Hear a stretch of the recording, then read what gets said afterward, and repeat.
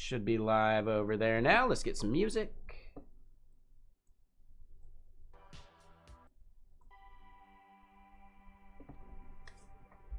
But yeah, we could probably go help them figure out what the issue is.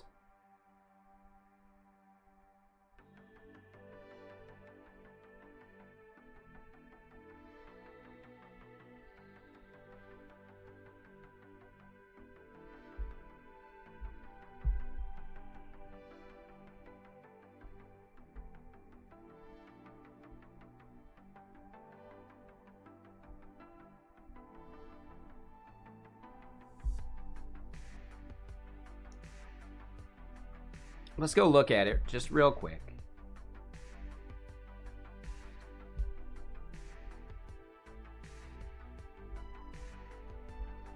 Yeah, so it's not there.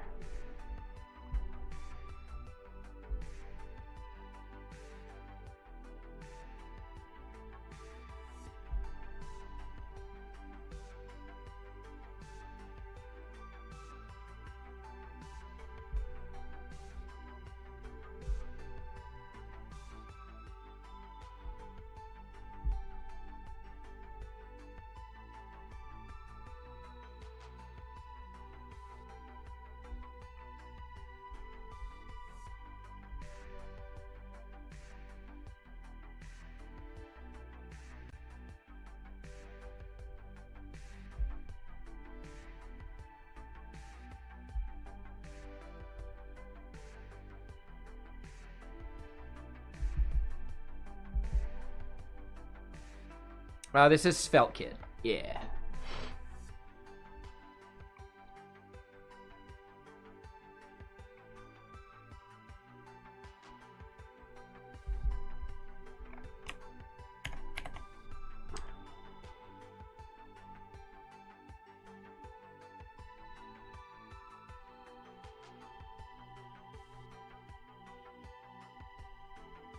Yep, he needs a %, right there. All right, let's go load it up and show him.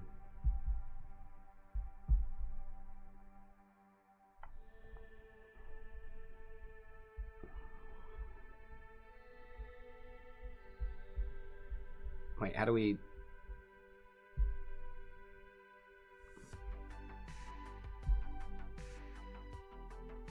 Yeah, okay.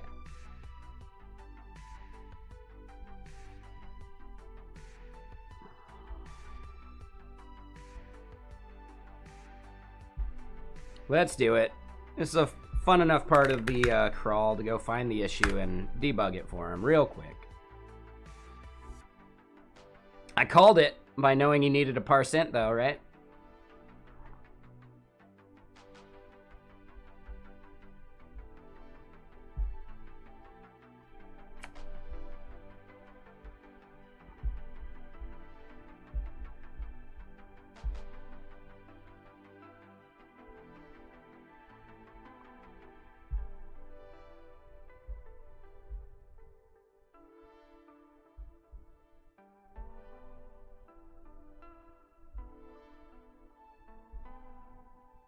Dog on the desk? Yeah, sounds about right.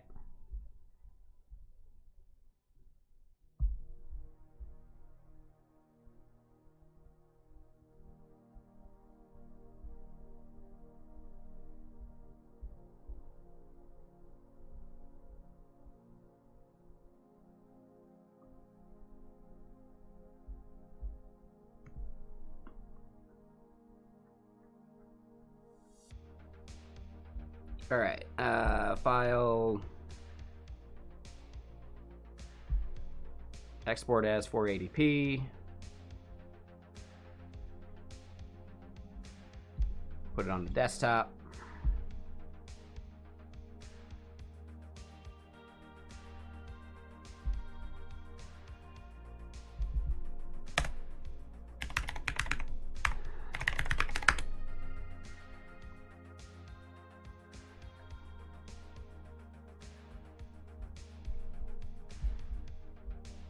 Okay, so let's go fork it real quick.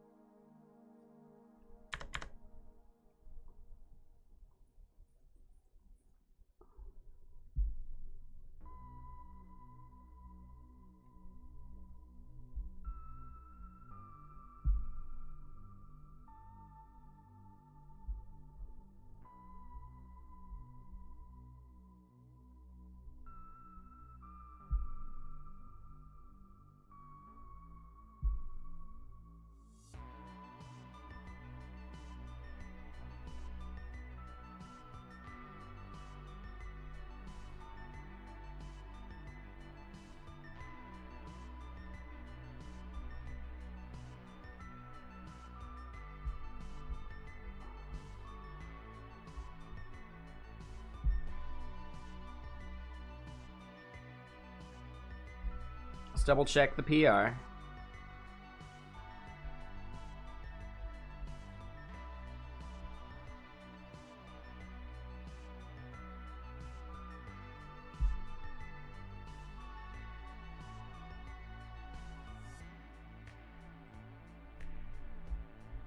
Let me make sure that even works.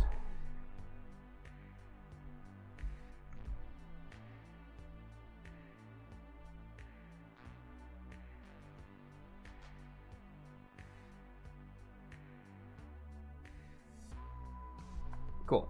Yeah, good enough.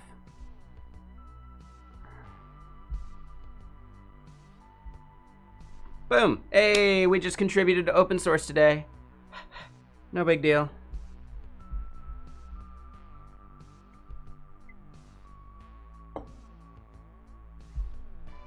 The fact that I knew it was a parseInt issue, or a thing that parseInt would fix. Yeah, I've been in this game a little while.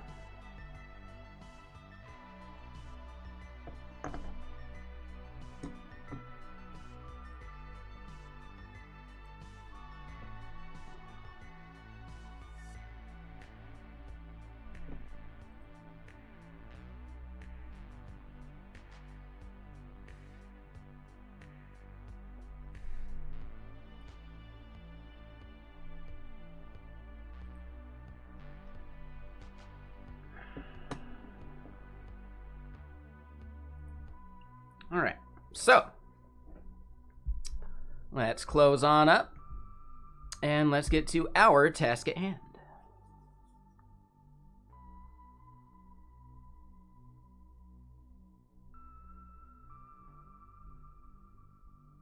And yeah, we see it takes 10 minutes, 11 minutes to run this model on this poor Mac Mini.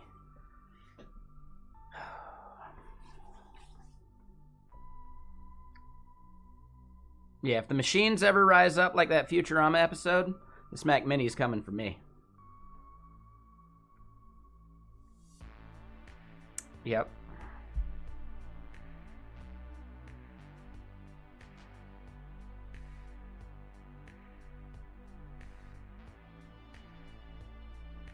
So here's the thing. This absolutely worked.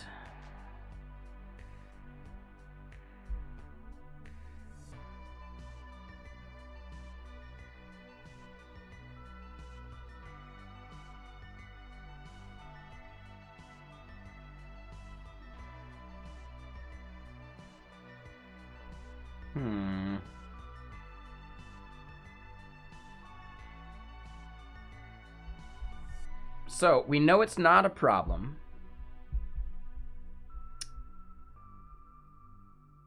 Of the worker, or the main, or the models. They're all just right.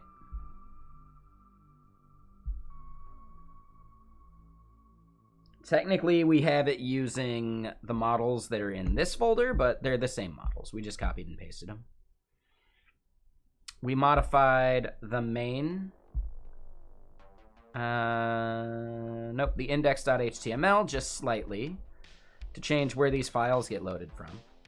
That's not a big deal.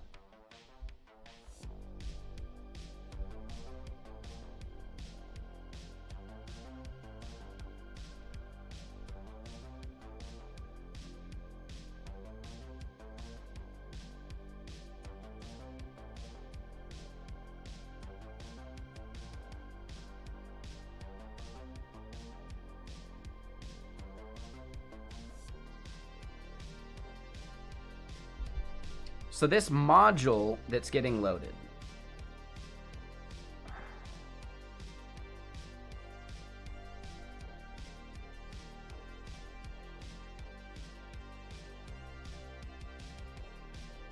how is that even working?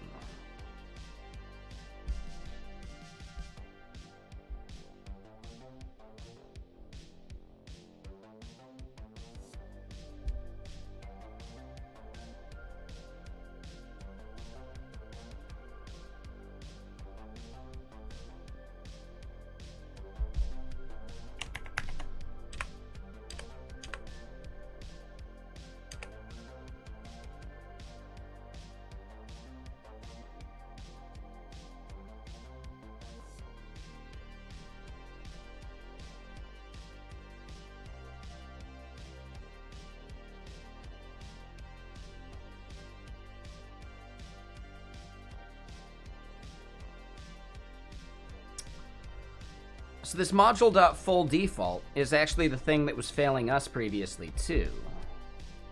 Translate here is just a Boolean.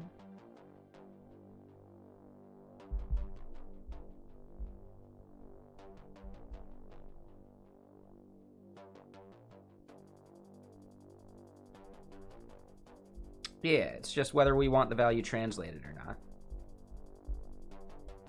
So I don't want that.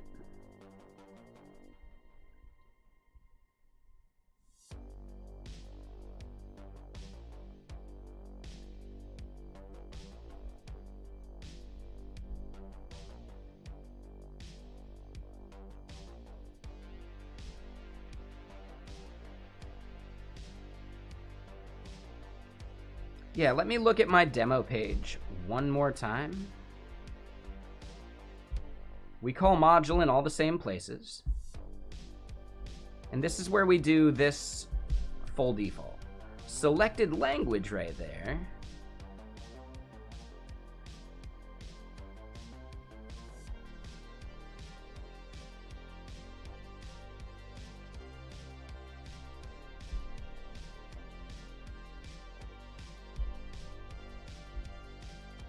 Hold on, let's look at their example again, right? We refresh. Where is language even used? Ah, so selected language here is English. And hey, Daniel, I was actually just lurking you. How you doing? Stoked to see you streaming. Now I gotta lurk someone else though. Yeah, there we go. Yeah, what are you up to? Oh man, yeah, this is awesome.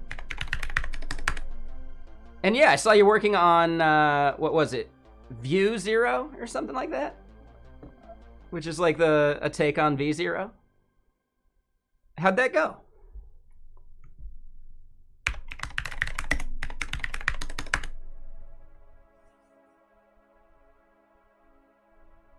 Okay, okay. Oh, I thought that was the thing you were making. You were just more like fiddling with it, I guess, right? So you started building a thing called Bot or Not. Okay. Yeah, I hadn't seen View 0 before.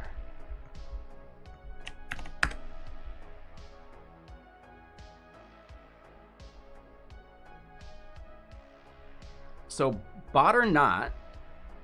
Okay, makes sense. Oh, let's go look at it.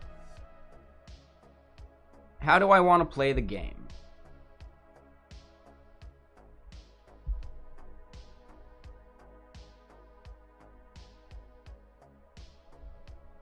That sounds like a great recreational activity.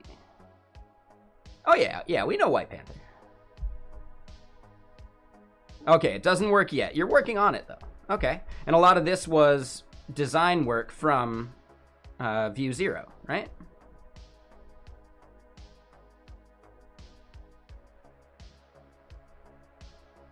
I mean, it counts. Okay, yeah, cool. Is this meant to be something that you do like as a mobile game? Because I could see that working real well while you're just out and about. Play some Bot or Not. Like the design looks really good mobile-wise. Just, you know, spacing. Yeah. Yeah, it's cool.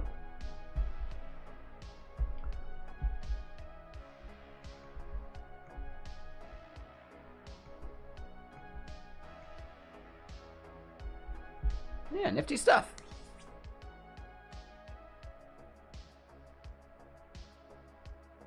That could be interesting. Ooh, that could be really interesting. And maybe that's part of what you're doing with it. You end up like training up someone else's model to identify bots in chat.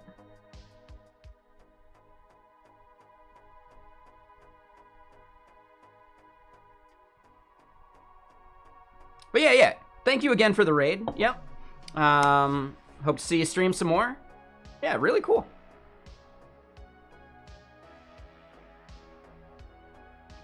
I'm probably gonna misspeak, but I have you in my head as like the core maintainer of Nuxt, which everyone does. You know, if y'all don't know about Nuxt, definitely check it out if you want to do some Next style view stuff.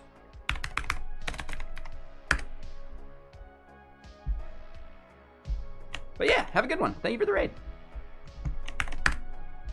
So yeah, everyone, seriously, go give Daniel a follow.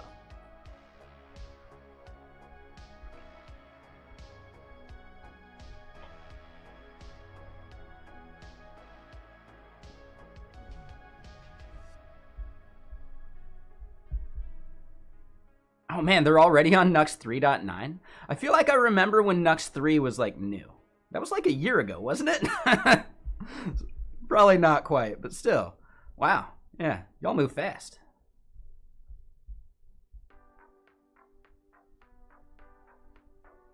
It was pretty much a year ago, wasn't it?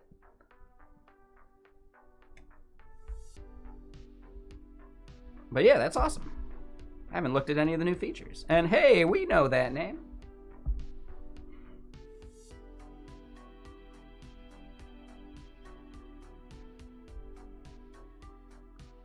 Oh, it actually does the islands thing. I don't think I remembered that. Cool.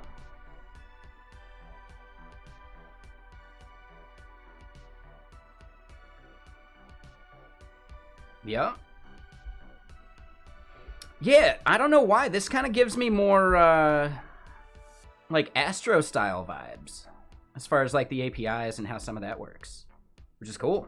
I like using Astro.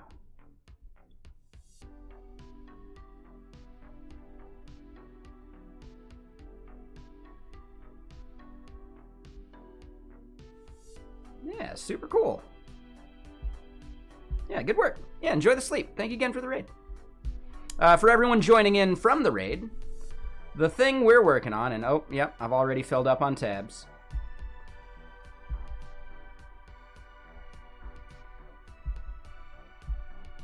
I'm trying to build an app that will do, like, it'll take audio, dictation, and turn it into text, and the basic UI, oh, we don't have that going right now. Yeah, here we go. Right, so we'd get into a chapter, and oh man, yeah, I got all sorts of stuff that's wonky right now. The idea would be we could add a chapter, add some snippets to the chapter, and then eventually within the snippet section, you would click a button to record your audio, and it would put it here into the content. So then you could actually start reorganizing which snippet goes where. You could change the order of your chapters, because you probably wouldn't call them just chapters 1 and 2. And it's just a way of, like, me trying to organize a fiction book I want to write. Just for fun. The gist is we are now at the part of trying to get Whisper.cpp, which is a C++ port of Whisper, which is an audio LLM. It runs right here in the browser. It runs really slow on my Mac Mini. But it does work. What we're trying to do now is try and get Whisper.cpp embedded into my app so that I can click a button and have it do basically what it would do here on the page. And that's the part we're getting into right now. We tried to do it at one point before, where we took a lot of the logic and ported it over to this like React version of things, but it doesn't work. I broke something. I think technically selected language is the part that I'm breaking.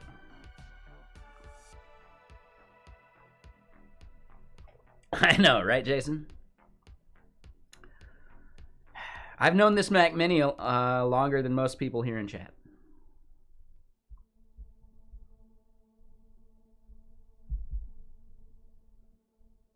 What's up, TJ? How you doing?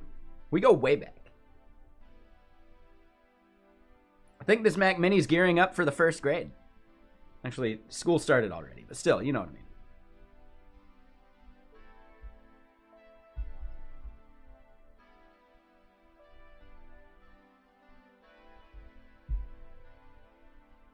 I think the issue is our selected language. I think that needed to default to English.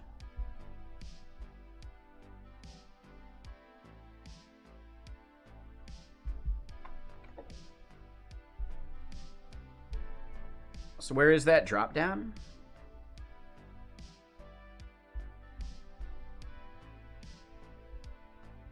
I got rid of it? No, I didn't. All right, so it would just be EN.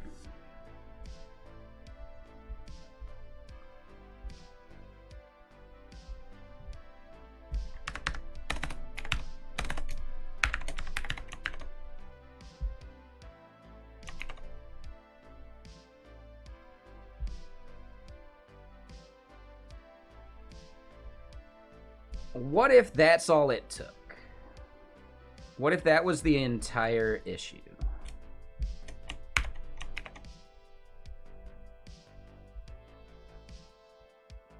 Yeah, instead of this being demo, we'll just call it demo raw. That way it's easier to load. And we got a today command. Ooh, my Mac Mini is running real slow. Hold on. Let's close a few of these models.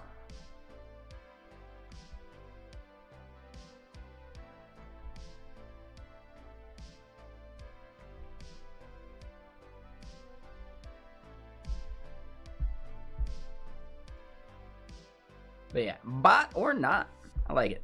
It's good.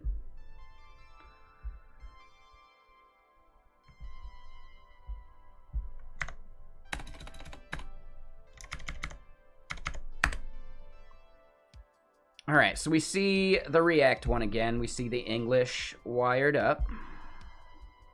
We go to console here. None of that's a huge issue.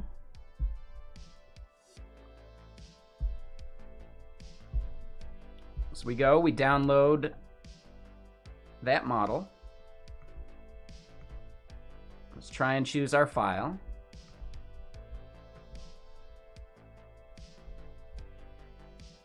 Will it blend?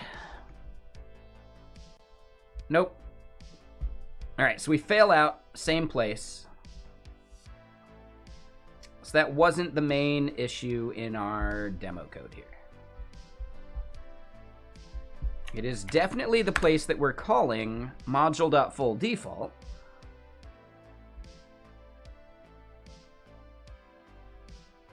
I think instance.current there should be good. And audio right there should be good. I think our conversion of the audio is actually our problem.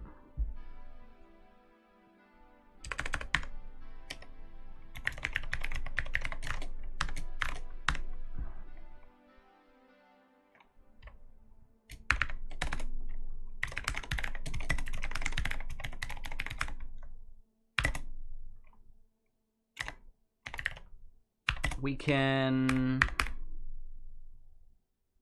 do all of this as well. Selected language and threads. I don't think any of those are really that off.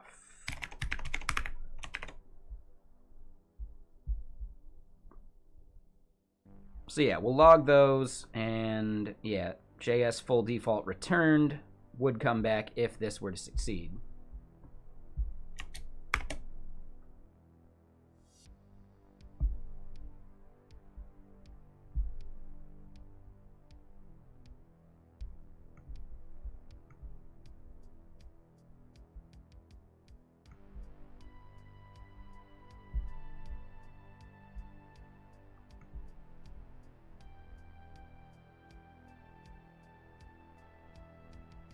So audio is a float 32 array.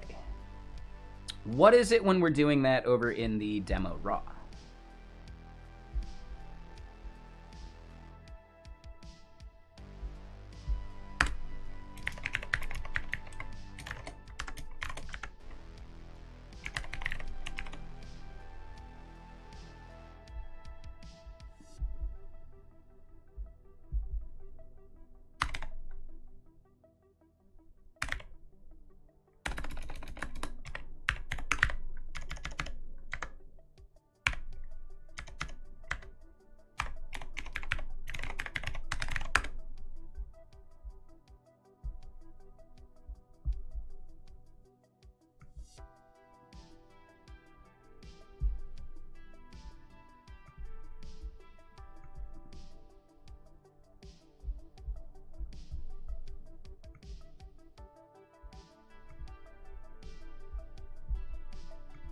All right, so we transcribe that, and we see it's a float 32 array.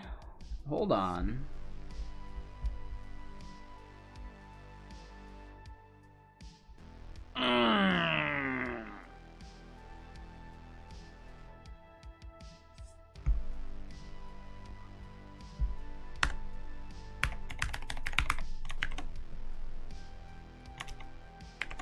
That's our issue. Wrong place, though.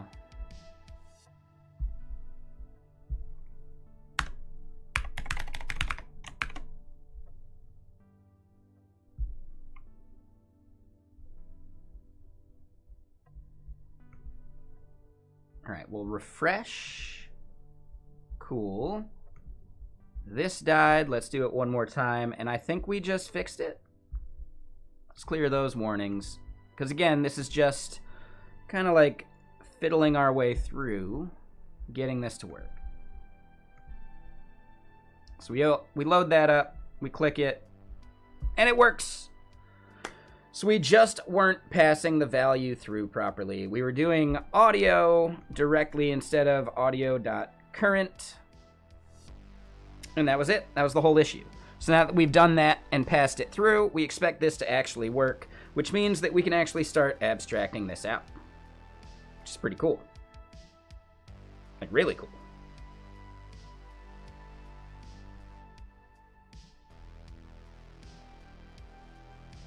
All right, so at this point, we need to take what we have here in demo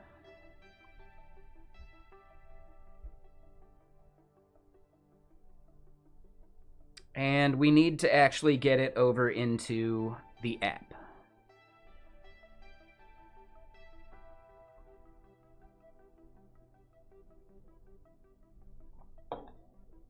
So, Microsoft keyboard you use, you're going to buy another and it's out of stock everywhere. Ton of keyboards suddenly looking out of stock on Amazon. Oh, that's not good.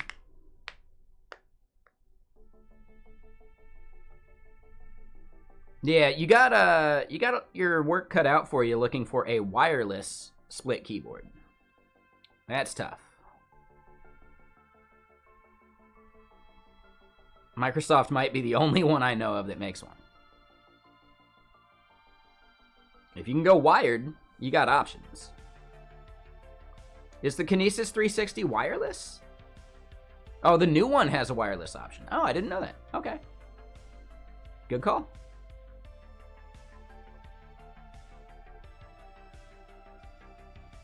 Yeah, good call.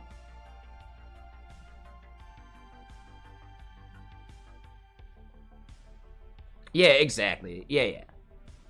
Yeah, wireless, you're not going to have a lot of options. Wired, you're good to go. Like, there's so many out there. But, yeah, if they're out of stock on Amazon, well, that's a problem.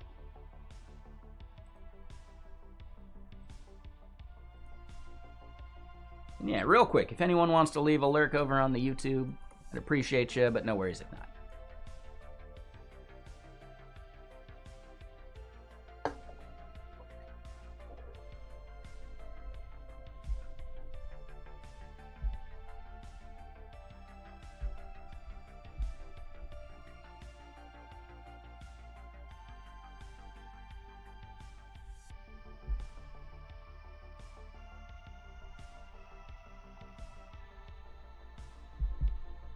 So instance right here. That's just really like the instance that we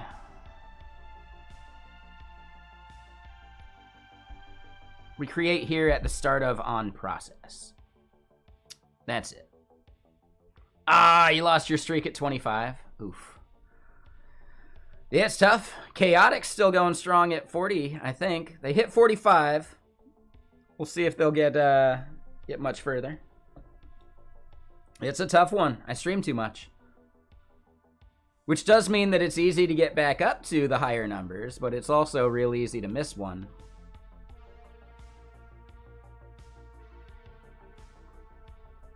Is what it is.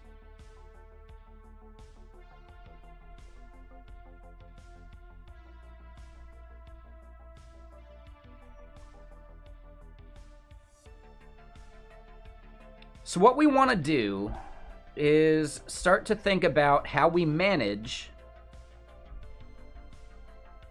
the Whisper instance, because we need to load in a model. We should probably do that when the app loads.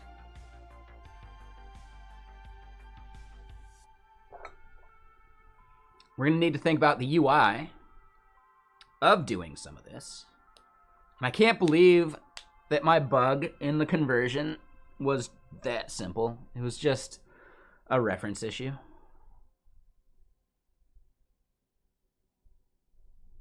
It was just a reference issue.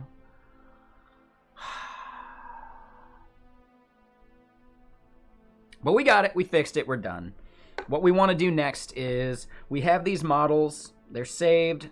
They're here local. They're in the models folder, and we can load them on the fly.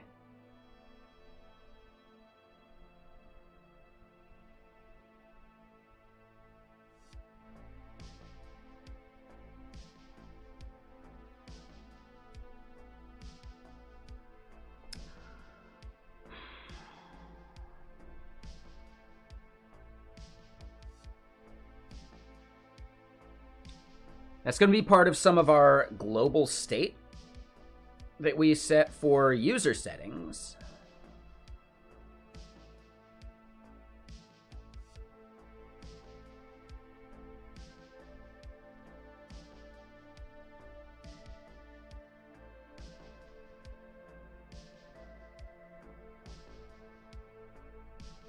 Yeah, we need a way of managing this stuff. Yeah, exactly, right? Spendy. So when we look at the app that we have, and man, I'm actually really pumped that we got it working. Yeah, no more need for Pico Voice. That said, I'd love to reach out to Pico Voice for a sponsored stream at some point. But, yeah. I think we're going to be able to do what we want with Whisper pretty easily.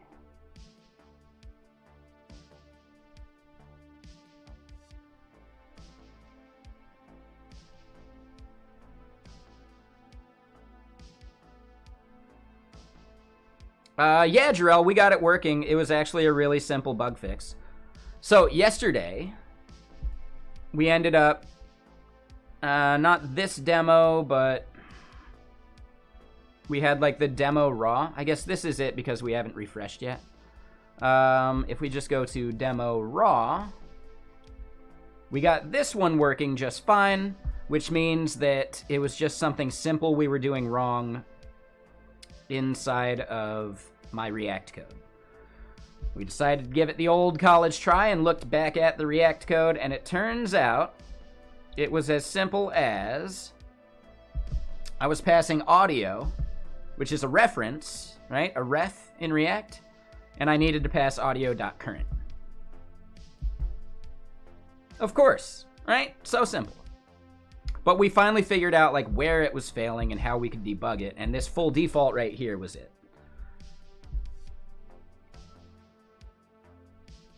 We got a little bit of that info from like tracing through the C++ code, but realistically, we probably could have figured it out just by checking this part.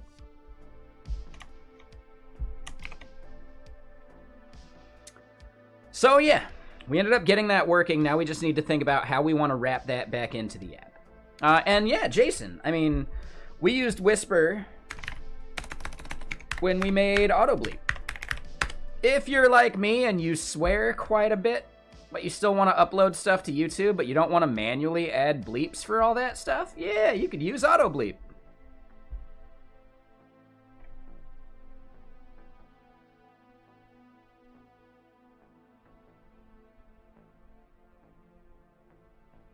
Here's my next question. Is there like a Python-based Electron kind of thing?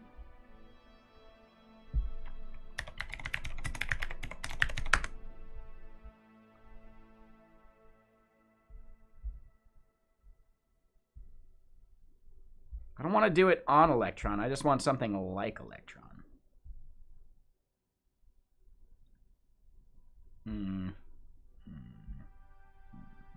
Not really.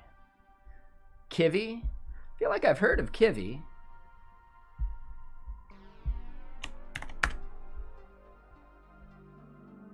Okay. Yeah. I've heard of Kivy before.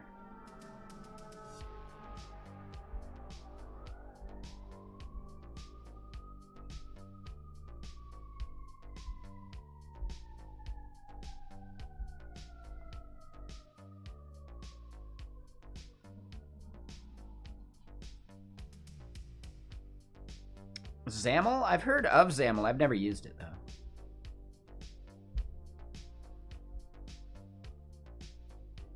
I have heard of Kivy. I don't remember who I've seen using it, though.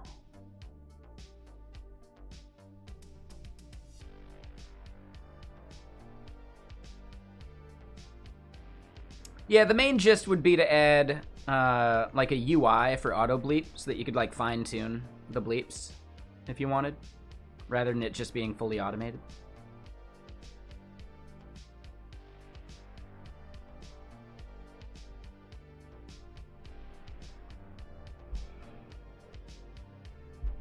But yeah, let's close some of these tabs. You got the bleeps, you got the sweeps, and you got the creeps. The what, and the what?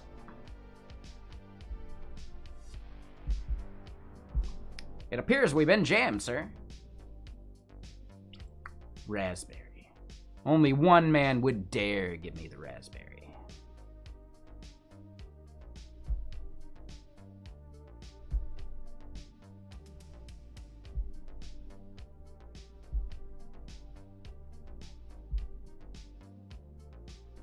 Alright, we don't need two of those open. We got demo raw, we got our actual demo here. Yeah, let's just start thinking about how we manage this, this instance.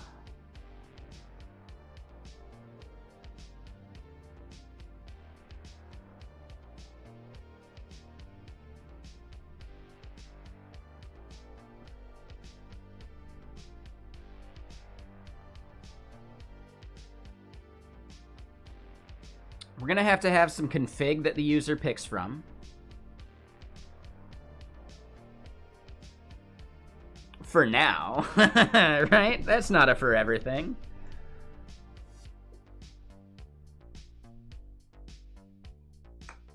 How's the transition going?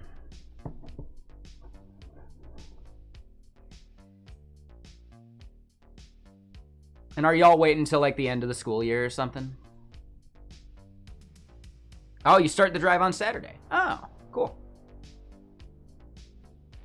Or not start, but like end of the school year. I was just curious. That'd be a long time to maintain two places.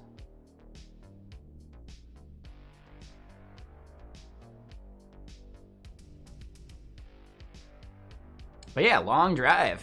You got everything packed? Hopefully you used a company for that.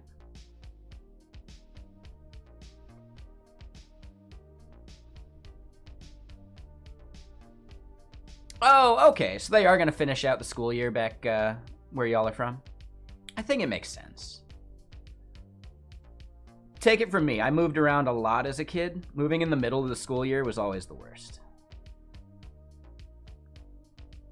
Yeah, I had to do that like during 7th grade, basically. I started 7th grade halfway through. It was rough.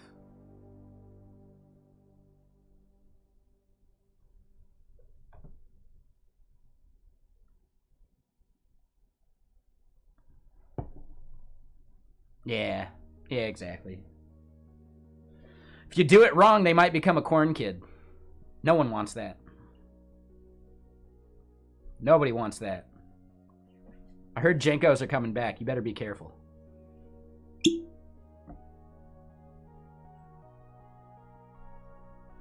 It's a slippery slope.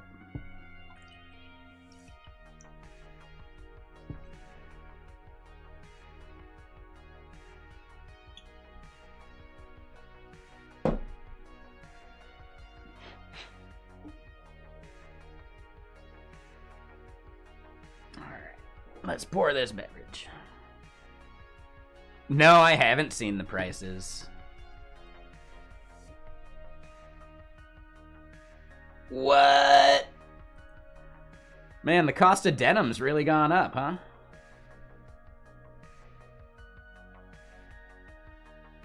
I always used to get mine at the Hot Topic outlet store. A young Matthew Lillard. Ooh, there you go.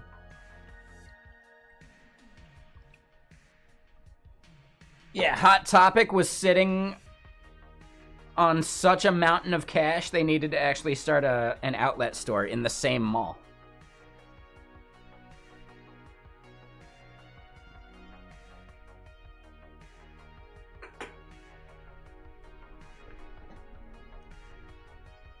You think there's execs at Hot Topic simply trying to figure out when they need to, like, ramp up production? Like, ramp up their buying of Jinkos? They're just like, oh, it'll happen again soon. Oh, it will happen.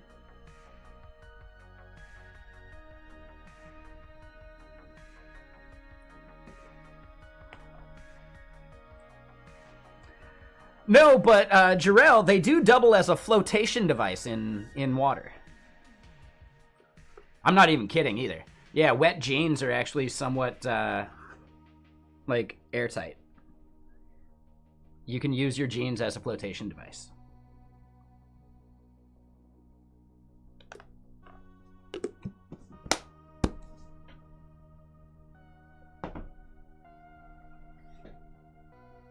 I saw that in some, like, survival video.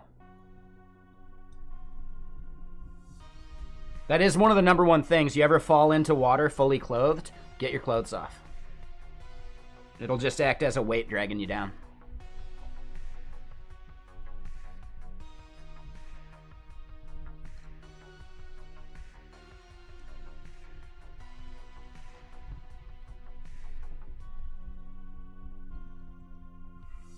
Ooh, right?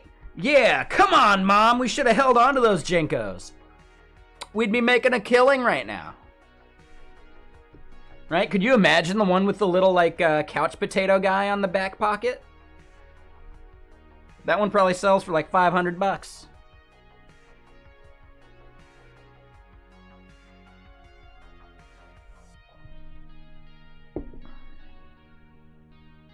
Oh yeah, vintage. All right, so let's double check. What all do we need for the module? Technically, the module comes from somewhere.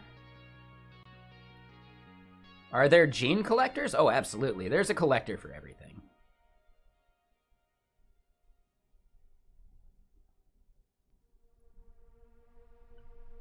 Yep. There is a collector for everything.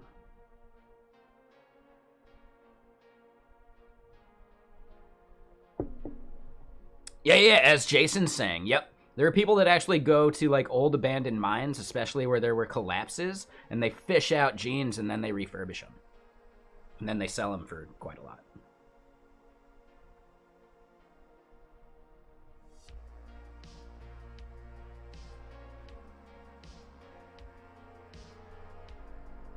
It's kind of morbid. And also kind of scary that your genes will outlast you. If treated right.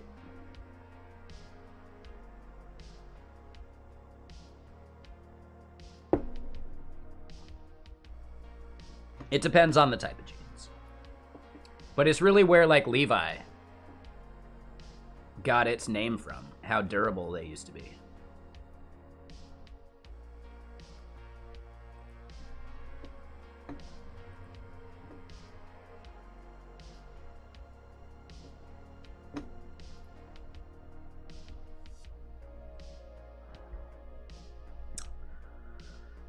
All right, so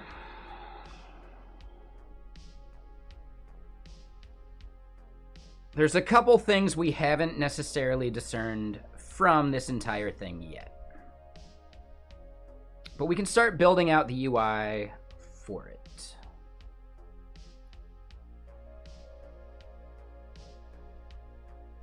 Yeah, I actually don't own a pair of jeans anymore either. I don't find them comfortable whatsoever.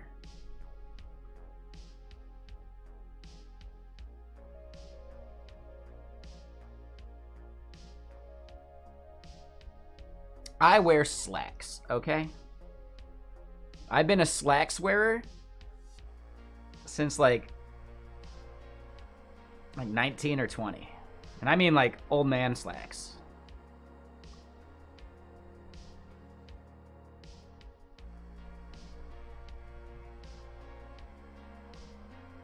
No, slacks are like the bottoms for like suits. Right? Like the suit pants.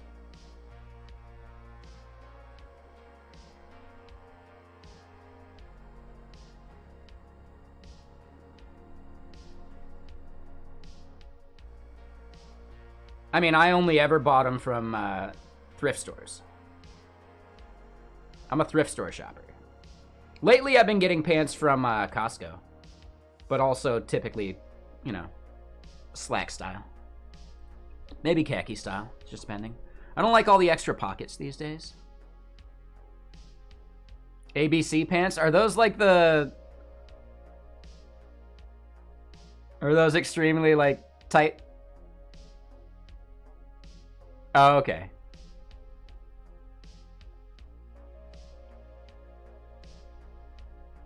Interesting. So they make dude-specific pants? I didn't know Lululemon made stuff for dudes. I had no idea. Yeah, as a kid, you love the pockets. Oh, okay, really, Zeb? Oh, alright. Yeah, I mean, I've heard the owner of Lululemon is a terrible human being, so I'll probably continue to avoid him.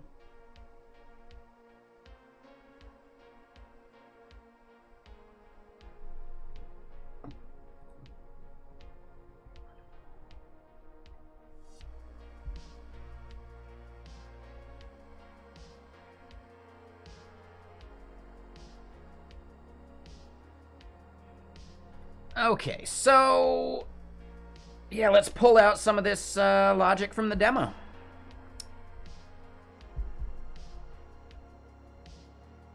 We're gonna have a global settings thing.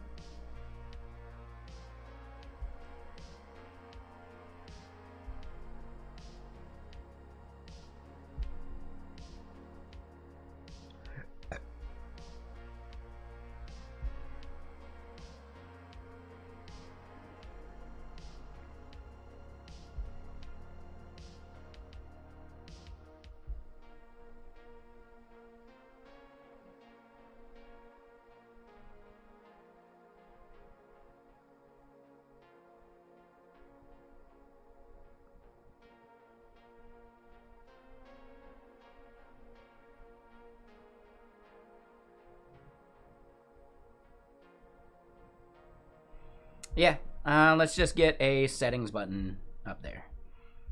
We'll do that first. So here in the header, we got the group, the burger, that right there.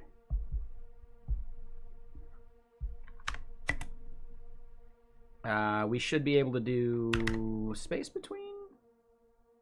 Probably not. I think we actually need to do one of these, which is a flex. It defaults to row.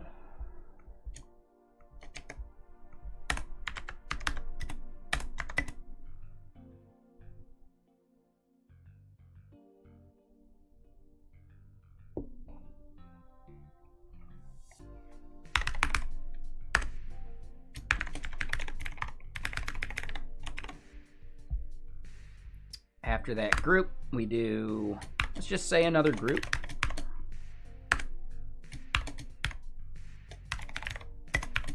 A button.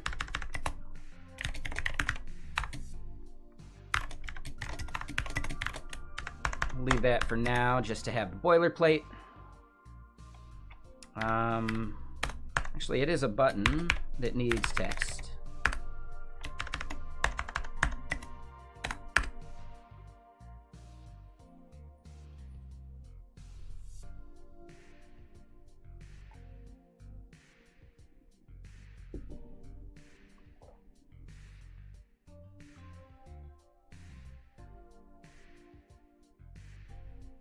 Hold on, I got a call coming in. Let me just see about it.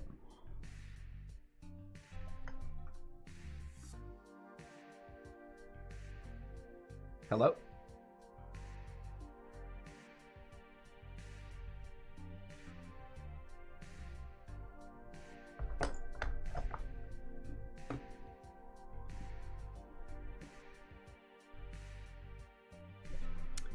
Yeah, it didn't say potential spam on that one.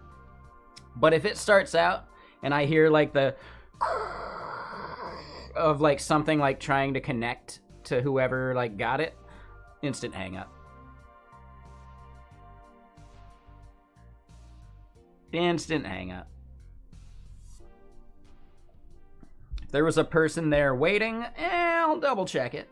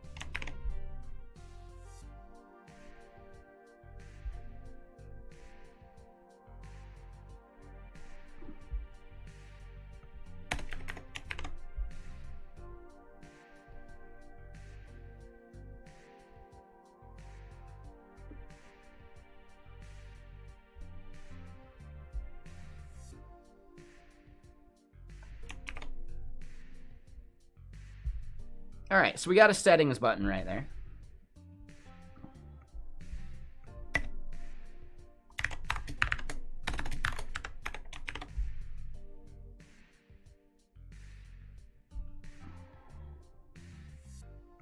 Ooh.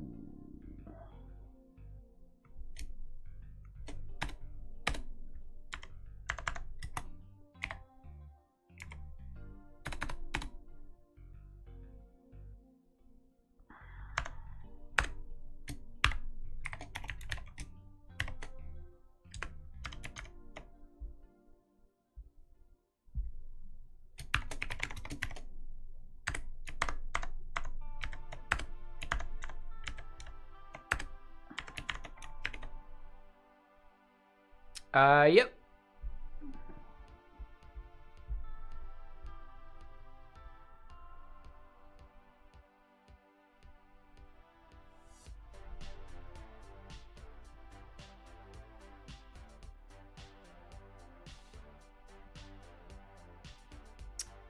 That spacing seems weird now.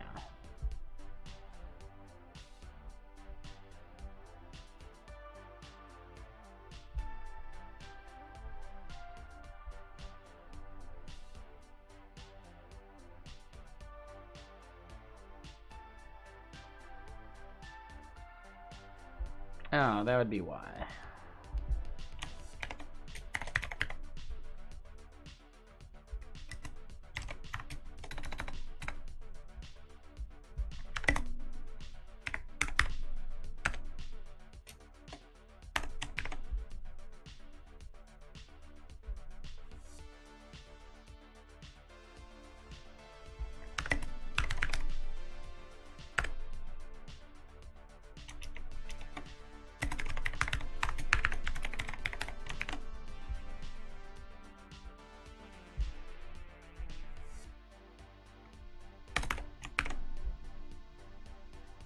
Yeah, sure. There we go. That works. Probably want to do the same thing for book here. But we're good for now.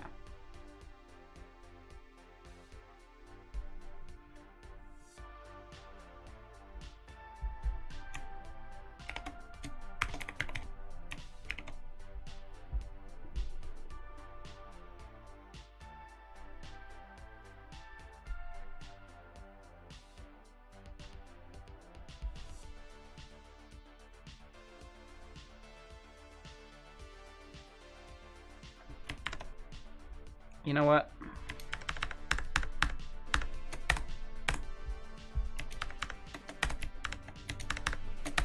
I don't think we need that.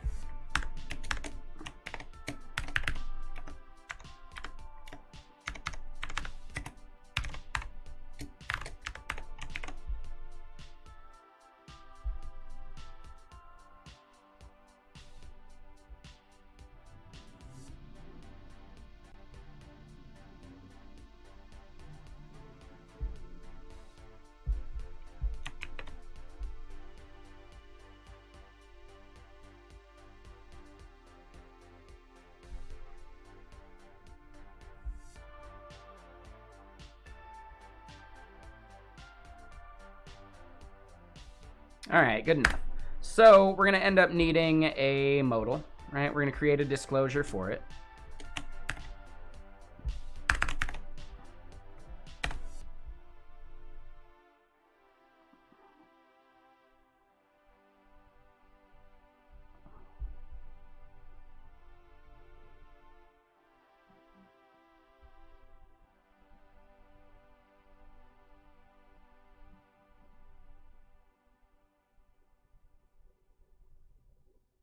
I almost want to move the modal to its own component.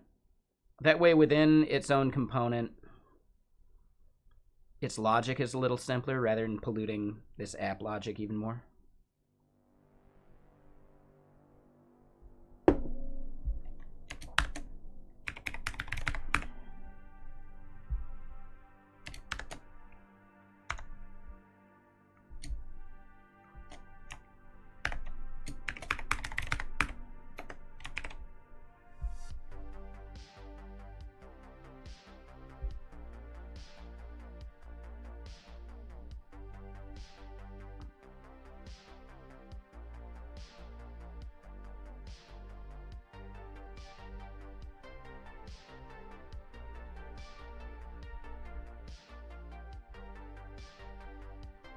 So yeah, that basically means instead of creator update modal, we're just going to have settings modal over here in components.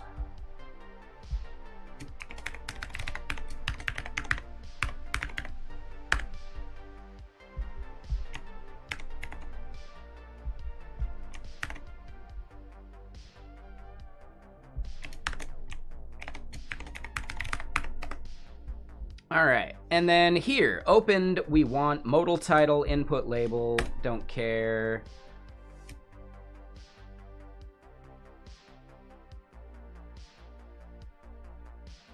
Title and button label, don't care.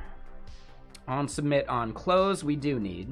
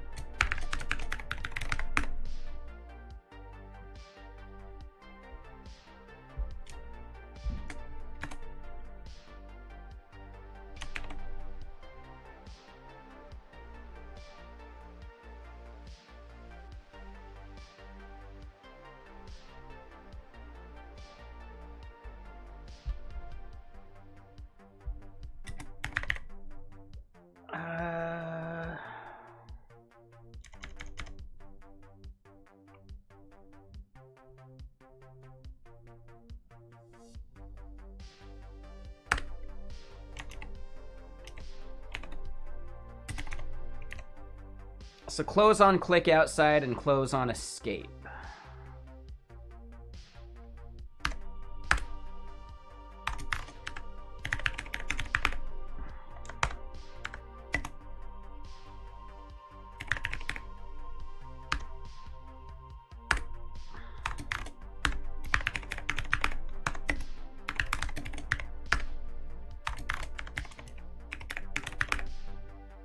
So that closable is something we want to pass in.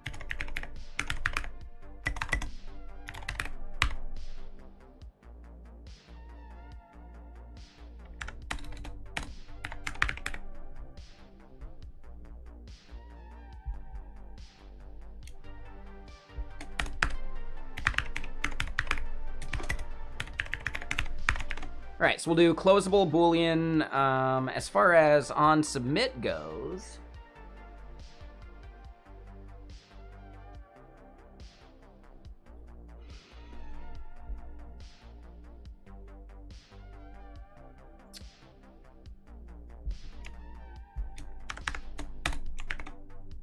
I don't think we actually get anything past to it. Yeah. I don't think we do yet.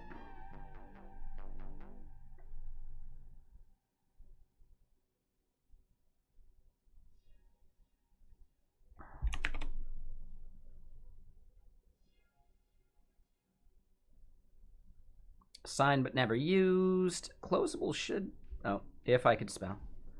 Ooh, now here's the thing. Is closable with an E or not? We see it with an E right there. We see it with an E right there. I think it needs an E. Yep. Closable. But yeah, how you doing, Mohai? Mr. Sir, welcome. Standard.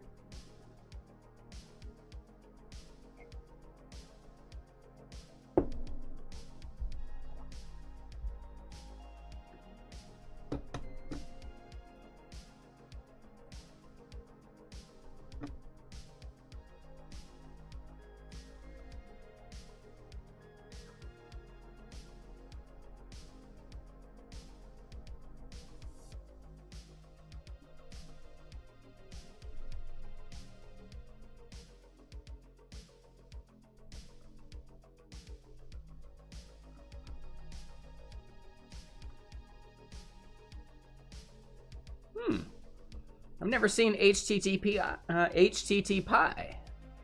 Looks like Adam's using it for something, which is kind of cool.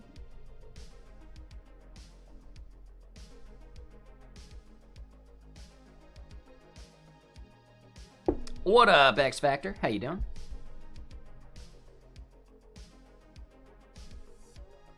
Lurking the YouTube? Yeah, I appreciate that. Thank you.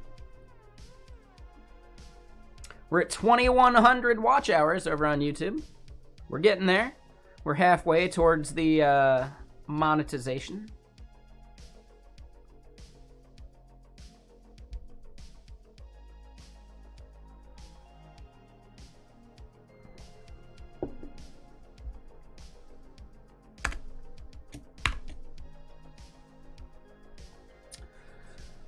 I need to record it, and then I need to edit it. We'll see if this sty on my eye gets worse or better within the next day or so. I think it's fine. It's like barely noticeable, so I could probably do it. But yeah, next video will be about, I mean, that's up to you, Omar. It does help. Yeah, the numbers over there from people watching really helps.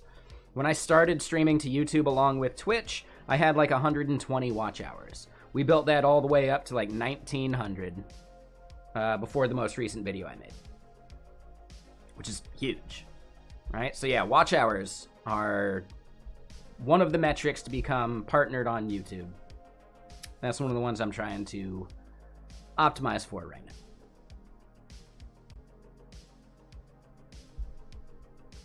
But yeah, so here, we're gonna have a button.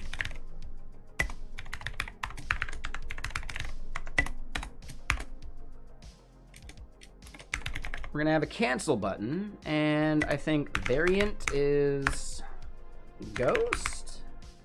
No, it's something.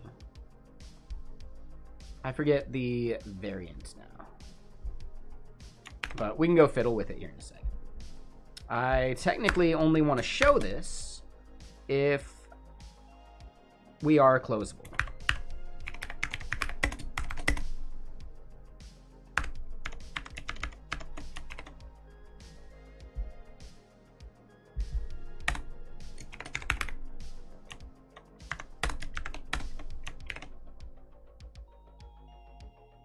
Now, this is something I don't often like to do.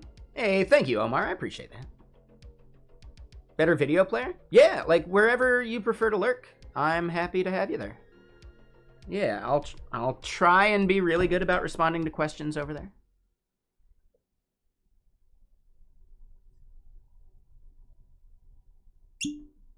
But yeah, what we're gonna end up doing is most of the logic of what this does is something I think we're gonna end up subscribing to over here rather than worrying about like passing data to it. I don't like doing that. Again, this is a proof of concept in which proper code does not matter as much as proving out the idea of it, because for an actual product later, we're going to have way more work to do anyway. No, it's fine, Akavenge. You did miss a fair bit of stuff, but there's always more stuff to do. And there's always the VOD. VODs are open for subs, so you can always catch up there if you like. Up to you.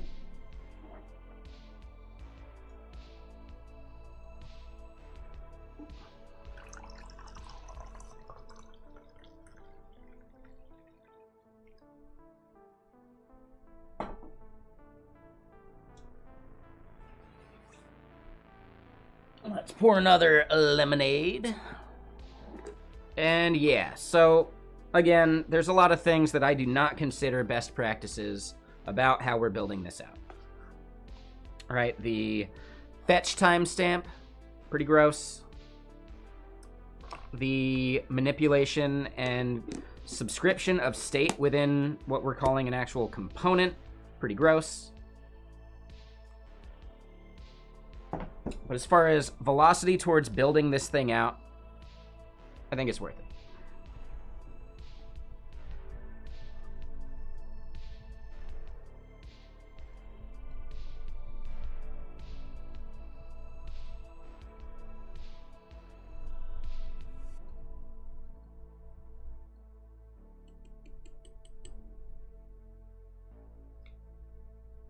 What day is today?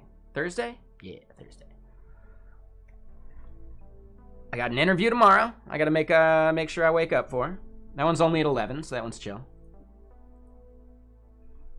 It's with a hiring manager as well.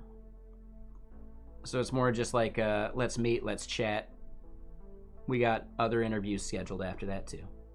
I haven't heard back from one of the companies that said they'd be sending an offer sometime this week. But, you know, I'll give them until next Monday and then I'll follow up. I don't want to pressure them, you know, holidays. And also, it's nice, you know, once they send an offer, then I'm kind of on the hook for declining it.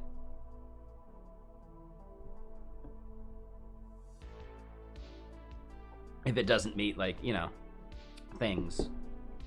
But that's always tricky. I should have asked them about theoretical salary ahead of time. Yeah, the one that I've got the interviews like lined up for, they've got a fully transparent like salary range. Everybody works within that same salary range based upon title and blah blah blah. So that's easy. I like it when they're like really transparent about that stuff.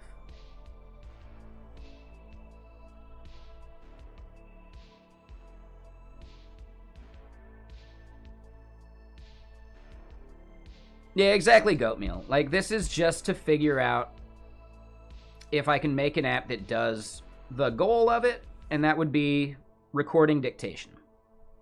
We want to prove out that idea first. Prove out how settings get saved. I'm really happy we got Whisper working, though. Really happy. Pico voice is cool. Whisper's even cooler.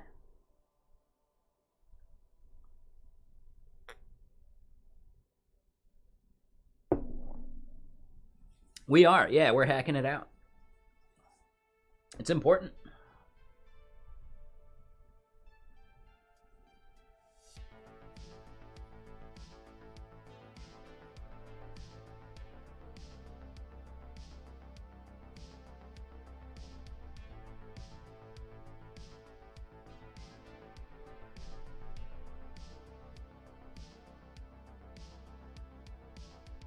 Really, Classical?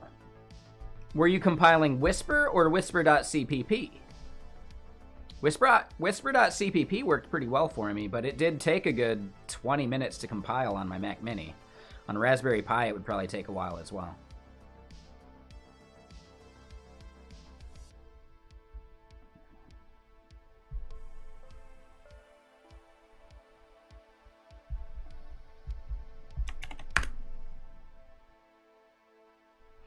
So yeah, I would say try Whisper.cpp instead of Whisper. It took forever and ultimately crashed. That's a bummer.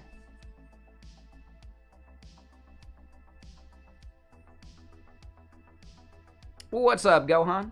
How you doing? Here's the best part, though, Classical. You could actually just take all the assets that they have in this demo and just use those, and then you don't even have to do the compile. Right? All these assets, just download them, no problem.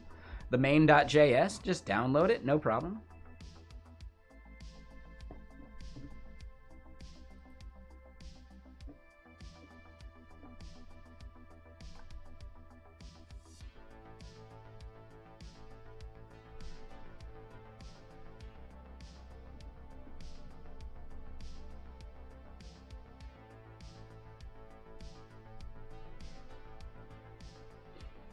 But yeah, how you doing, Gohan? What you up to? So yeah, as far as these inputs, yeah, they just kind of go away.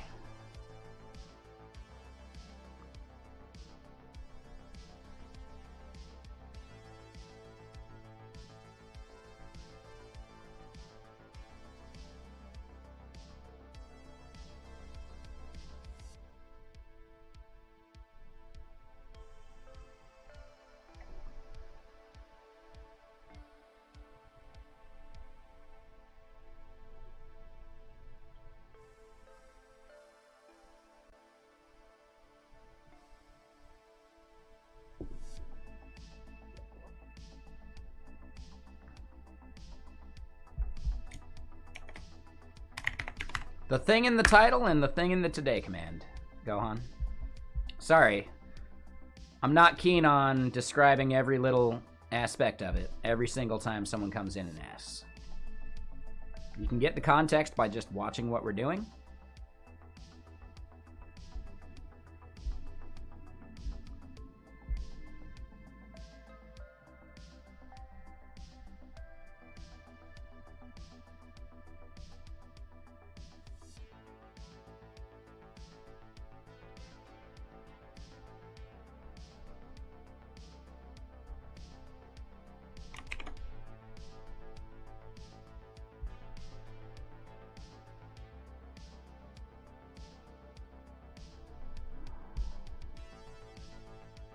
What up, Ranok? How you doing?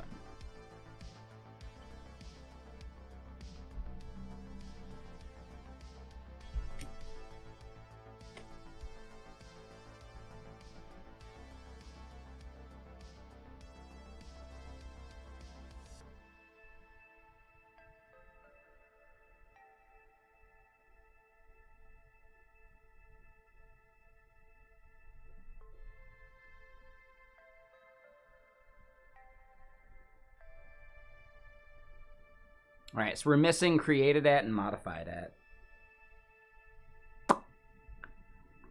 That is actually not something we want. We want to ignore those two.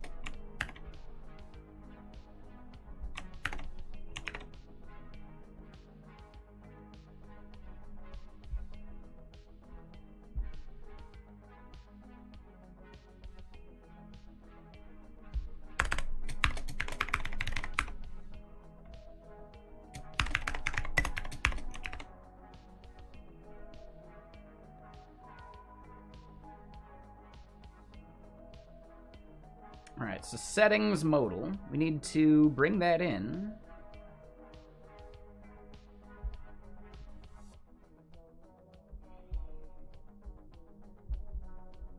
Did I name it right? I did. All right. So we just got to import it.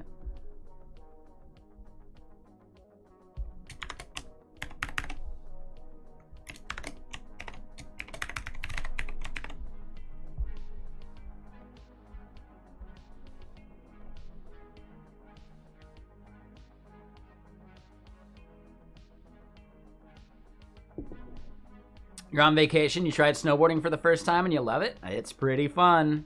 It's really good, actually. It's really good.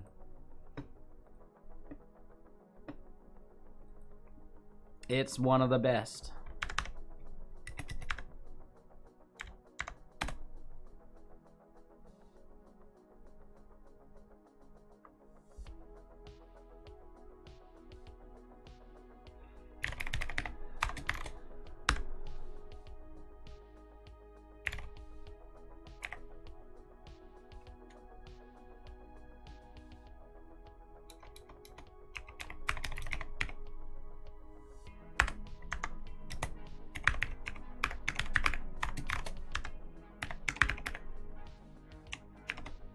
We'll say closable false for now, but we're going to want to have some derived state for our settings.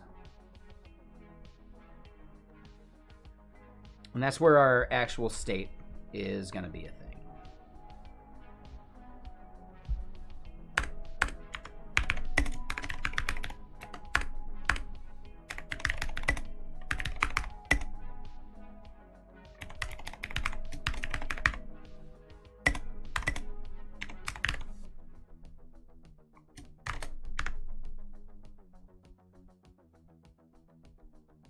There you go, Ranot. Hell yeah. Now you know why I can't live somewhere where I'm not close to snowboarding. I'm an hour-ish, hour and a half away where I am right now, and I want to be closer.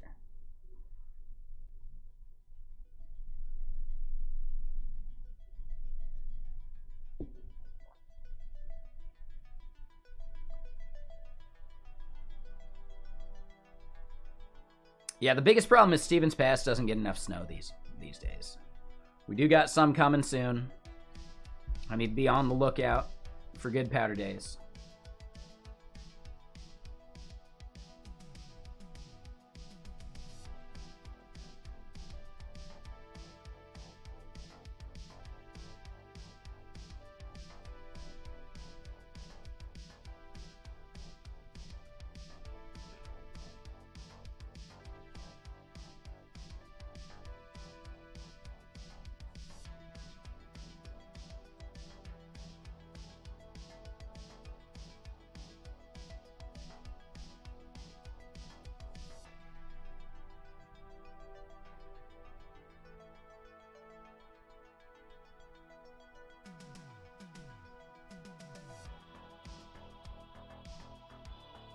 You live in Poland near the coast, so pretty far from mountains. Right now you're in Norway and the place is perfect. Ooh. There you go. Norway would be pretty high up on the list of places I'd consider moving to.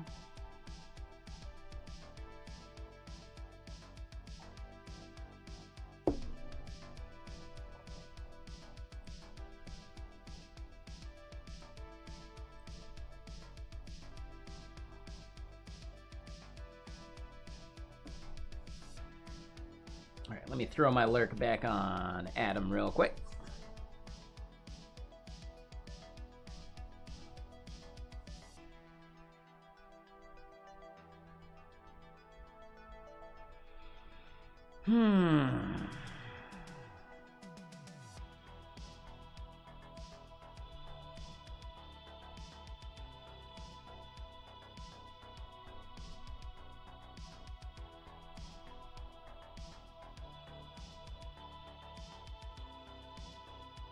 Today was like -30. I'm guessing you mean Celsius? -30 Celsius still sounds brutal. Oh, and Gohan, thank you for that follow. Welcome.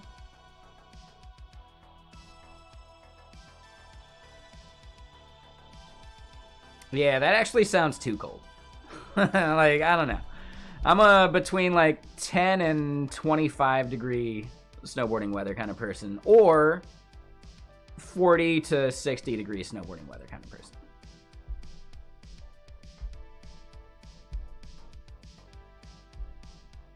Anything other than those like ranges, I'm good.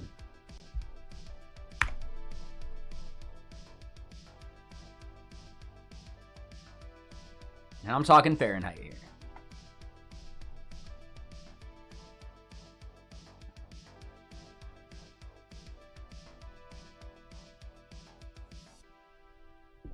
Even at -30, which I would believe is somewhere between 0 and 10 degrees Fahrenheit, you need to be careful of any exposed skin and frostbite. If you start seeing any white patches on your skin, get inside real quick, warm up. Here in Washington, anytime it's below 10 degrees, they gotta actually have like ski patrol watching out for people.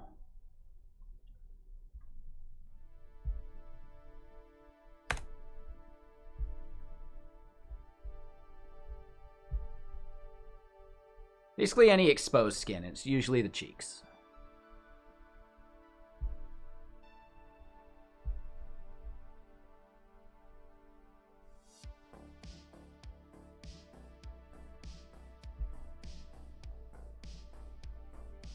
Yep.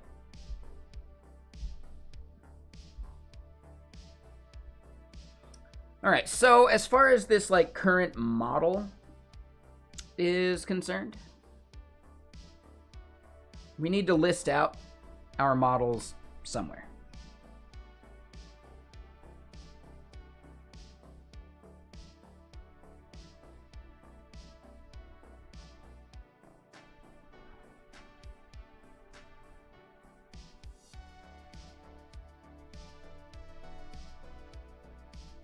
We kind of just need to like throw it into a utils or something.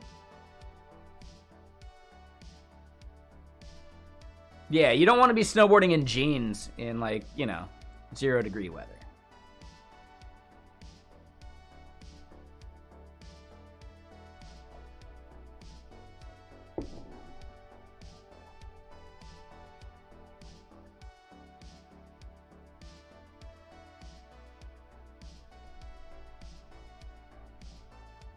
Yeah, we're using Whisper.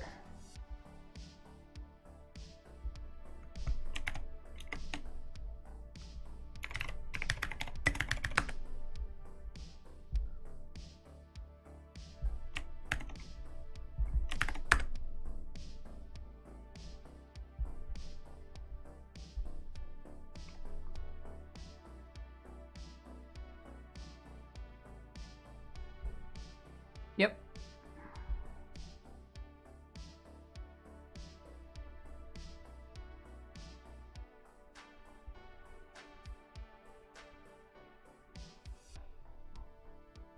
Yeah, I'm just gonna throw it in a top-level utils file for now.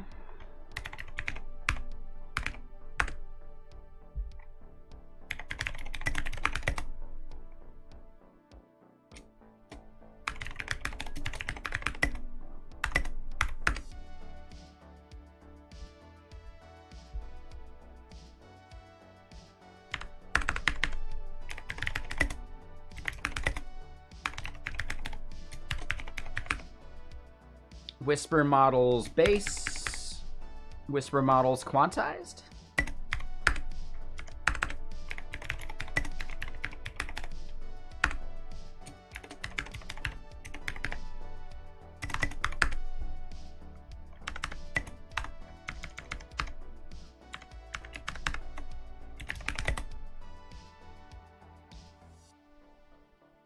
-30 is -22 degrees Fahrenheit? Oh, yeah, that's not snowboard weather at all. That is definitely not snowboard weather. Zeb is talking about the jeans in weather like that. Yeah, if you're from Texas and you're in Colorado, yeah, that's actually kind of standard. Yeah, that's not too far off of reality. That's what those people do.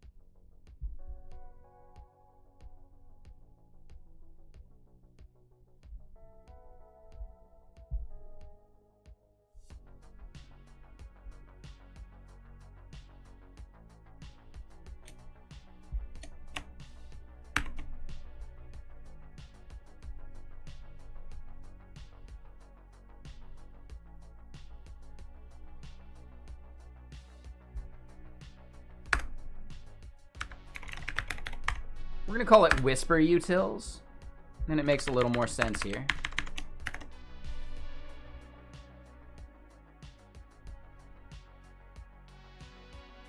I'm not even sure where sizes are used.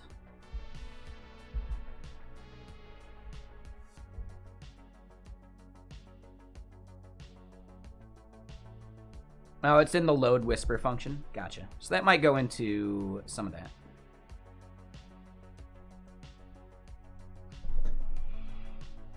I mean, when you say bloated, can't you just not use those parts, though? And does it really slow down the app if you're not using them?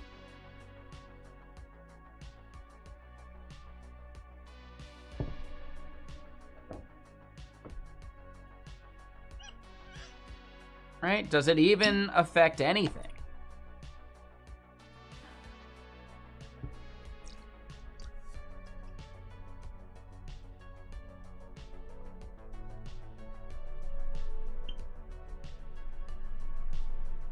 Maybe Cornish.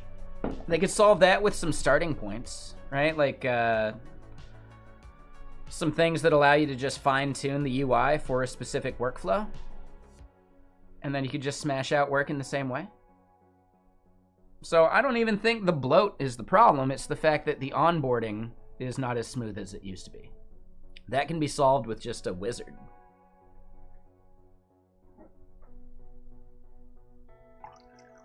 So I don't think bloat's the problem. I just think it's onboarding.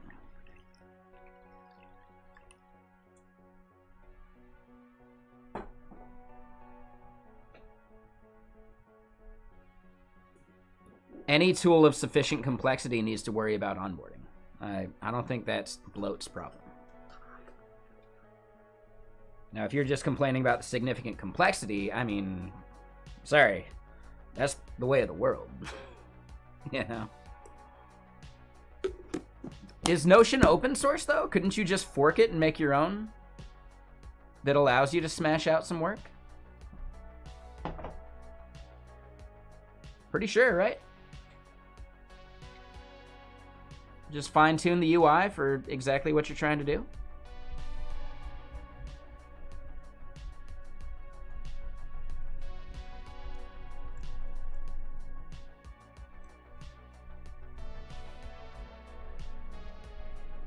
Medium's open source? I was not aware of that.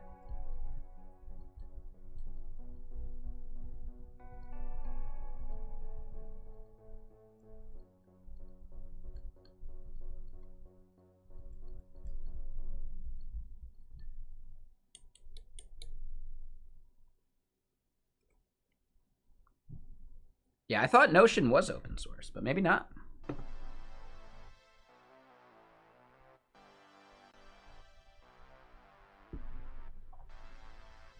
Oh, but you Notion might not be? Interesting. Okay.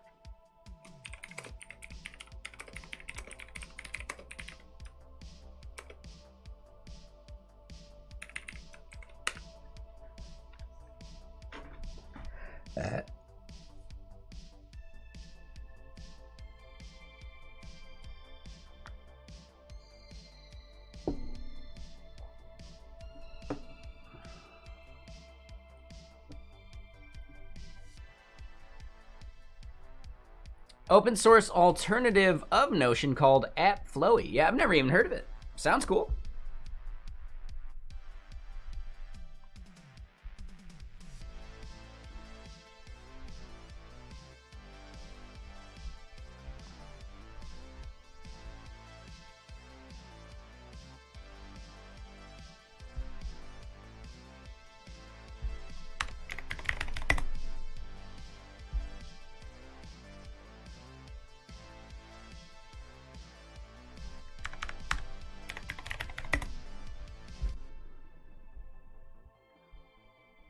Okay, so we got URLs, options. We need to bring in the actual options.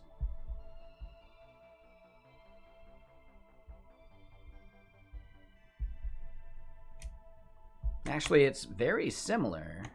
We could just grab all of this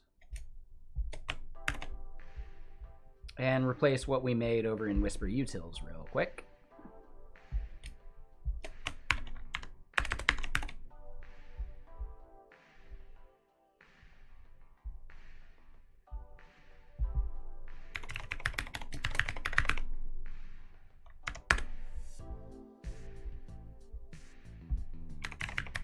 Oop.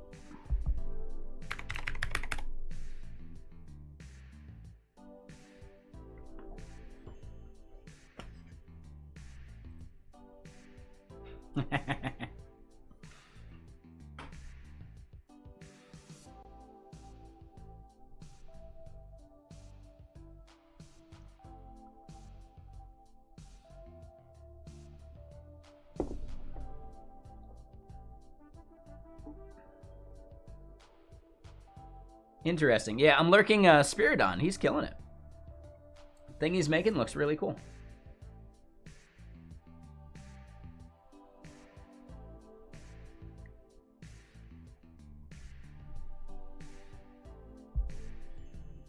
All right, Whisper models, quantized, boom. Yeah, we're good. So then, theoretically, this should be model option 2. Yep, we're good to go. So, URLs, sizes.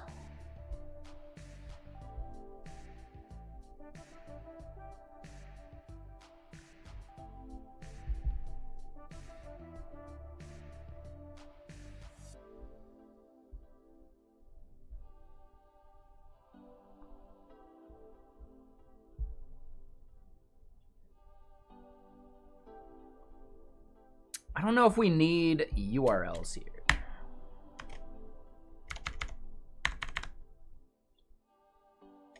We can leave it. I think at this point, though, yeah, we'd have to export this, and it's going to be Whisper URLs.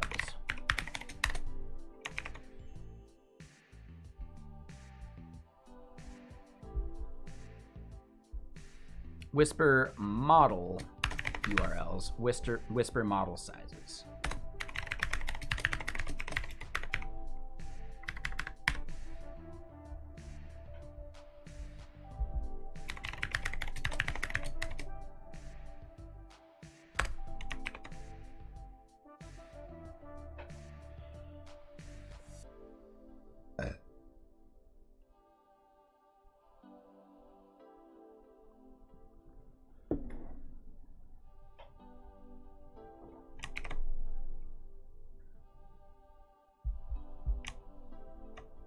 Still not sure what current model will be yet, but we got some types over here in Whisper Utils that we should be able to use over there now. So more of the logic that we got is we got the Whisper stuff working in our React context, but we need to actually do some of these other things now. So the audio context, the audio, and even the instance.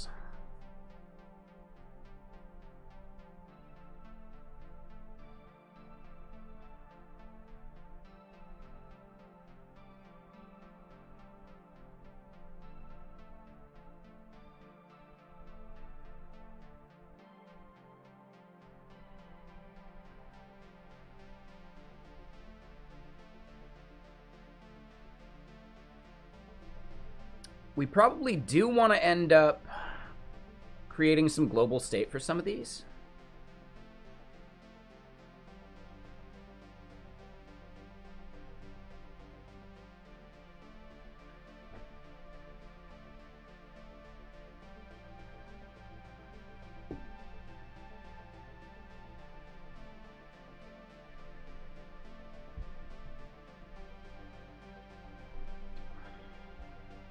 Yeah, print text area, like a bunch of this stuff is not anything we need. The store fs function.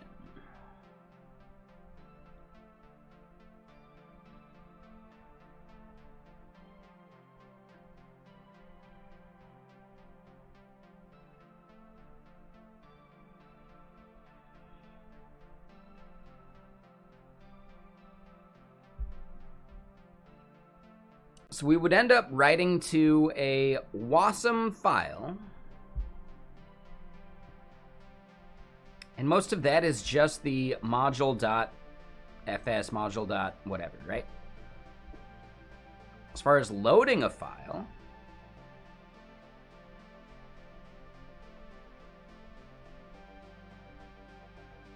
loading a file is a separate thing. So we're good there.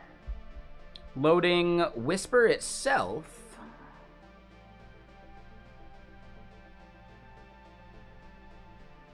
Yep, that's where we grab from our URLs here. So we get the URL, we get the thing we want to download, and as we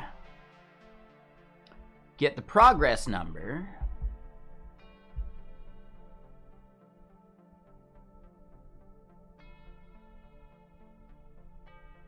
yeah, this load remote function kicks in, which is actually up here in Whisper Extras Helpers. I don't know if we necessarily need that, but it would be nice to have like a loading script thing, like as the user downloads the model that is going to be a bit large.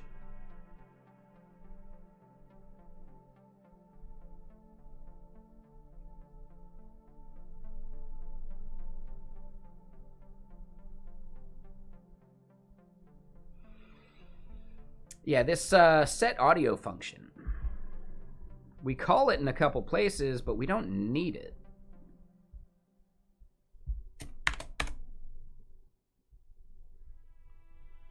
Because it doesn't actually do anything.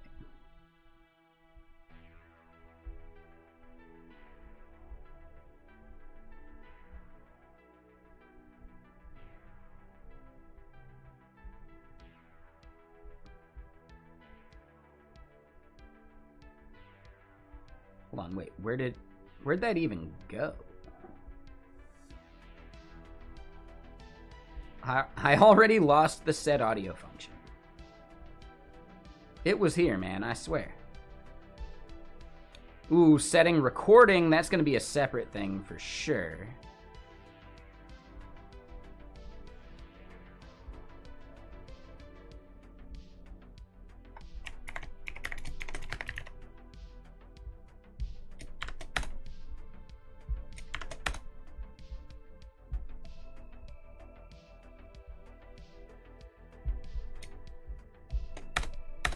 There we go. So that's where that was. We call it one more place here.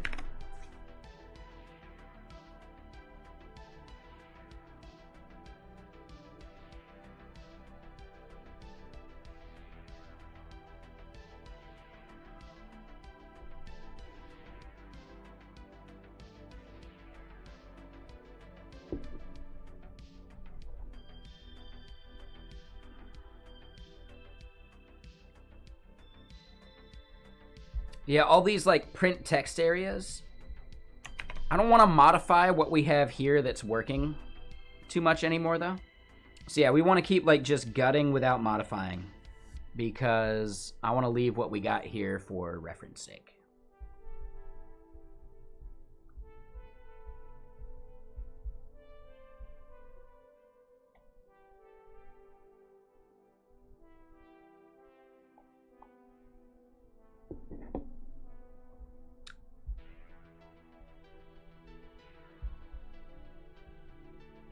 So yeah, all this should be good, at least to get started over in our UI. when we start looking at our settings modal,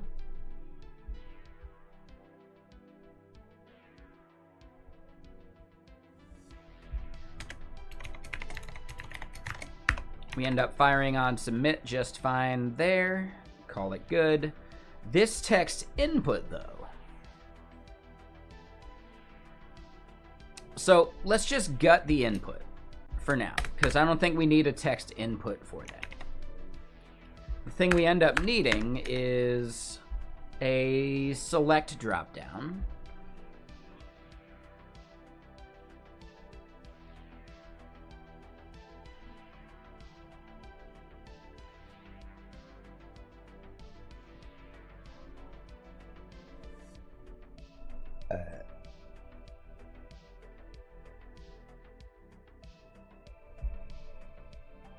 Yeah, so here in Mantine, let's go look at, not Mantine form, but Mantine core.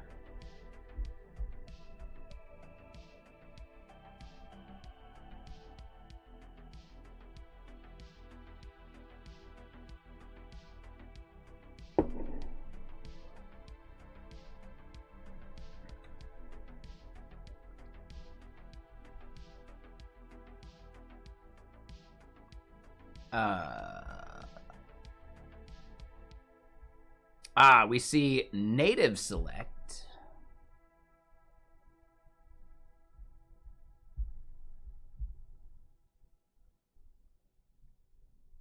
That's probably the way to go.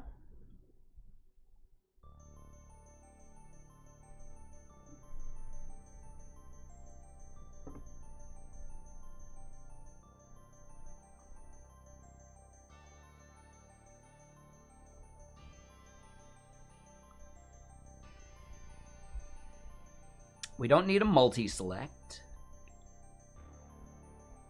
Is there no other select other than native select? If we wanted to make it fancy, we'd probably just use menu, right?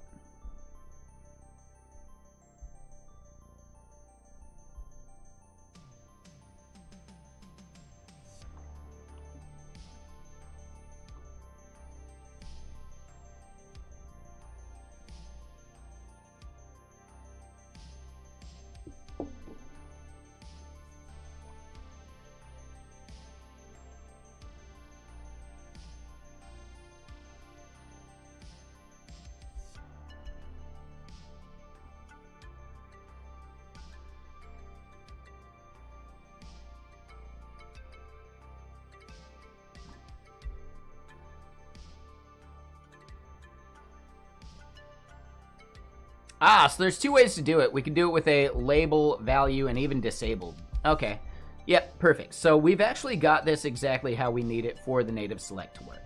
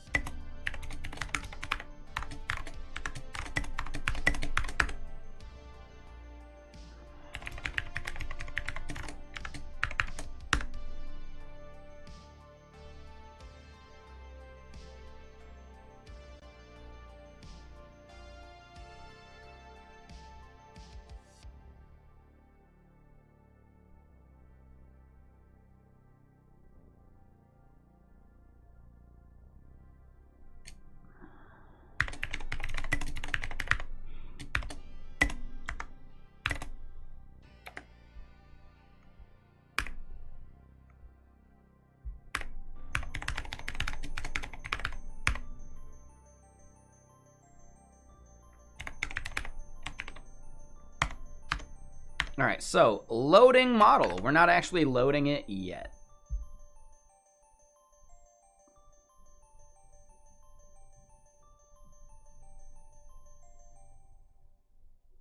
We're going to want to manage like the fetching of these models and that like 10, 20, whatever percent.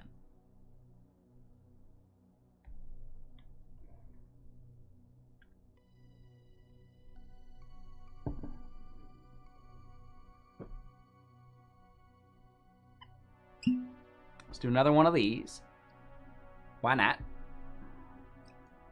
It's just lemonade. It's just a nice Thursday lemonade. Thursday lemonade is very different from a Monday lemonade. In most places. Maybe not here.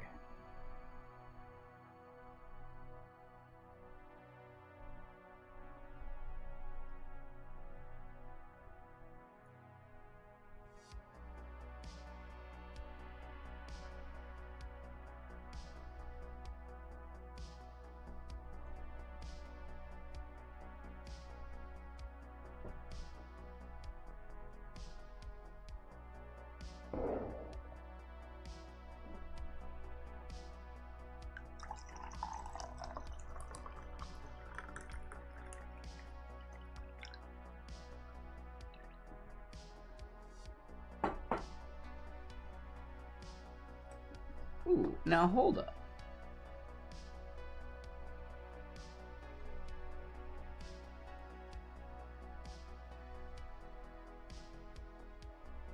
Is the Go meetup in person these days? Nope, online event. No thanks. Sorry, I had to check that. How about this other Capitol Hill startup drinks? 8 people RSVP'd? It's at 4 p.m.? I don't think I'm making it to that one. 4 p.m. meaning I'd have to leave here at like 2:30?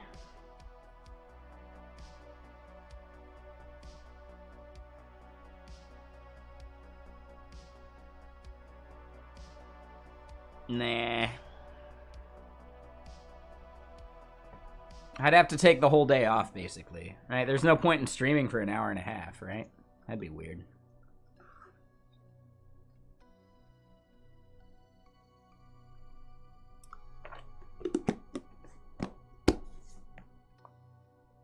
If they could just do like a 6 p.m., I could swing that one. I'll start early some days, and yeah, I can get to a 6 p.m. event.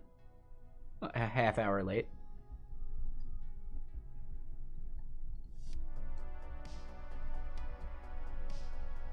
I do want to start going to some of these startup events, though.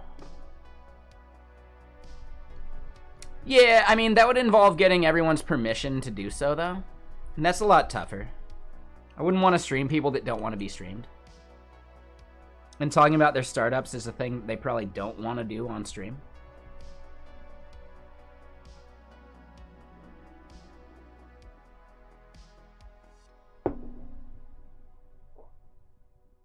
That said, I haven't taken a day off of streaming since before Christmas, so I will be taking this Sunday off for sure. That is my editing video and possibly recording a new video day, as long as this eye infection doesn't get too bad. I think we're good. It was a little tender yesterday. It's barely tender today. I think we'll be good. Just like a clogged pore or something. No. Jarrell, I will never snowboard on a weekend. Hell no. Only time that's viable is like April, when people have kind of like lost interest anyway. No. You won't catch me at Stevens Pass on a weekend. It's not worth it. No holidays, nothing. Nah, it's just not worth it.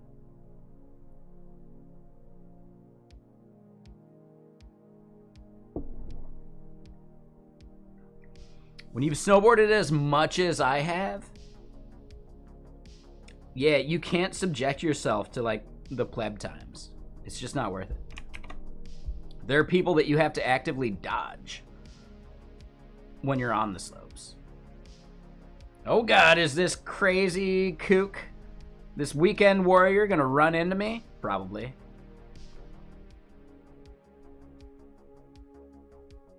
It's just too crowded on weekends. All my favorite things are actually like really plugged up. Yeah, I've been run into, for sure, before. I've been a weekend warrior before, too. Yeah, none of those things are things I want to relive. Nah, I'm good. But let's go look at this modal. We need to get that thing showing. We need to double check we're even doing what we want.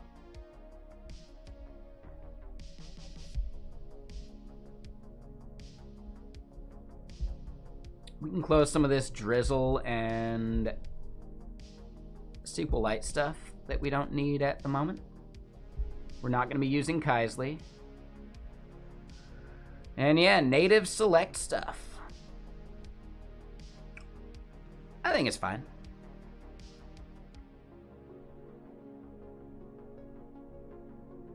Oh, we could do the children aspect of things. I don't think I want to do the grouped options format. I definitely don't want to do children.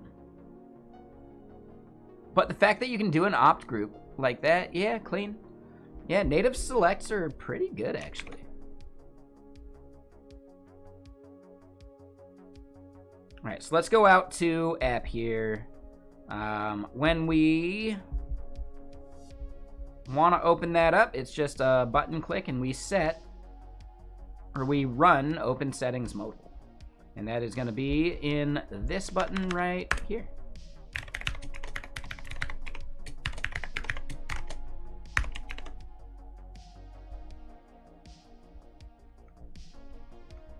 Bam! We see a modal.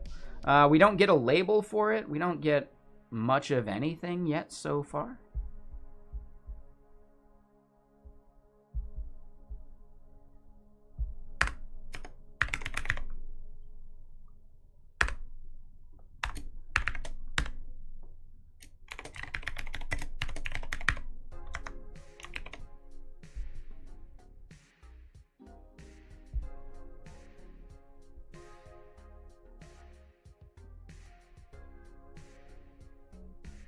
I have a mistake right there.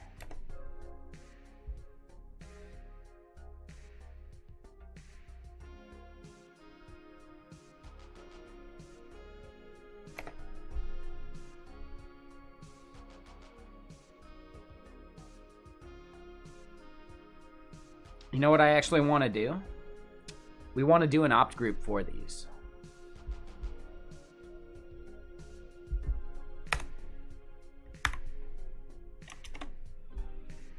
So let's go look at the docs again, because yeah, we actually want to do something like this.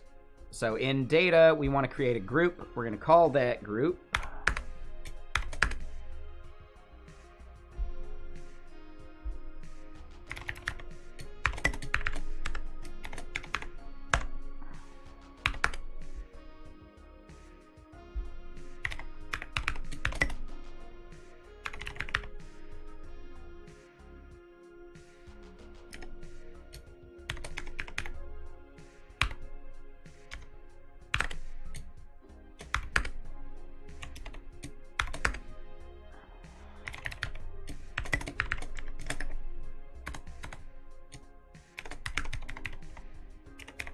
Quantized items, whisper models, quantized. It seems like we're not actually exporting those, so we should.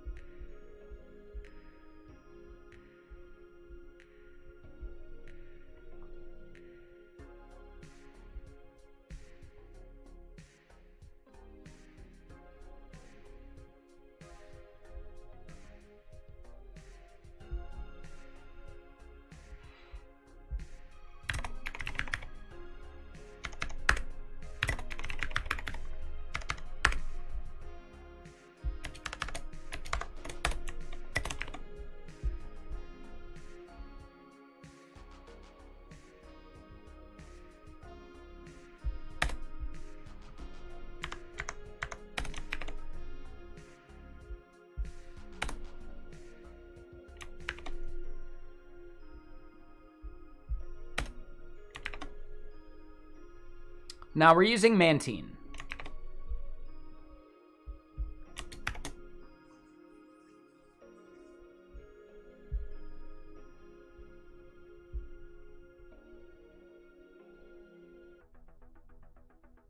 Cool, and we got our labels just slightly off.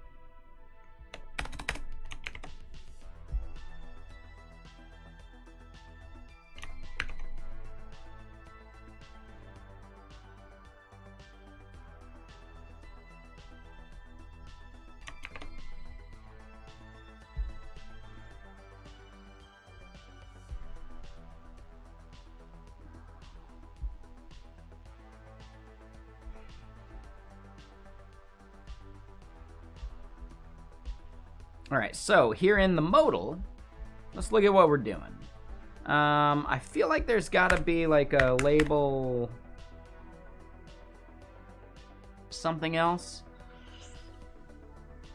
I don't think label props is gonna do it.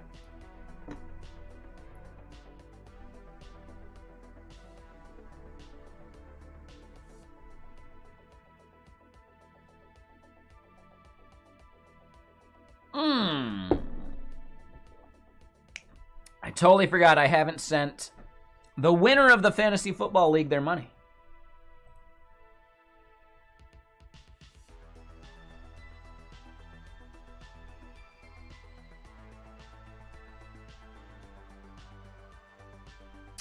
Zach, I'm not sure what you mean.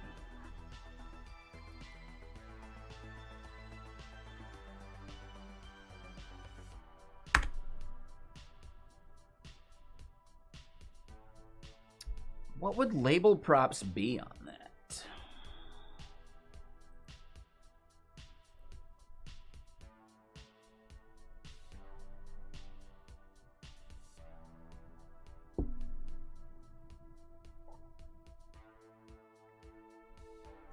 Yeah, I'm not sure what you mean there, Zach. I definitely want to try and answer your question better. I don't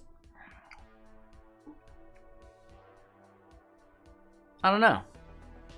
Like, do you have an example of a thing in this that you would ask more specifically about?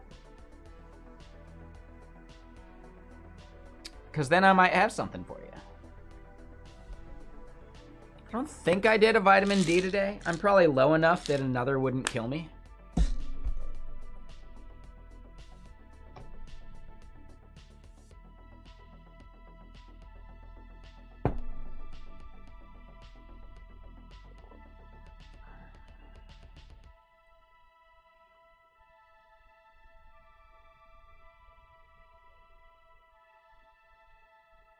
No, I get it, Zach. I think it's just a tricky question. Like, I have a basic idea of what I want it to do. Until I see it running, it's always just an idea, though. If that makes sense.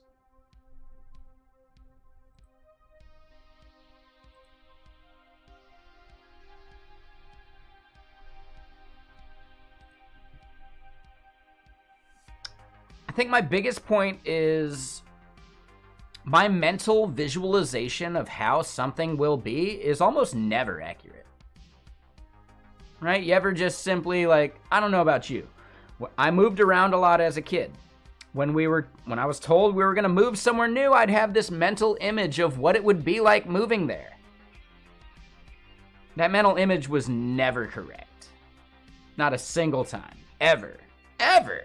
Not even close. Right? So, I don't know. There's something to that. For the most part, you can envision all you want until you actually see the result. You're not sure.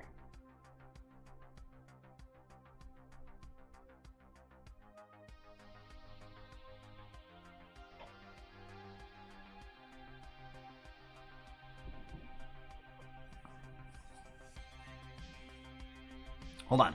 Real quick, before we go too much deeper. Do I have a notification? Did our thing get merged? No. Aw. Aw.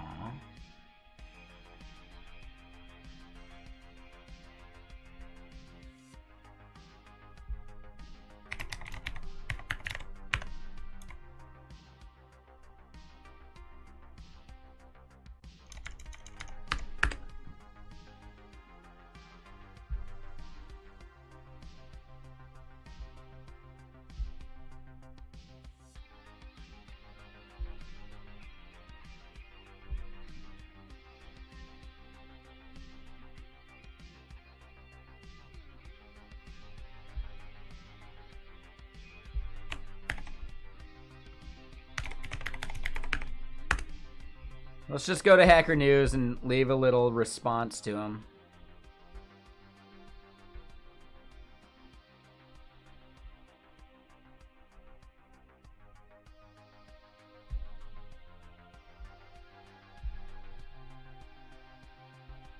Oops, wrong place.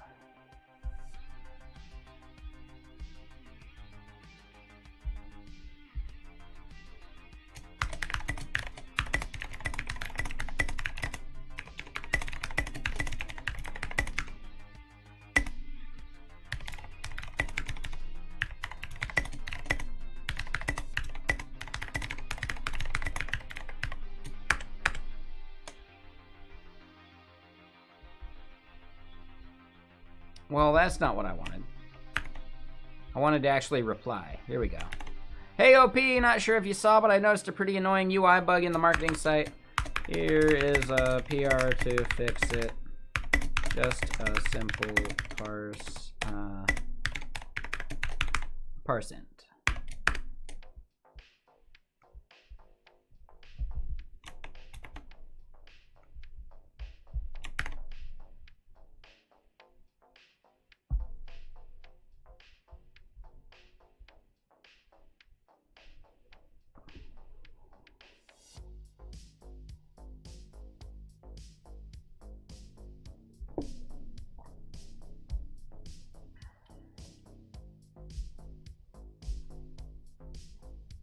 Come on, we did some open source work at the start of stream today. I'd like to see it get merged. Be a whole lot cooler if they did.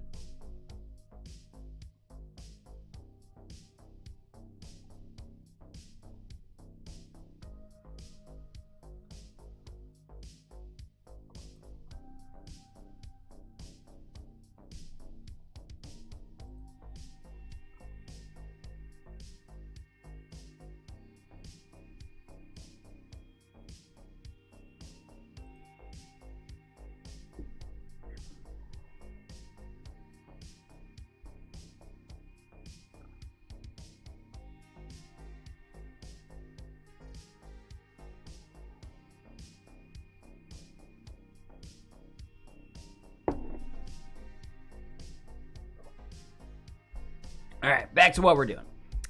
What are label props in this context, though? We got to look at Mantine and see what label props even are.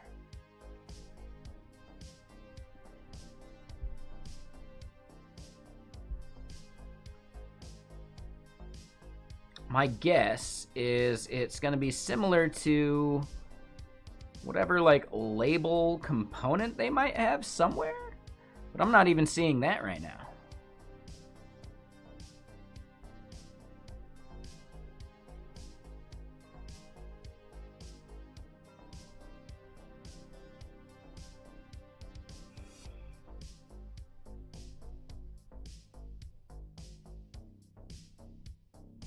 Yeah, we don't see label anywhere.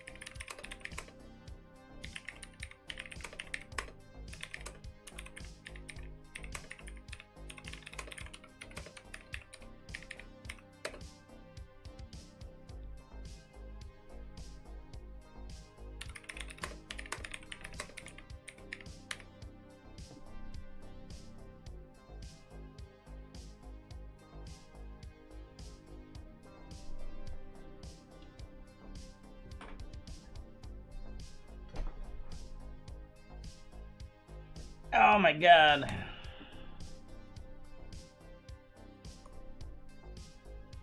Hold on. Delete. Sorry, you know that time when you have like too many like typos? Yeah. You just gotta like delete a tweet to repost it?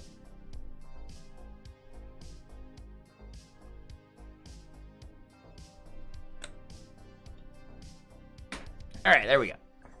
And yeah, sorry, Jack. Just, it's not a good sign of good faith contribution when that's someone's first message.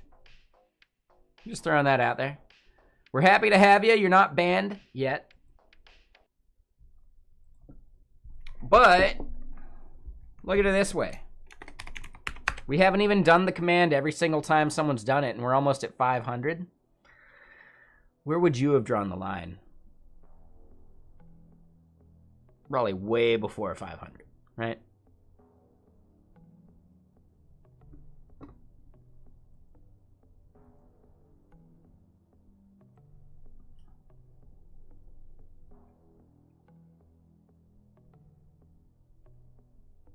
Right.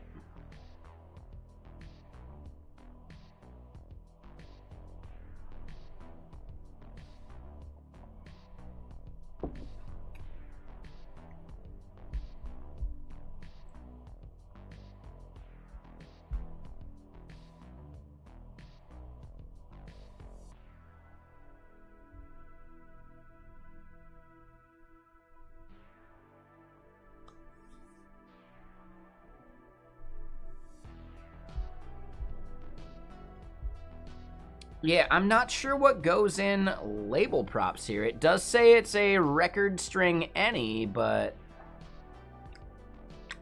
what can we put in that? Because I want to do a tooltip.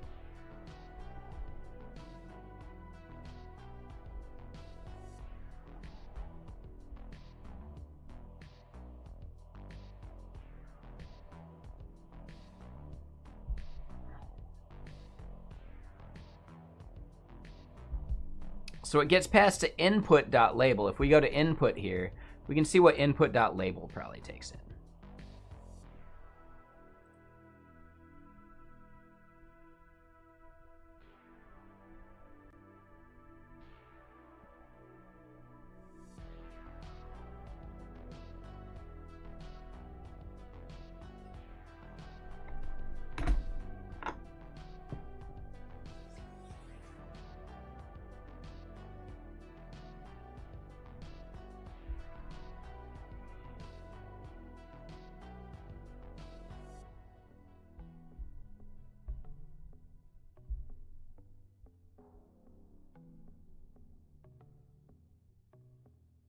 I know, yeah, I need to do that. Instead of just banning the term. You're not wrong.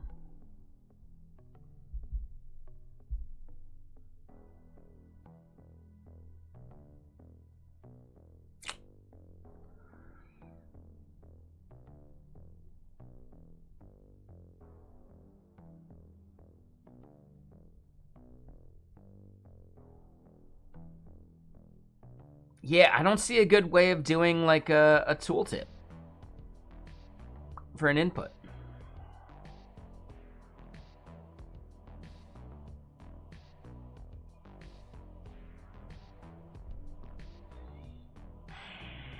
I think that would be a really nice feature of their input component rather than having to do it myself, right? But at some point, they have to pick and choose what APIs they expose, because every single API prop is an API prop they have to maintain. So I get it. I just don't have to like it.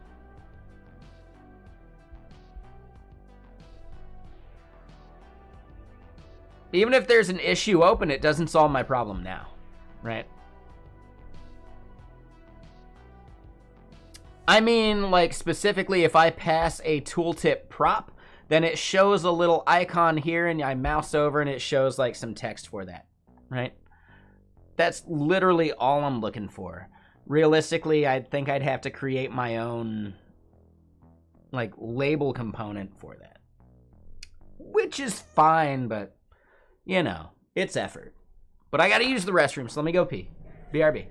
Yeah. These lemonades flow through me like the wine of Capistrano.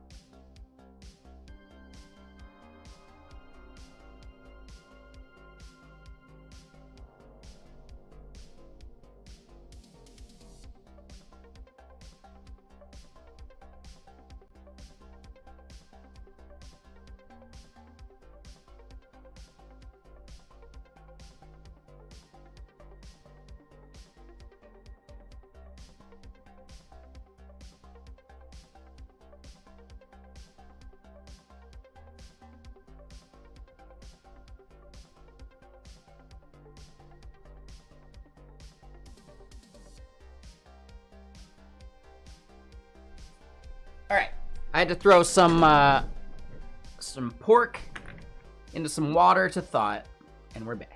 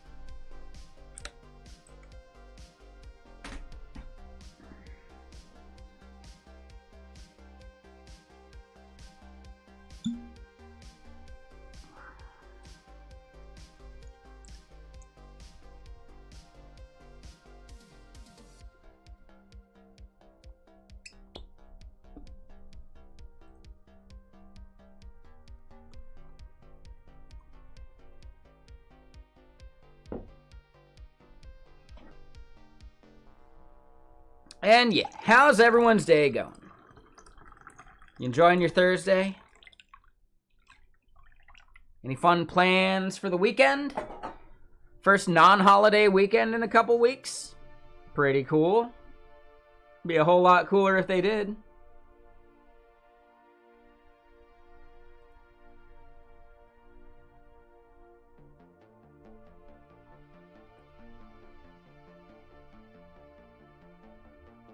Just officially killed a side project. The POC didn't work.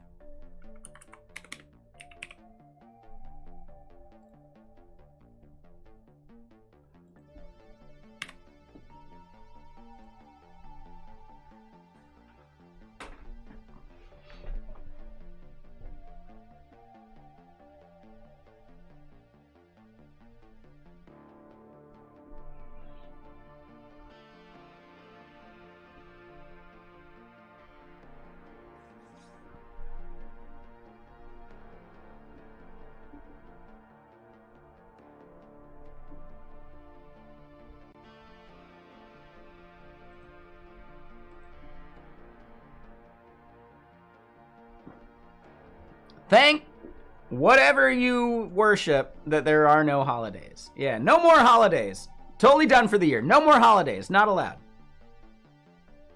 How you doing, Hat Knight? What you up to?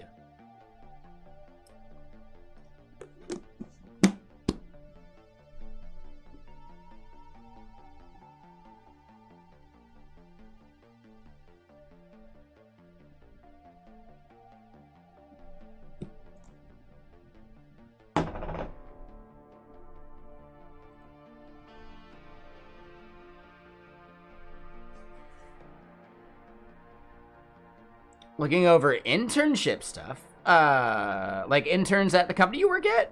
I'm pretty sure, I thought you were way past like your own internships, right? For some reason, I don't know. I've just seen you like in Adam's chat for so many years that I assumed you were a dev already.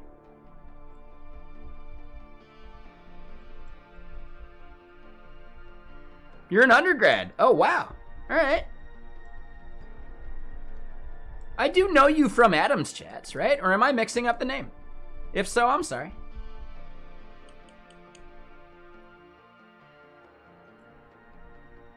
So, shoot. You're looking at internships right now.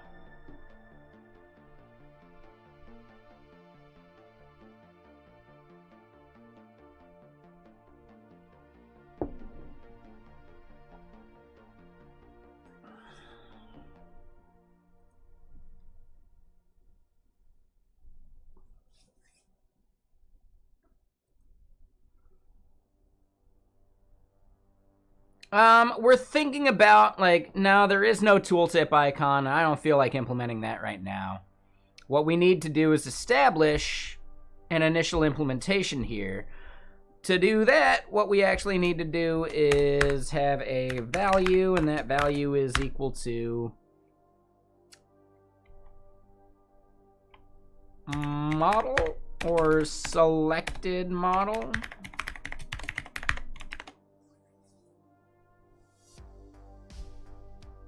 And that will be some state here.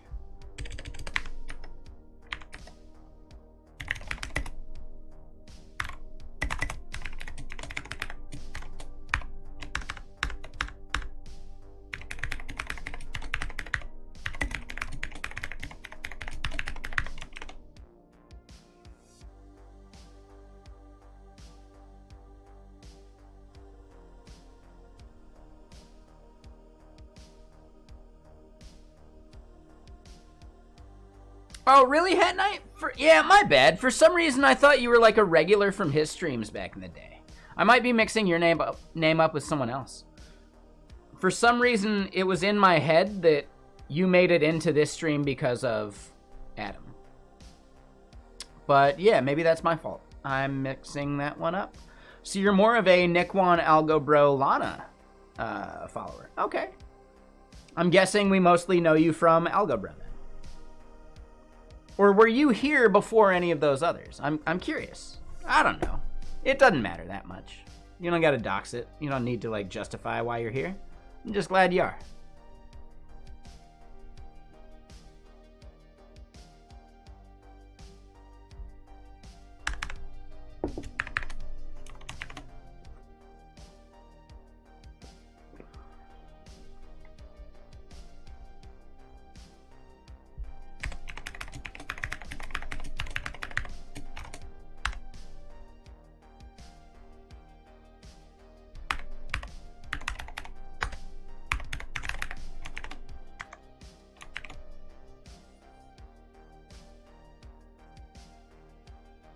Okay, makes sense.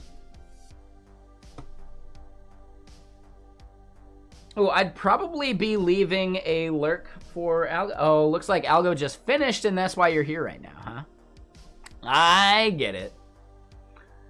I get it now. That makes more sense. Yeah, if I wasn't still lurking Spiridon, I probably would have gone to lurk Algo.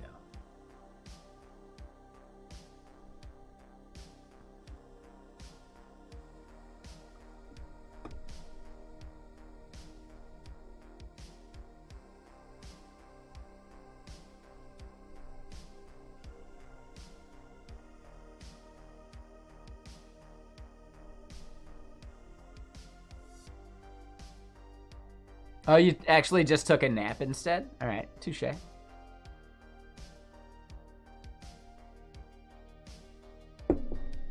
Naps are solid. They're a great idea.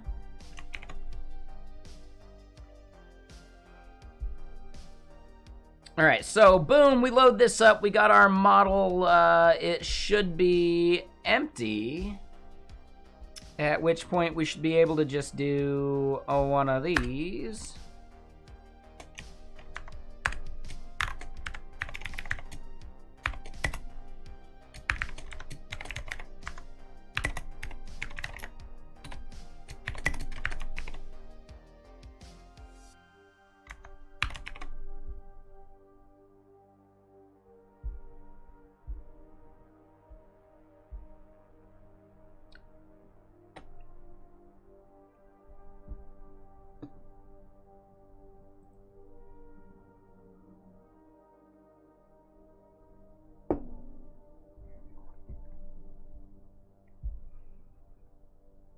All right, so the Whisper model that we've selected.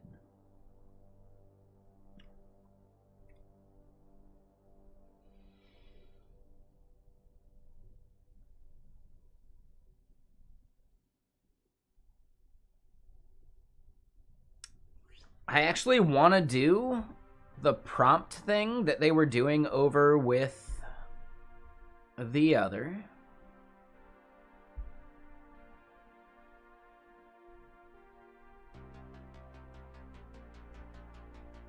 So here in demo, where does that download happen if we were to change the model that we're using?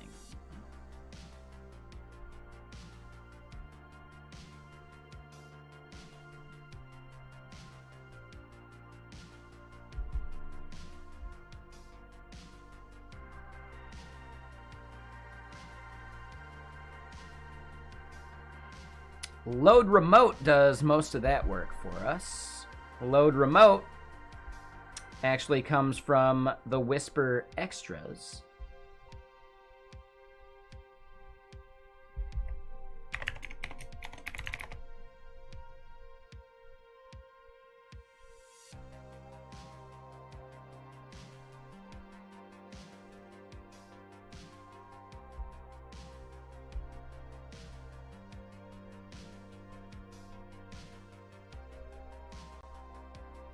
And yeah, this is really where like this whole thing happens. So this load remote function is a large portion of this file, and that's actually like the biggest part of what we're doing. So we check if it's already in IndexedDB. We'll let it sit in IndexedDB for now.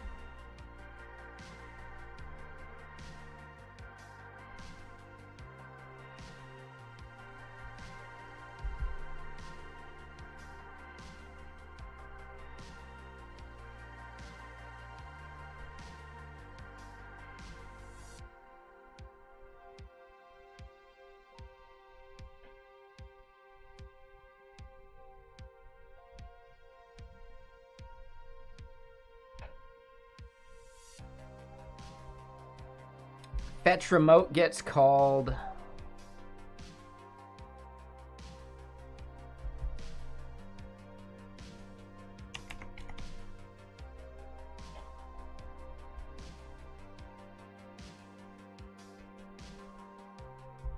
We define fetch remote up here. It takes in a progress callback.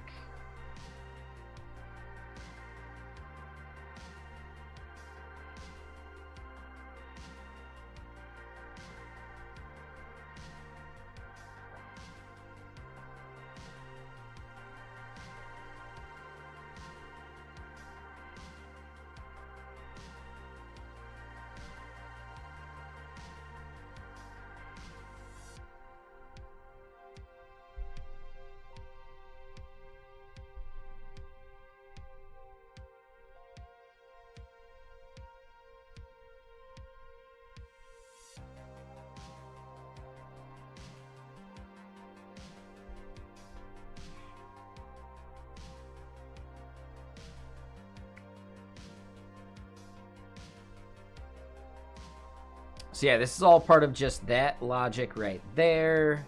Load remote then just calls it right here at the end. And we do our CB progress, CB print stuff.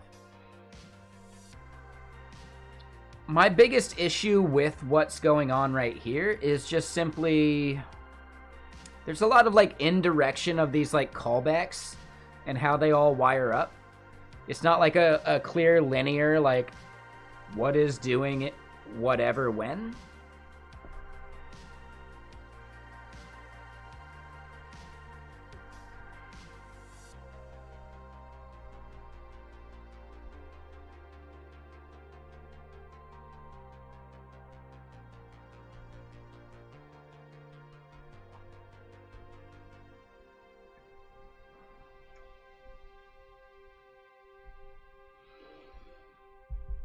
I actually think the load remote and fetch remote stuff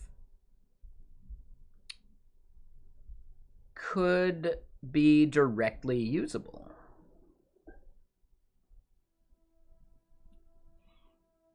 Huh. Okay.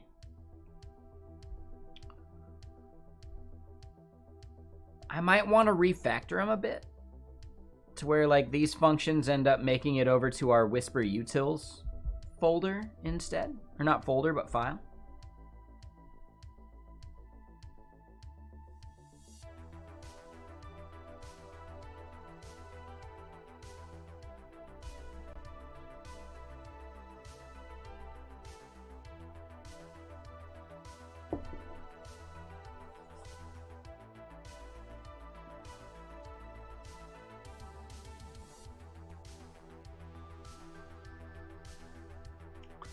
Yeah, the main bit that we're on right now is the fact that we actually got Whisper working,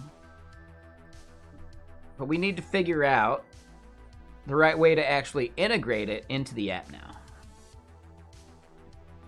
And that requires some global state that we haven't wired up fully yet. We're just creating utilities for it.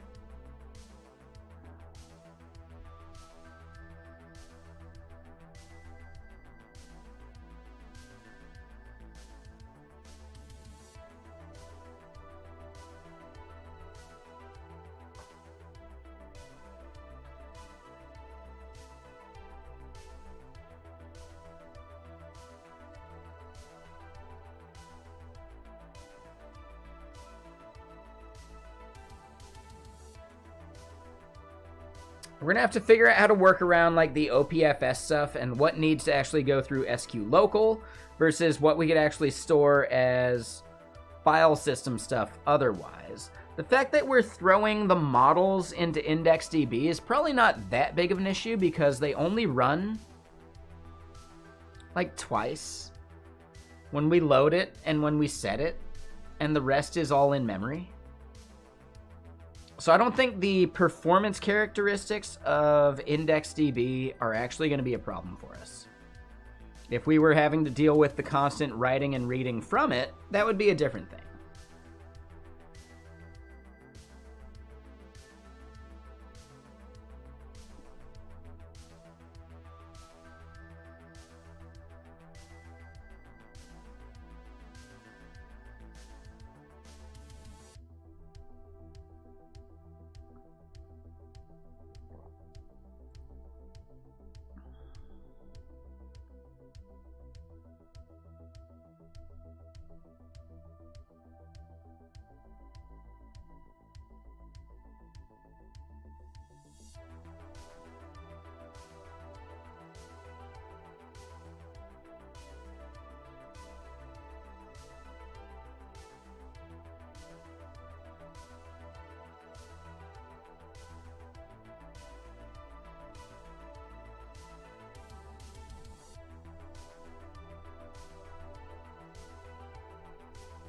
All right, so let's keep going.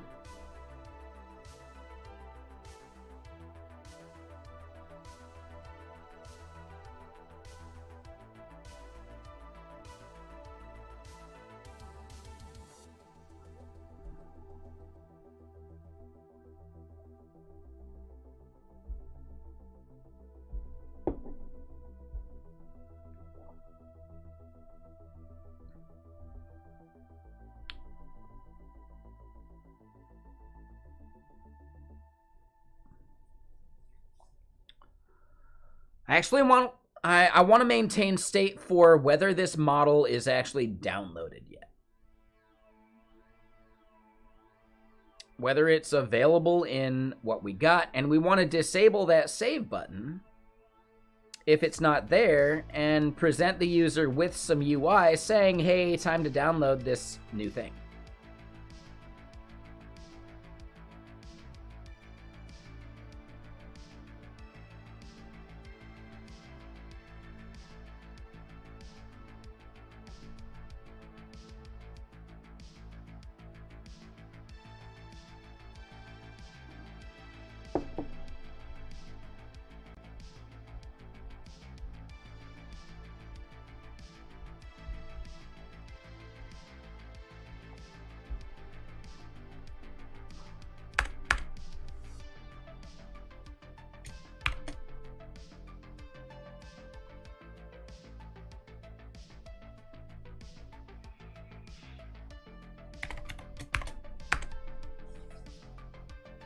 Yeah, let's just do a div here.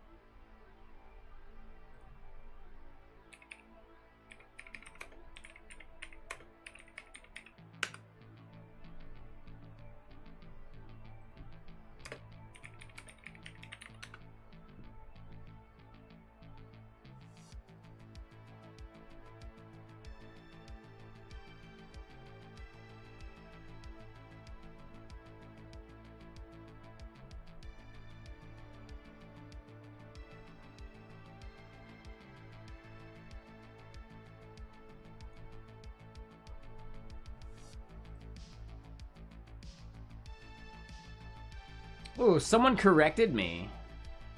I guess Tyreek wasn't on the Chiefs last year during their Super Bowl win? Really?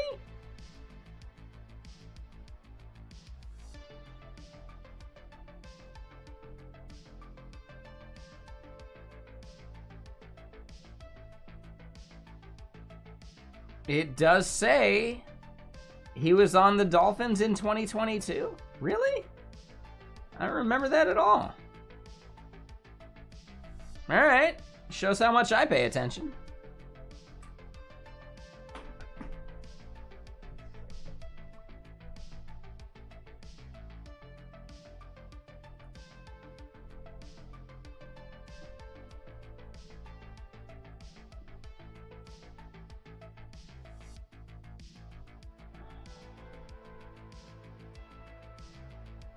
Yeah, I guess I was wrong.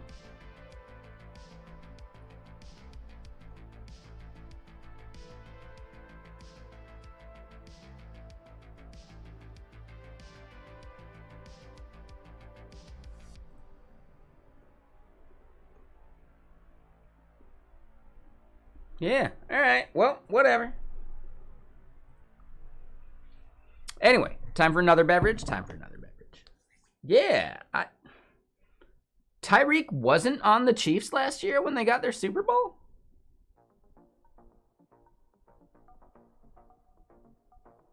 Really?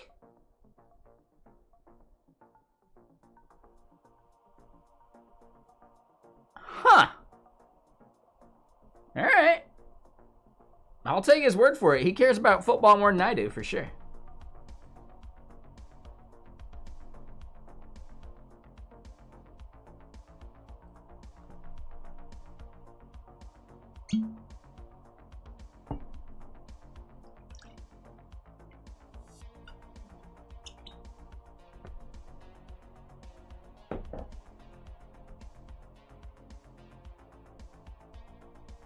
Yeah, that is crazy to me.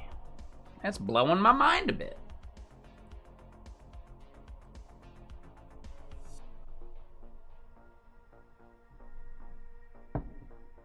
Huh. All right. Shows how much I pay attention to football.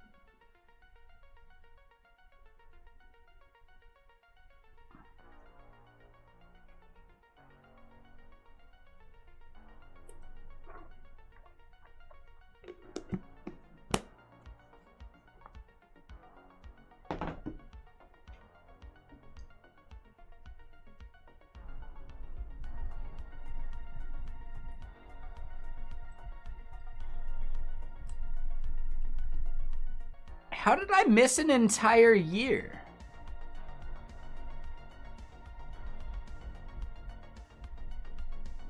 Of Tyreek not playing for the Chiefs. Yeah, my brain totally missed that. That's so weird.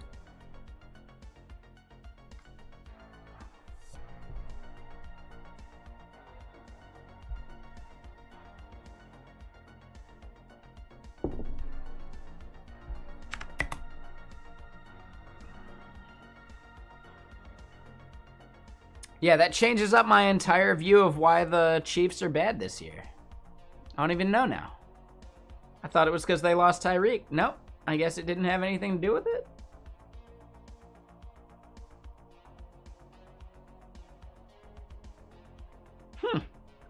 Yeah, weird. All right, whatever. Okay, so hold on. This right here will be if whisper model loaded.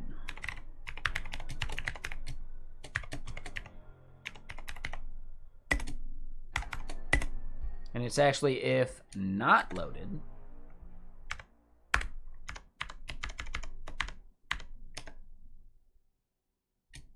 Load model.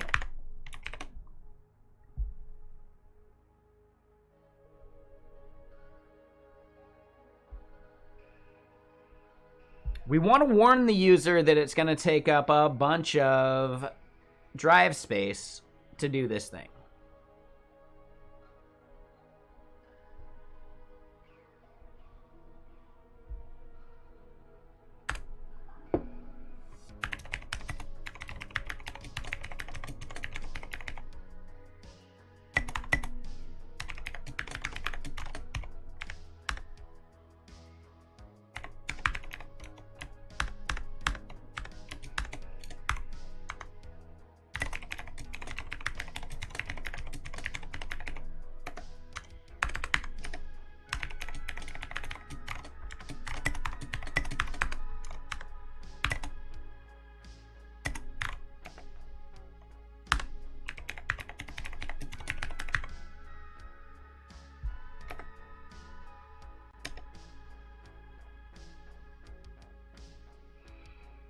Whisper is an LLM that has been rewritten as C++, and that C++ is now loadable as WASM in the browser.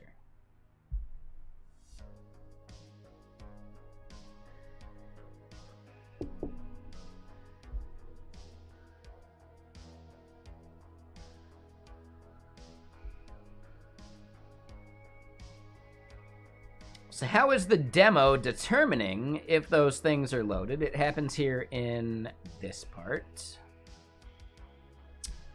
Fetch remote. We check if it's actually there. Maybe not. Nope, we don't check there. So fetch remote is called somewhere. Yep, that's called within load remote. Load remote checks for the thing being there.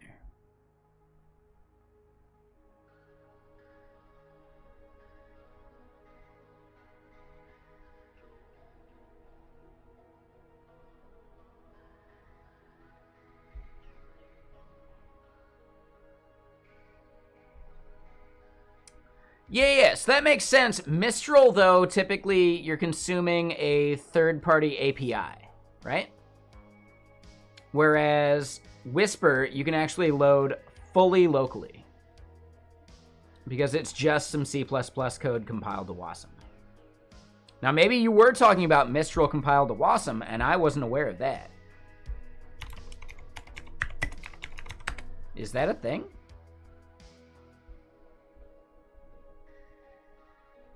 We do see Web LLM.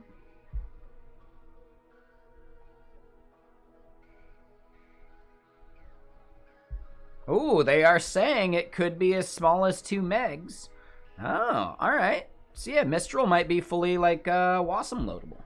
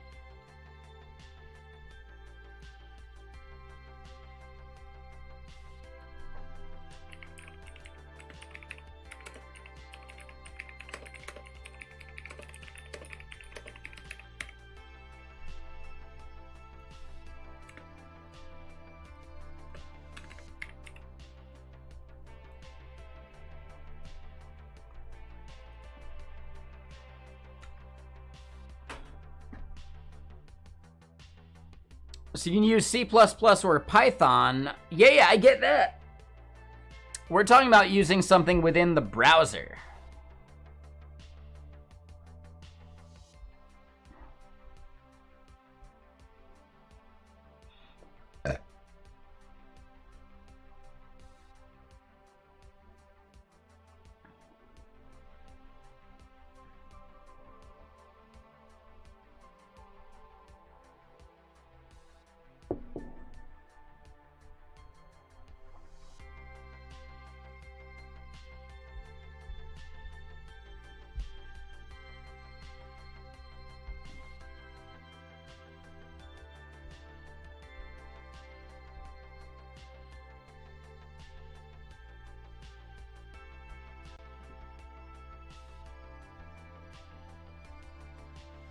Wow, some of these models are massive. Ooh, hold up. Here's a question.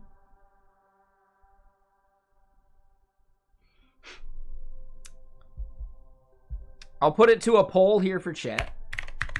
Should we chat with Jacob in his Twitter space? Ah, shit.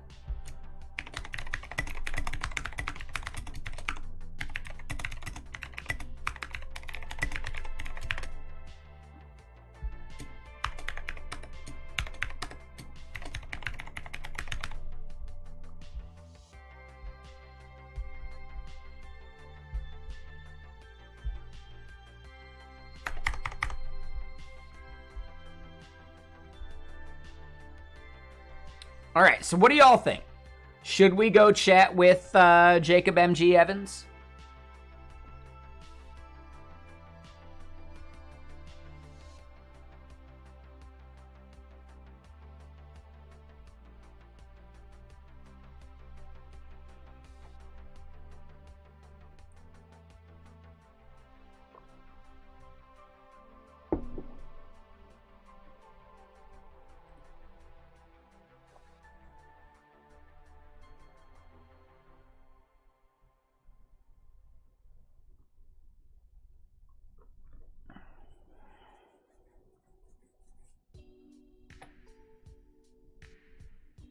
What do y'all think? Should we go chat with Jacob? We'll keep working as we go. We got 2 yeses. There's not a single person saying no yet.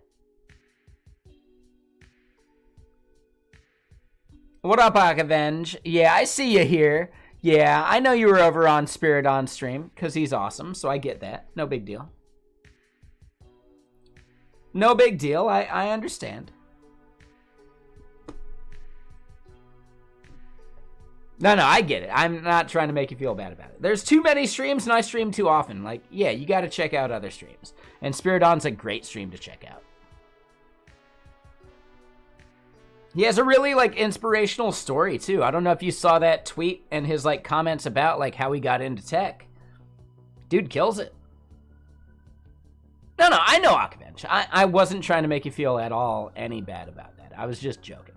I'm having fun. I'm lurking Spirit On right now. Okay? I'm lurking Spirit On right now. So how could I make someone feel bad for doing that?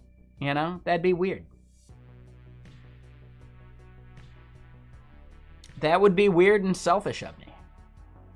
Also shellfish of me.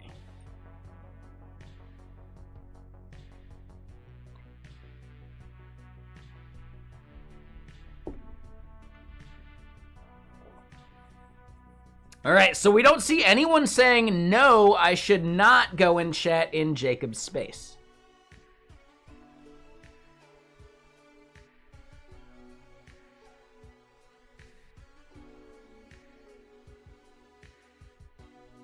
So here's the thing. We will lurk Jacob's space. We'll chat and hang out, and we'll continue, like, working on our stuff as I, like, mute and hack through things.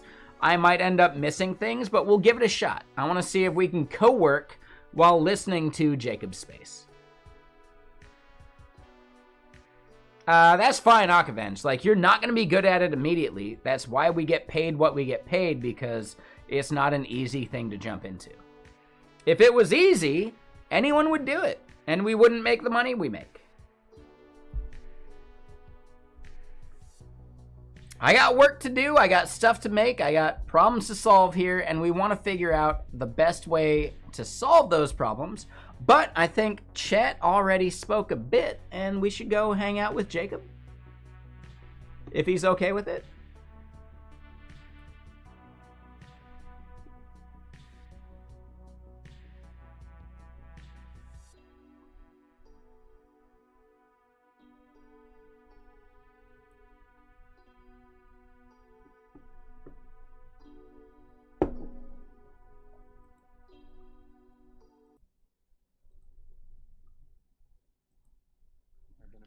Job title? Yeah, I'll be a senior science scientist relations. That's senior science relations. There you go. Love it. Yeah. Here we go. So this is the Twitter space we're lurking right now. We're going to keep hacking at what we're doing. Especially like when it comes to like the publicly funded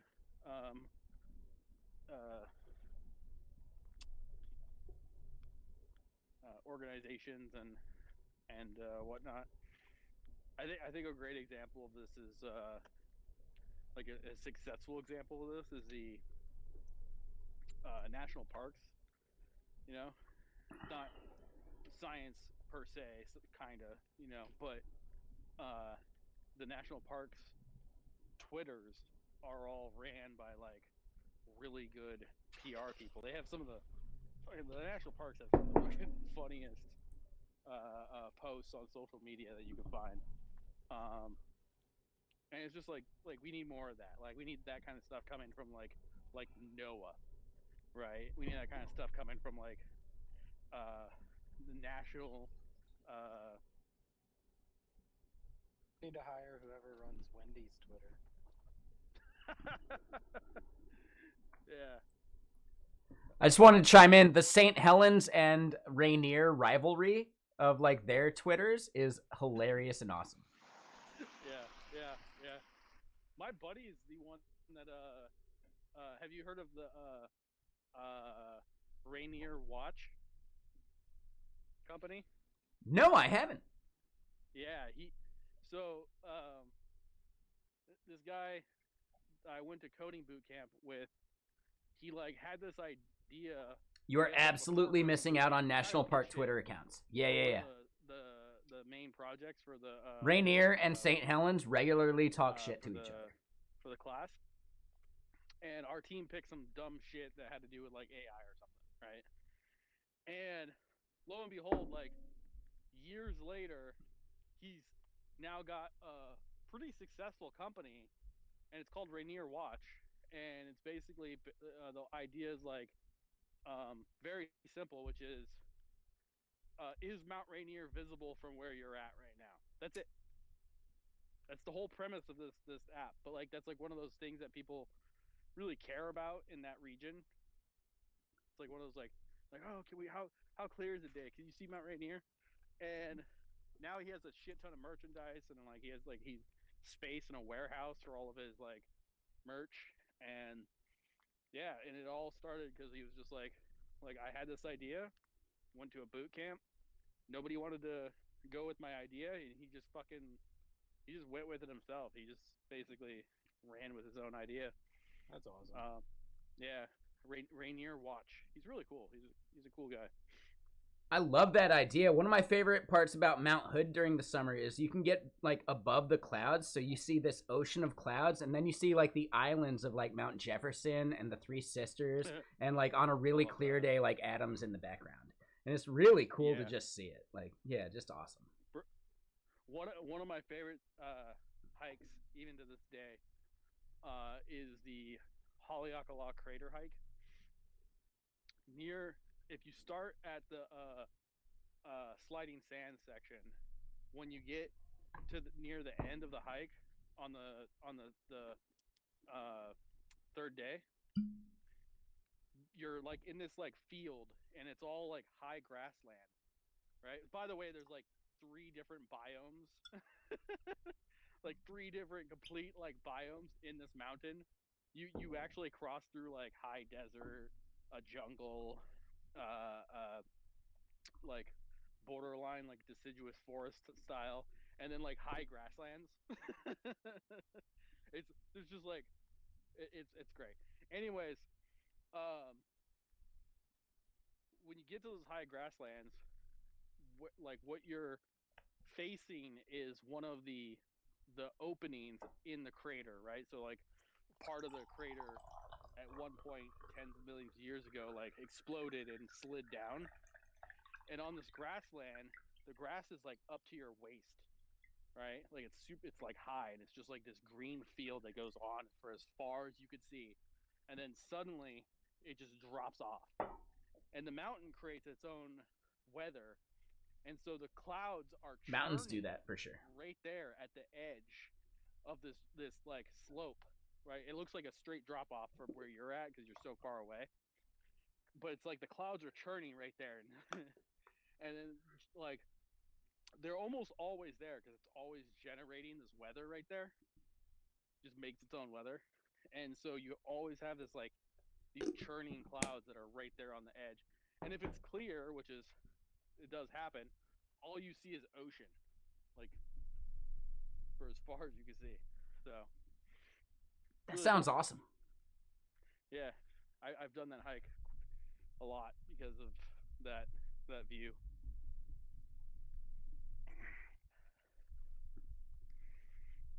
Kind of get mesmerized though. You end up standing there for like an inordinate amount of time, and then you're like, "Oh shit, I need to keep hiking, or I'll not hike out before the end of the day. Yeah, at Stevens Pass, there's a similar thing where if you get up there early enough in the morning, you can actually see the clouds roll in from like in the valley, and it's almost like a river flowing through the valley. Like it's really cool if you time lapse it. I've had some like photographer friends that did so. Like really cool stuff. That's sick. That's sick. I like when people make that analogy because I mean, it is a fluid, right? The atmosphere is a fluid. Clouds are something that are traveling along that fluid. The airflow, the wind, right? That's all part of the flow of that fluid. It really is an atmospheric river that you're watching. Yeah, he's not wrong. Yeah, it's really good.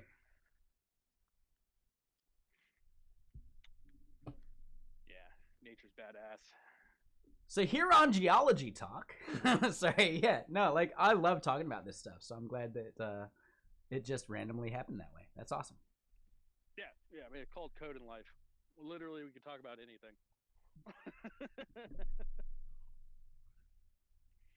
Except crypto. Yeah, except that. Yeah. Except crypto. I love that. Nailed it.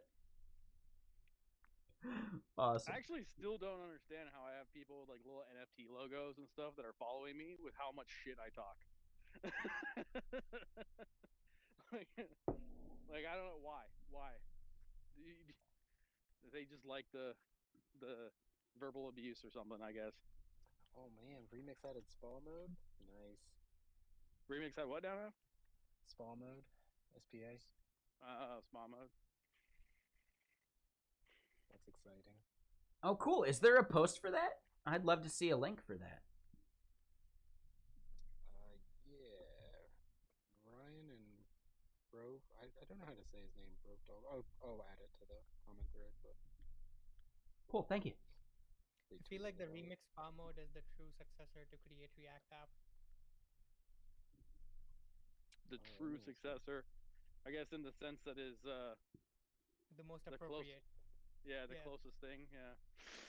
Because it's literally like most people just plugged in React Router into Create React App anyways, so it brings both of those things. Oh, here comes Theo now.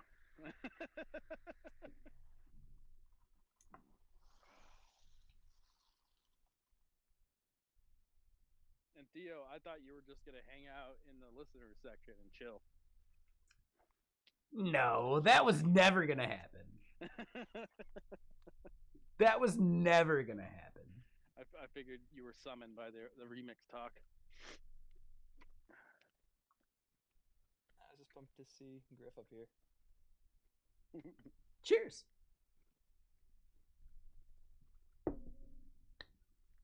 And I was having a tough time trying to find a positive comment under Theo's new video. Which one? I don't really care. It's bombing anyways. Like, it is what it is. It's funny because like everybody always says when I start drama, I just do it to get like a bunch of views and a bunch of attention. This is one of my worst performing videos in a while. I just did it because I think it's important. The video is that it's the logic in your database video. Oh, yeah, that would seem real controversial. That would like I did not expect that to be so controversial, and it really is. There's just like so many people like in defense of like one extreme or the other. We saw something for that. Yeah, what was that? Very interesting. That is such a controversial topic. On one extreme is if you're not raw dogging SQL on the server, then you're not a real dev, and the other extreme is what's SQL? I can just hit that via REST, right? The middle ground is services are okay. So like, the thing that I'm annoyed about is Tom is a genius. This has been flipped as though I'm anti-Supabase, which I'm not. I think Supabase is a really good product. I just don't recommend using their client-side JavaScript because you shouldn't be contacting and connecting to your database directly via your client via JavaScript. That's not something that makes sense in almost any circumstance.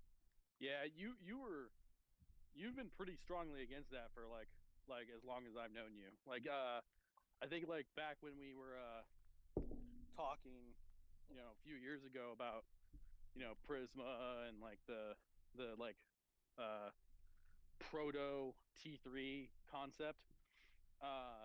Like you were pretty Yeah, I against like agree, doing 1000%. Prisma on the client side as well. Prisma never worked on the client side, but that's part of why I liked it. It was a good way to have the ergonomics people wanted from something like Supabase, but it was on the server, which was a really nice benefit. Yeah. I think Firebase rotted our minds, and we're still trying to recover as an engineering field. Yeah, I hate fucking Firebase. I am massively anti-Firebase due to the vendor lock-in of their permission system and how if you mess that up, everybody's data is available. Whereas like a proper back end doesn't expose that stuff. I always put Firebase and Supabase in the exact same position.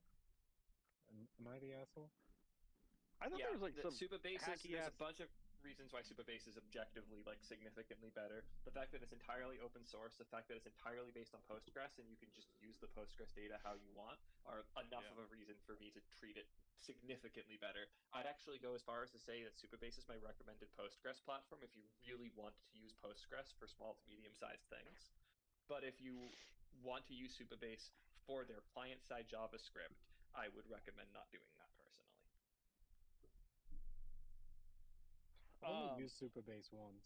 It's probably just the name. I associated them together. But it's also the offering, right? No, like it's that all-in-one kind No, of it's not. one-stop Not just shop. that. No, it's if you use their JavaScript, it is basically Firebase. But Yeah. if you don't use their JavaScript, it's just Postgres. That's the big difference. Is like if you could open up if you could take the lid off of Firebase and there was Postgres inside of it and you could use that, that would be Supabase. That's what makes it different. Is if you opt out of that part, you just have a good database provider. Yeah.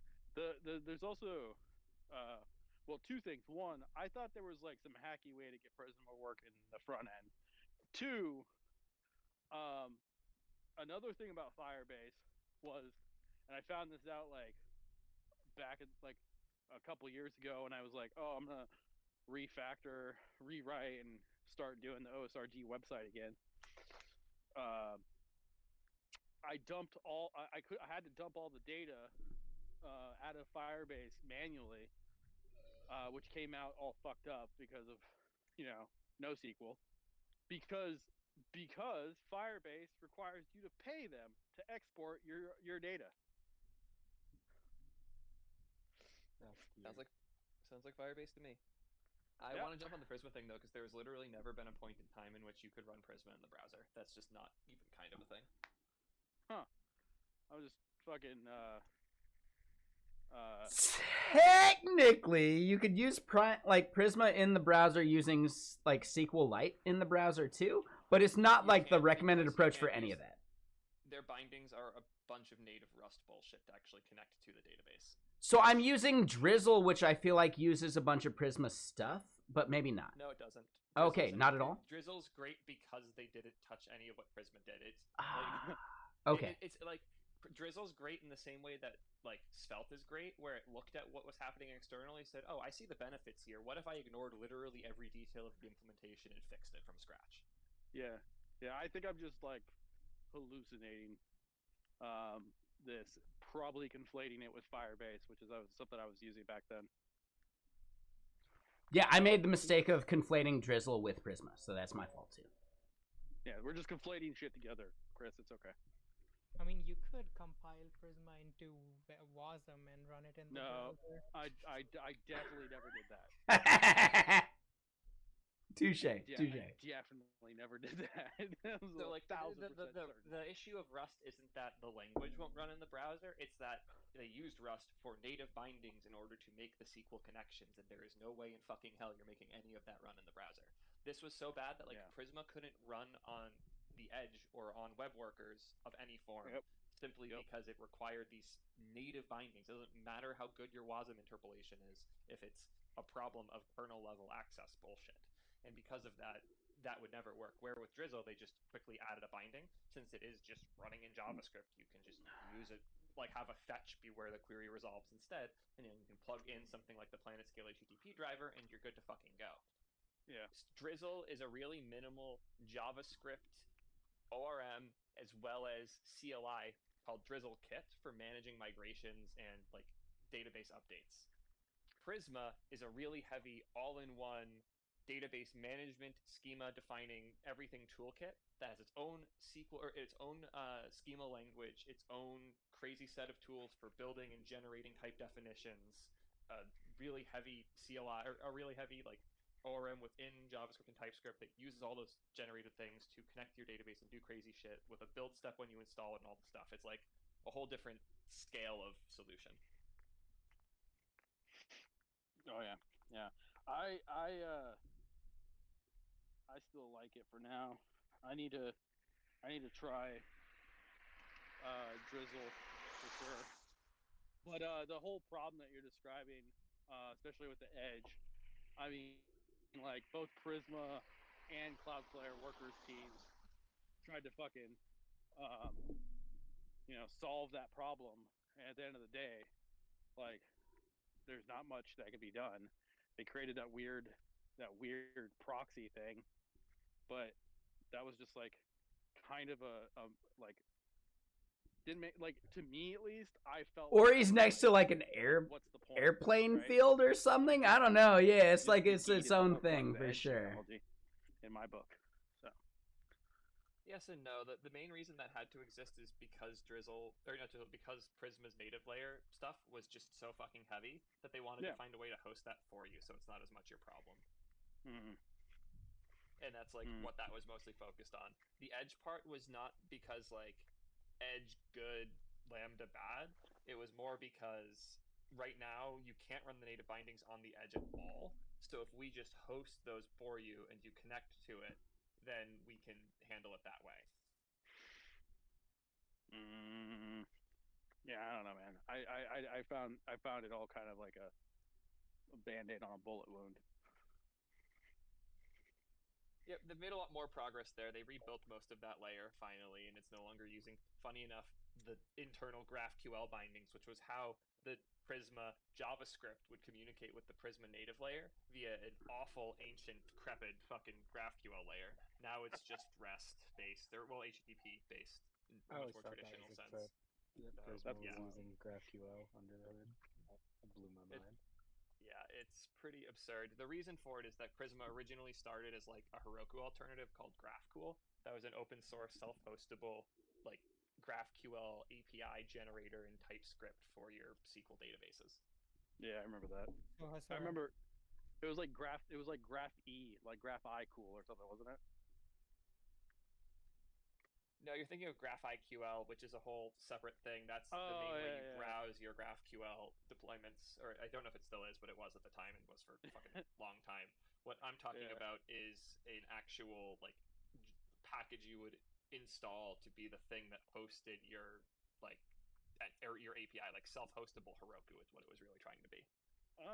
Okay, I got you. Or not Heroku, fucking Hasura. Sorry, don't know if you say Heroku. They start with an H, and they're both dead. I don't know.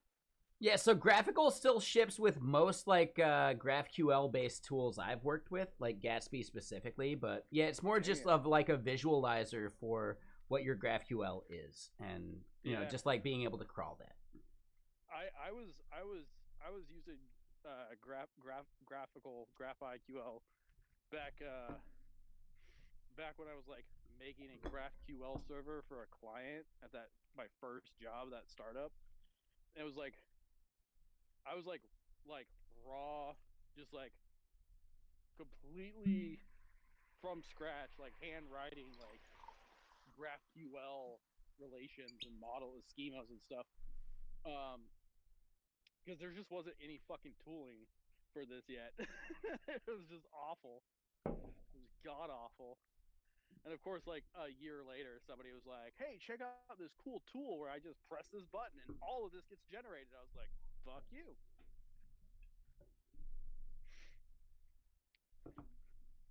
Speaking of generating types, I bagged my Go transcoder in favor of Node.js transcoder, moved everything to a mono repo, and moved my DB out to a package. So now I can just reuse the types from the DB in the transcoder. Well, pretty dope. what have you tried? Just kind of going with the suggestion Theo had with like just creating a script like with the FFmpeg CLI. If he's generating multiple things and wants to update the database, what he's doing now actually sounds decently fine. As long as it's like calling like via node, it's just calling the CLI with FFmpeg commands or using some package that is doing that for you. That's fine. Yeah, so it has one endpoint upload. I upload from my front end's remix. So I upload from the action to my transcoding server, which just does exactly what you said, right? The upload endpoint downloads my file, copies it to the disk, and Welcome, all of y'all lurkers. Oh my god. Yeah, Spiridine, you're awesome, man. I'd say you're welcome to maybe try and join the Twitter space that we're currently like lurking and chatting on. I'm sure he'd be happy to have you as a guest. System, like either roll your Totally up to you. Want to throw that out there? I do have to use the restroom real quick. Deal with backlog. I know, exactly, Akavench. I was lurking just now. I'm technically a raider from Spiridon. I should probably lurk someone else, just cuz, you know. Just cuz. I think I'm full on like Waluigi style right now. Maybe Wario. And they are even on Fly.io, so if I just use But I'll take it. I don't mind. by spinning up a copy of the app and just. I'm basically Waluigi at this point. But I didn't want to go down that rabbit hole. This is really promising for those types of. Yeah, I think I am Waluigi or Mario or like Wario at this point. I'm one of them. I don't know which. But hold on, I've got whiskey I poured, and I got no water to pour into it, so I need to go fix that exact problem right now. So give me just a second while I go pour some water. We are currently lurking a Twitter space in which Theo is there, Jacob MG Evans is there, and Spiridon, if you want to hang out and chat with us, I'm pretty sure Jacob would be totally down with you joining. Well, I do, but just for a second. But I don't know. Like, I don't speak for him. Just saying. Were they calling me out at all? Oh, I hope not. I mean, you can just decide how angry I need to be in this NPM video. I got my response. I need to use the restroom, so I'm gonna hope that they keep chatting and they don't reach out to me, and I can pour some more water. So give me just a second. For everyone joining, like, yeah, I'm just saying, like, I don't think Jacob would be bummed. Response. Feel free to reach out and like join and like at least listen if it's something you want to like hang out with. And by that, but BRB, I gotta pour some water. Doesn't acknowledge the fact that they're I'm design sorry. failures. Yeah, no, it all reeked of blame shifting. Because there was a lot of blame shifting. Yeah, I don't know, man. I would say that I would feel pretty indignant. It's and honestly, everybody should feel that way because it's not just like a response to Theo. It's a response to developers. That's their response to us when this happened. And it's basically just like, no, you should have known better. They should have known better. It was on them for doing that. And it's like, what? Like their fuckery aside, it showed a blaring issue with how you have things set up for maintainers.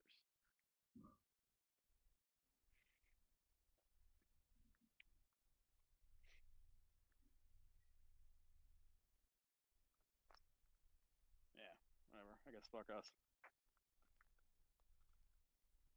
Yeah, to quickly TLDR the issue, on NPM, if anything, or if any package depends on your package, the version it depends on can't be unpublished. If any package depends on your package version star, you can never unpublish anything for that package again. Someone made a package that depends on every package in NPM, version star, which therefore caused all of NPM to no longer have an unpublished feature. Their solution wasn't to revisit this policy.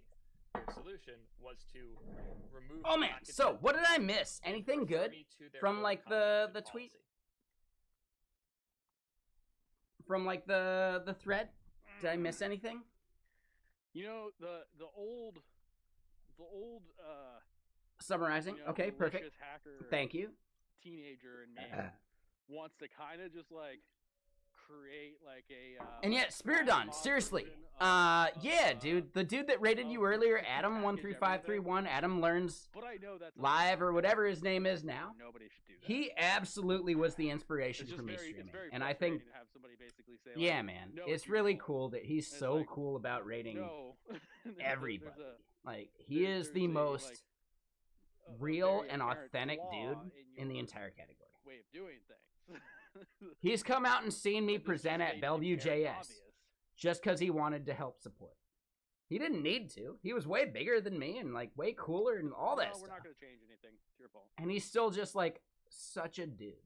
So yeah, Adam Learns Live. It's your responsibility to make sure that you He's one of don't my inspirations for starting publish streaming. things that can harm.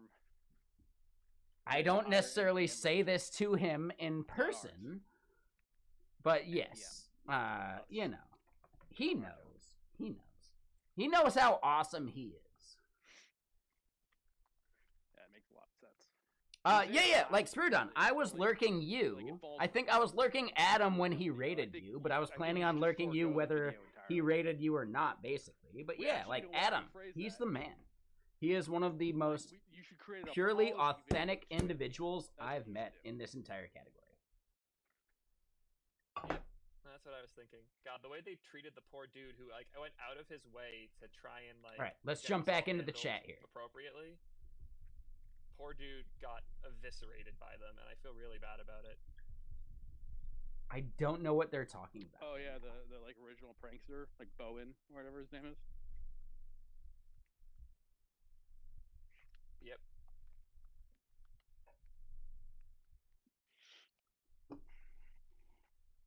So maybe I'm speaking for other people that don't know the context. What are you guys mentioning?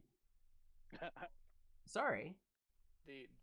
I mentioned a little bit earlier. There was a package named Everything that depended on everything on NPM, and it was old. Trash tweeted about it.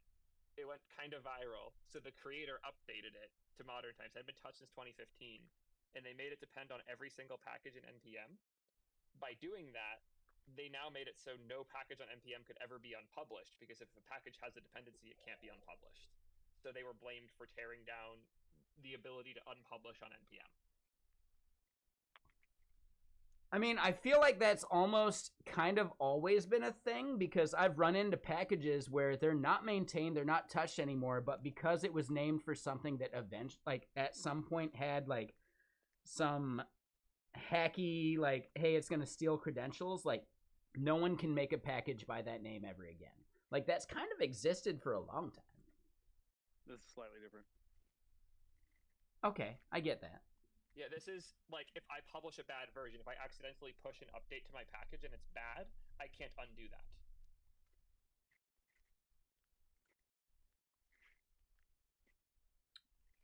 I get it. There have been like versions of that have been published that, you know, just couldn't be undone because it was dependency still. So like it's kind of like still the same problem, but it's just like exacerbated, right? Yeah, that's the point. It wasn't. Okay, It wasn't just cool. exacerbated. It was like it removed the ability to unpublish every version forever.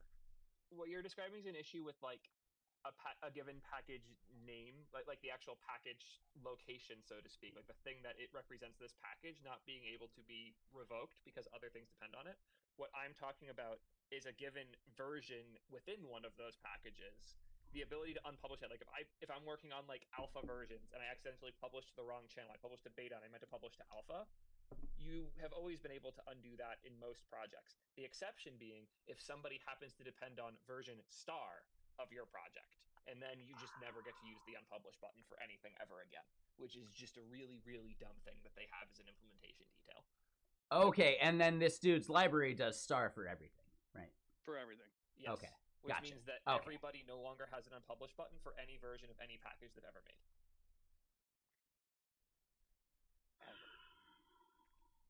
Yeah, I can see that. That's a bummer.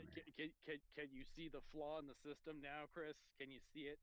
Can you see Yeah, this glaring totally. I mean, chasm? unpublishing a version is tough anyway, just in a lot of like even distributed models. So I can understand like why NPM has that flaw. But yes, like someone making it to where it's like forever a flaw for every package is a bummer. So the issue is very specifically that the star edge case isn't handled properly. It's just an edge case in their unpublished logic that needs to be handled by just opting out of it. If somebody's depending on version star and there's still a version of your package, then the dependency chain is being honored. Just fucking let them unpublish it. They already have a 72-hour timer. If you go over that, you can never unpublish. And I think within 72 hours, who gives a fuck? Let them unpublish.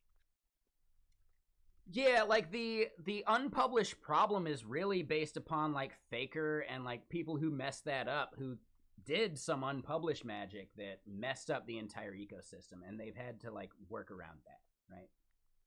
But yeah, it's like a major, like it's not even a band-aid, it's like a scorched earth mentality for it. So yeah, that's rough. I don't think the Faker thing was around unpublishing. It was he published a minor or a patch version, and then it had to be unpublished. I don't think that it was a similar issue with that issue was somebody intentionally published malware.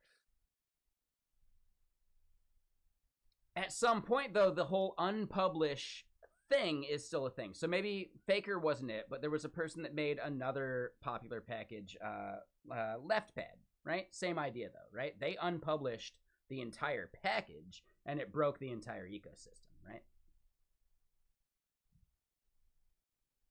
I don't think that ended up being a real thing. I think that was like a shitpost that went too far. I mean, I remember the week that LeftPad was an issue and a lot of builds broke, but it was fixed eventually just by NPM stepping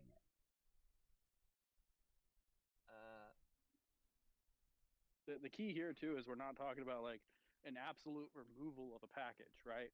We're talking about you have somebody who has done created a project and they starred your package, right? They're like, you know, install Jacob's package A :star, right? They didn't pick a particular version. They did a star. Now every single version I create is immediately a dependency of that package. And what that does is mean that like anytime I create a minor, a patch or a major version or an alpha version or a beta version or anything, it immediately has something dependent on it, and you can't unpublish it, which is absolutely insane. Theo's saying, and I agree with this, there should be a way where the star is still being honored as long as there's a version of that package that's still available, right? So like instead of the 1.1 or the 1 alpha or something that I just made being the version that's locked into that person's package, and I'm fucked as the maintainer, okay? I go to unpublish it, it reverts back to version 1, right? So I get that. I think some of the fixes they have in place currently are based upon the problems they solved previously, and they're just not prepared for the exact like problem right now. But I think like the unpublishing an entire package problem has been part of like why we're dealing with the problem in the way we're dealing with it right now, right? So I think it's more like they're just like patching these holes in the ship rather than fixing it in the right way, possibly. I don't know. I think they just mishandled the star as an edge case when they went to go fix this unpublishing a package that has a dependency issue. I agree that like the star is like an edge case to it that they could solve, but I think it's dealing with the like previous patches they've had to do for like previous problems. And I will concede to that because it definitely is sound and reason. But the thing is their response to this was, nah, it's your responsibility to not do this. Yeah, I agree. Totally.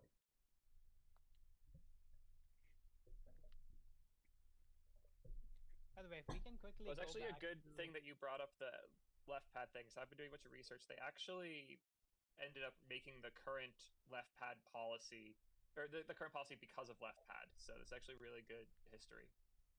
Yeah, I think it's like a chain of events, basically. And like because of previous events, they've landed on how they're doing it now, but it doesn't make it right. And there's probably some kind of mitigation and fix, for sure. I totally agree.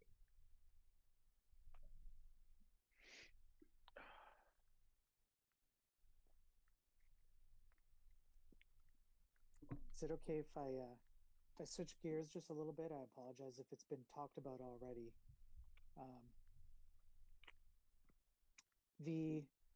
I've been seeing Theo and Dev and a few others like Primogen talking about their feelings, their deep-seated feelings on having JavaScript executing in MySQL stored procedures. And now that it's just us here, I'm wondering how do you all truly feel about all of that? I absolutely Let it love all it. out. Love it. Okay. I can't wait till I can put server components in MySQL. That's what I was thinking. At what point does this become a full cycle where you inception yourself through server components through MySQL? Oh, see, I don't think you've ever seen my code, Spyro. So if you go to my code, there's nothing in the files except database requests. Okay, that's all there is in there.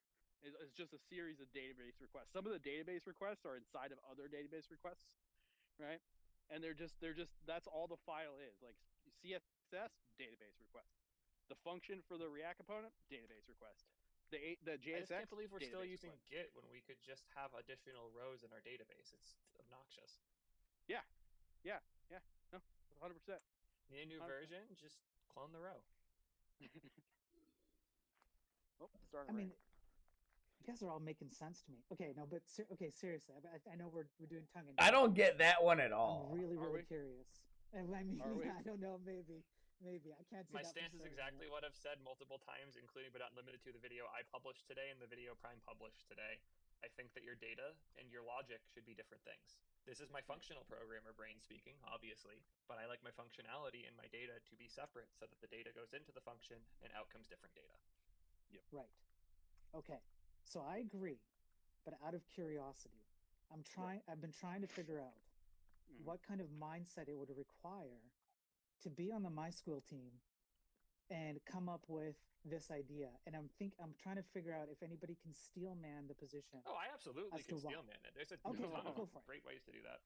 Yeah, so with the continued, trying to like point to start, the needs of people working with data are growing constantly. The number of these people is not growing fast enough to keep up. I've used tons of tools in my life, like Mode Analytics and things like it, where you're basically just in a little, like a REPL for SQL stuff. And if in that you could write quick JavaScript logic in order to do specific things, it's actually really fucking convenient. If you want a way to like generate a timestamp based on 3 values, or you want to like have a hashed color based on the name, and you want that to be accessible via the SQL in multiple different environments, maybe not just in like the JavaScript server side code, maybe you have mobile code that is getting the same data calls too, or you have a Python backend. Okay, yeah, I totally get being able to write JavaScript code in a column representation such that you can effectively generate like row or generate data on the fly on request is a massively powerful thing. So Jen, they're not trolling. Besides just how this is not a trolly statement. I get that, right? It's more like, could you write your stored procedure logic in your own they just say Turing capable language? And we'll take care of it. That's actually valuable. I think that's actually important and useful. I'm not sure how to access that data. The best thing Oracle can do is that, hey, we have... What he's saying there, Lone Wolf, is it's no longer language specific. Just also upload all their code. It's middleware at the database level, and anything consuming that database can consume it. I'm glad you said it's that. Almost like the antithesis of an SDK. can you come up with an example where this kind of situation would actually benefit from having it as opposed to not benefit? So I think you just answered that for me. But you know, like I would have used the shit out of this when I was doing data analysis stuff when I was at Twitch. Like I would have used this to the point where I got fired for it. I'll have to check out the videos because I did see that they're out, but I haven't had a chance to look at them. So I thought I'd ask here. Maybe other people haven't seen them either. But yeah, when I first saw it, Yeah, so Zerk, maybe that's what we're exact talking same about. thing. You're merging two worlds that feel wrong to merge in this way, generally speaking. I think I just followed that Kiwi couple. Yeah, just totally. Sneaky about it. Damn, you should see what the local first people are doing. Do I really want to see? What are they doing? I don't know. Local So first they are is bringing magic. the I just database sorry. down to the client. Sorry, I'm sorry, Dev. I didn't mean to cut you off. I was just saying, like, the local first stuff is actually magic, and I'm using SQ local right now, just for fun, just to see how it works. And like, there's a lot of power around that. The key is in like synchronizing it to some like third-party DB so that you can have other people consume that same data, right?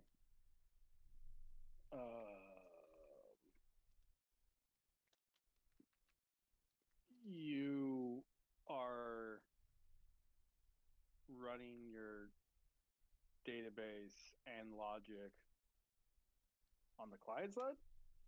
So if you have a local SQLite database and then you just have a mechanism of synchronizing that database with a third-party like centralized DB for collaboration, that actually solves a lot of problems because you can just query from your local DB and you get really fast interactions with that, and then it's just responsible for syncing with the remote DB. And that mechanism of sync is like up to that thing. Rip that Nokia in the third world country that was trying to look at your website, I guess. I mean, so a Nokia doesn't have website capabilities anyway, so that's a bad example. But okay, hey, Chris, I get you're you. Gonna pick apart my fucking jokes, man. All right? I'm sorry, I just had to throw it out there. My bad. No. All right, okay. We can pretend there's a Nokia flip phone. All right, just for like 5 seconds. That web app should be able to consume that no problem, because shippable like local MySQL is actually not a big deal. Like local SQLite is actually pretty simple. Using the origin private file system, which is shipped to most major browsers right now. That assumes that your computation between your client, well, I guess your client is the database, but between your database and the UI is going to be extraordinarily efficient, because like if you are on a device, usually is. If you are on a device and like some jagoff decides that they're going to do a select all from fucking some massive table or some shit, that's not going to be pleasant for anyone. I agree. Yeah, that's the edge Let case. me ask this one question, Jacob. How long have you been using Linear? Like 3 months. Yeah, so Linear very closely follows the. I guess Linear is technically offline first, not local first, but it's a similar idea that all the data that you need for your application is stored locally, instead of it is also stored in a remote server for sync, but when you query it, it's all local. Yeah, so it's not making a great argument when I go to load up all the tickets and it takes a while for them to fucking pop up. It's the same fetch you would do anyway. Actually better than Jira. Yeah, and Chris is right on that too. I didn't say it was better than Jira or worse than Jira, Theo. Don't put words in my mouth. You know better. I'm just saying, like, it's the same data you'd have to fetch anyway. And then other data, tangential data, can be fetched behind the scenes when you don't need it, right? When you're not even utilizing that thread, right? So, like, the data you needed for the things that you need to sync with Jira or whatever are actually just, it's the same data, you know? Yeah. It's definitely something to consider, though, that you're putting a computational burden on the user. It's not much of a burden. It's more of the data storage burden than anything, and like building the model for it. Like the only major flaw with these models is that the DX isn't there yet for the sync.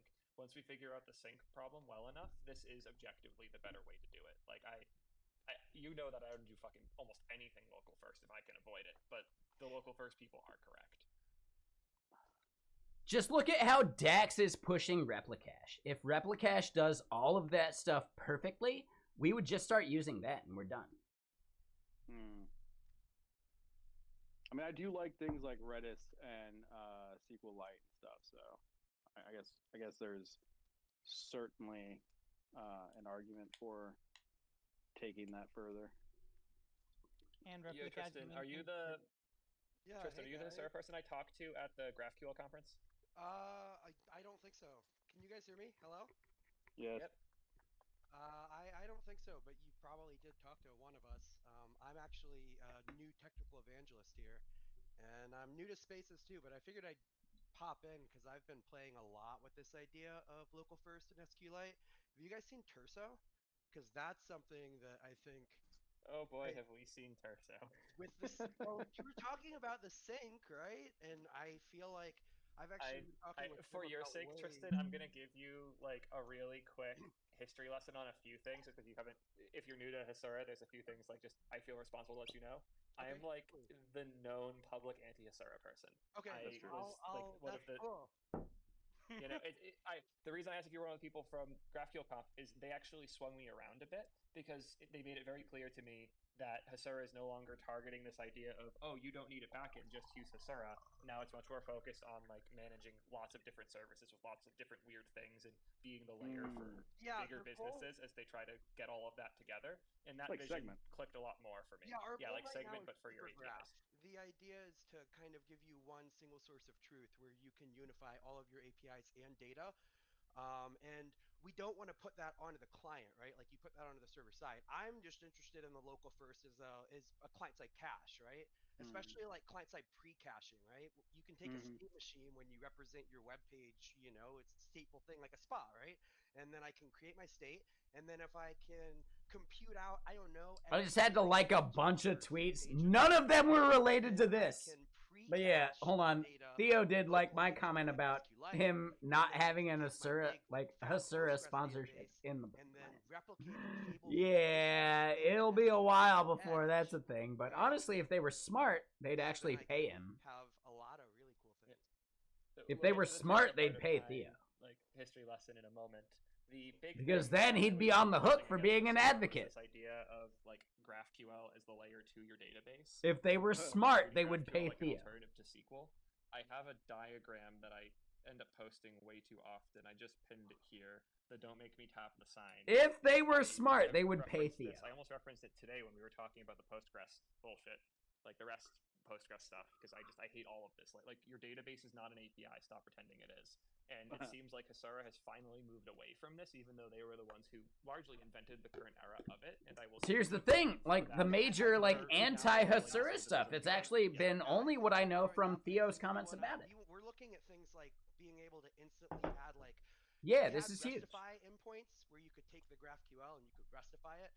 We're looking at things where you can like press a button and gRPCify things. And we're also starting to look at ways to have communication happen backend to backend or server to server, right? So like how can we're talking about like Okay, buses, pretty huge. and we're really just looking into all these different things going on in the space to try and figure out. We're actually going to be hosting the state of APIs in 2024 next Thursday. I think I sent a tweet on on the video that you were talking about earlier. Yeah, it's too early for me. My sleep schedule's a shit show.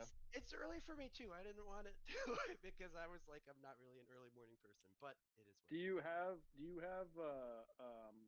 some sort of like example of a company or software as a service or something that Hasura is now attempting to compete with and kind of move towards that direction? That's good a good question. I would probably want to get back with my team before I gave you any specifics because I know that there's a lot of things that we're working through right now. I think one of the big things that we're working on is this concept of a super graph, right? Which is everything in one place.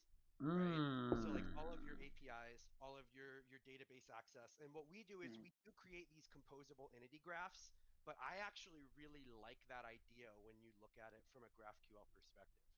There's Right. also like are you also looking at like Good pipelines and like points. third-party data sources and stuff like that? Really good Yeah, points. we're looking at connecting pipelines to all different kinds of things. So like Right. right now, So I'm actually procrastinating building an OpenAI connector to to be able to just plug and play with like OpenAI's APIs. so would you say that Hasura is like moving more towards like something like segment? I'd have to look it up, but I will look it up. Yeah, That's my if he's new, then he has to do a lot more market research before like putting him in, like on the spot to speak on that regard. I But would I'm You're agree getting happy to with. let grilled, Tristan. yeah, You're getting thank you. grilled. I Thank know. you for like letting me join the conversation. How dare you? I just You know, I'm happy down to be have here. pretty much anybody in the convo. I just want to make sure you don't get yourself in trouble in your first couple months. Yeah, So I gotta be the careful what I say, but I do have a decent grasp. I will Like start. it's less I've had a about what you lot of say, more about who you hang out with. Yeah, yeah, oh. yeah. You will certainly Dude, get in that is trouble so by never huge. hanging out with me, Like, dude, Theo. That's Theo's actually doing a really good job of Well, helping this I person hope out. not, because it's cool. I'm gonna That's play, solid. I would argue you're doing a have good job at your job by putting yourself in a space like this, but depends Yeah. on who Yeah, you talk to. I Ethan, do have a whole you've course had on to Never use coming out in a couple of Hasura. weeks once I well, finish recording it. I'll So be following. If it. you don't mind me I'm saying that, just trying I'll to jump in with see what it. I can do, but I'll be quiet for a minute. Let you guys continue. let's finish the your history convo. lesson real quick. So Yeah. the Terso stuff. I am Right, very much never mind. aligned Never with mind. Planet Scale. I will let out the bias. Sorry, if that there I'm was a good moment, sponsored I would by- have or done that it. they But sponsor yeah, my you YouTube know. channel, and we're working on some additional stuff as well. So like, I love them enough that I let them be my single database sponsor. That means that I'm exclusive to deploying on them for my content, but I do consistently spend time with playing with and exploring other options. I'm fine with MySQL. I really like the tests and Planet Scale's HTTP endpoint that lets me like send SQL to it, so that I Yeah, don't have I'll to go worry to about sure. where I'm like deploying from. That shit's super nice. That is, I would don't agree. care much. Like, read replicas are nice, but not super important. Write replicas, I don't give a single flying fuck about.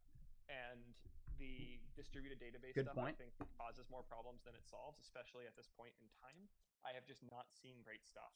One example of the not great stuff, which it was funny because I had just done a video about like Edge and the partial pre-rendering stuff because I didn't like Daw's take, which is the only reason CDNs matter is because we're not using distributed databases yet, and I hated that take, so I did a video where I kind of explained why I don't agree.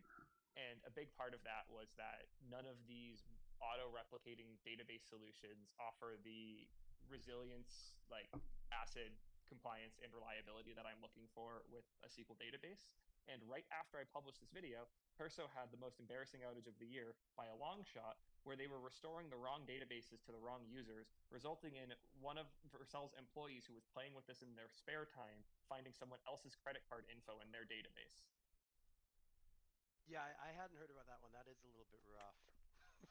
If you go to my channel and sort by most viewed, you'll find that video relatively high up there. I think I named it like "I can't believe this is even possible" or something like that. But I did a video on the Terso outage and just how absurd it is, where I talk a lot about these different modern database providers and why I have the concerns that I have. So that's worth looking into if you're curious about that. But like, as cool Yeah, as the technology is, and like I like what Terso is doing, it comes with some massive risks as your database is being willy-nilly restored and demolished all over the place. Yeah, Yeah. I can totally understand that take. The one thing that I will say is I do have a decent amount of faith in the team, in large part because it's the same people that brought like Scylla DB, or a lot of the same people that brought Scylla DB to life, which like I don't know. Scylla, You are gonna need Skilla, someone to do Scylla, database whatever he things, wants to call it. you know, Okay. like but not to say you can't go wrong though. Like we'll have to see what happens. And I'm also, not like sponsored by them or anything. I guess I'm sponsored by Hasura, right? But I just think that they do have some cool stuff going on. I'm sponsored by literally no one. All of my opinions are my own. My opinions Same. are my own as well, but I do have strong ones towards Hasura, which is why I think they hired me. It was funny. I got hired by like banging down the door, sent an email, and I was like, I really like what you guys are doing. It's like awesome. And then went through a couple interviews, and then they were like, "Oh, we're going on hiring freeze," and I just kept emailing them like every month, like, "I think what you're doing is cool," and now I'm here. Yeah.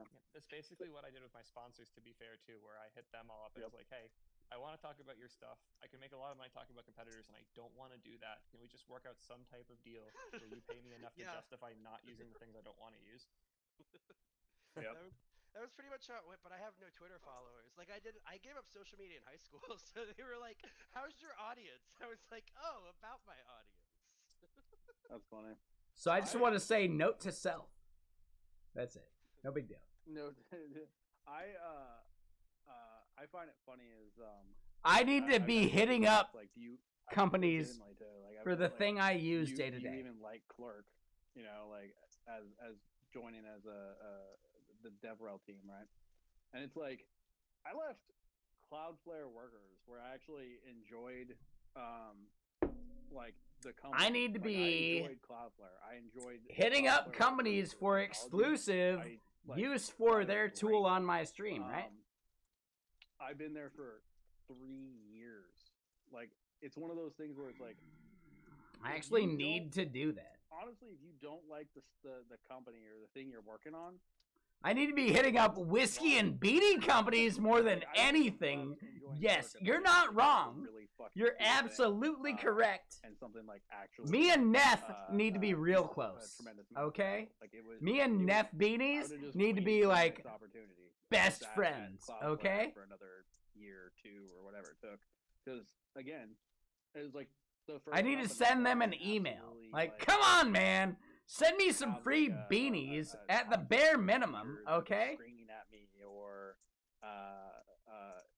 forcing me to You heard Meth. like, I mean, you forcing me hear to, what like, you want to work, hear. That's up to you, Lone Wolf. overtime. That's on Well, you, just man. various horrible experiences. That's that totally I on you. had at, like, Right? know, You hear what Morning you want to Shades hear. and Discover I can't and, affect that in any way. Yo, I had Mastercard experience, and I'll be honest. Scritch scratch? I can relate. yeah, Capgemini was like one of the worst companies I've ever fucking worked for. Yeah, now you fight your manager to work overtime instead of them fighting you. I need to just make my own whiskey company, and then we're good to go. And then I just like sponsor myself. Bim bam boom. Nailed it. Like, oh, I might work on this over the weekend, and they're like, "Don't do it," and I'm like, "I will." I need to make a whiskey company. Not. You're not wrong. I think probably you will. are more than 1,000% correct. Right? For the niche that I solve in software and game dev, I need to have a whiskey company. Fought the urge a couple times to crack open my MacBook and start coding on some stuff that That sounds like people money are I'm leaving working on the for a table right while now. So it was tough though. I really wanted to work on it. What would we call it? Like, I'm Beanie excited- whiskey. Excited about that. Boom, nailed it. Code and Beanie whiskey. that usually I know, right? step away from it. And Please don't. I'd feel bad about that. one of two things. I end up neglecting my Maximum allowed family, investment, two, I end up 10K. burning out, which then ends up me neglecting my family more because I'm burnt out and I can't do anything. So I think a whiskey company is a it's just really much good safer idea, to actually. practice Oh my restraint. god. I'm not even kidding. I It's think the that's a last part really of, good like, idea. Living the dream, because Shit. doing something that you love that you just want to do in your free time, that's the dream. Drinking something that you love, that's the win. Yeah, totally. I mean, my dream is to live out in the mountains, away from all of society, in Nah, I mean, peace. like, the work dream, you know? Oh, the work dream. Oh, okay, we're specific now. I got you. Yeah. It's definitely not bad. I've done a lot of different jobs in my life. We're hearing some audio This is from certainly up there Jacob with, MG Evans' Twitter space, and it is solid. It's a really good one. Yeah, he's killing it. This is a good space. Just a bunch of people chatting, hanging out, chilling. I can. This is really good. kinda relate in a lot of ways because I. Yeah, how do I start a whiskey business? That's the maybe important not so part. functionally addicted to the work that I do. At least for me personally, it's not always. I don't know. I think we could still do it, man. Sometimes, but like, I just need to also move out to somewhere no one wants to live. I don't date. I'm autistic, so I'm kind of weird about certain things. and, like, Hey, welcome to the hey, club. there we go. But so like I don't know. I totally feel you. Like I was sitting there New Year's and there was that one tweet about like how everyone was like sitting around working or whatever. I think like the one from like AGI House or whatever it was. And I'm like looking at that, and I'm looking at like a lot of people like sitting around me drinking or whatever, and I'm kind of like, it would be way more cool to be like surrounded by people talking about code. Nothing, Zerk. It's a fucking reach. It's a dude looking for an excuse for having hobbies. Hey, I'm here to stay if you'll have me. I'm That gonna ain't hang right. out. Yeah, you can have hobbies without I'm having a actually starting disorder a that you makers weekend classify too in with some my way. friends, which I'm super excited about. I'm bipolar as well, and in my last bipolar manic episode, I bought like a bunch of shit I shouldn't have bought, including like a 3D printer and a CNC machine and like a bunch of 4K cameras and like Come all on, kinds of man. stuff. So Just gonna be embrace the gonna be fact that busy. you have hobbies you want to pursue and don't like That sounds like a good thing. Yeah, you guys don't have to send me stuff to print. make it an excuse Hey, for the if you have thing a you're 3D doing. Just printer, do it, man, and recognize up that you're a Japanese human wood being that has joinery stuff they want to and do. 3D print Like, some of those. dude. Yeah, Welcome to the rabbit hole. I'm going down it right now. I might actually have to leave to go film. I have 4 videos I need to film today. Fuck. All me. right. All right. Make sure that Did you see the one I just pinned? Which one? The gym stack era is upon us. Oh, I hate you. Make sure that NPM apology video is like tearful. All right. Like funny, tearful? Yeah. Like you're crying, laughing? Because that's the angle I was gonna go. Yeah, I'm excited for I that do have one. a special guest in it, and they already filmed their part, so that'll be fun. Oh my god, this is getting good. Now I'm really excited. By the way, we were chatting about local first at some point. Yeah, I'm gonna dip before that. Peace, y'all. Yeah, Cheers later. I maybe got 20 or 30 more minutes in me, because I gotta go to the gym since it started raining and it cut my walk short.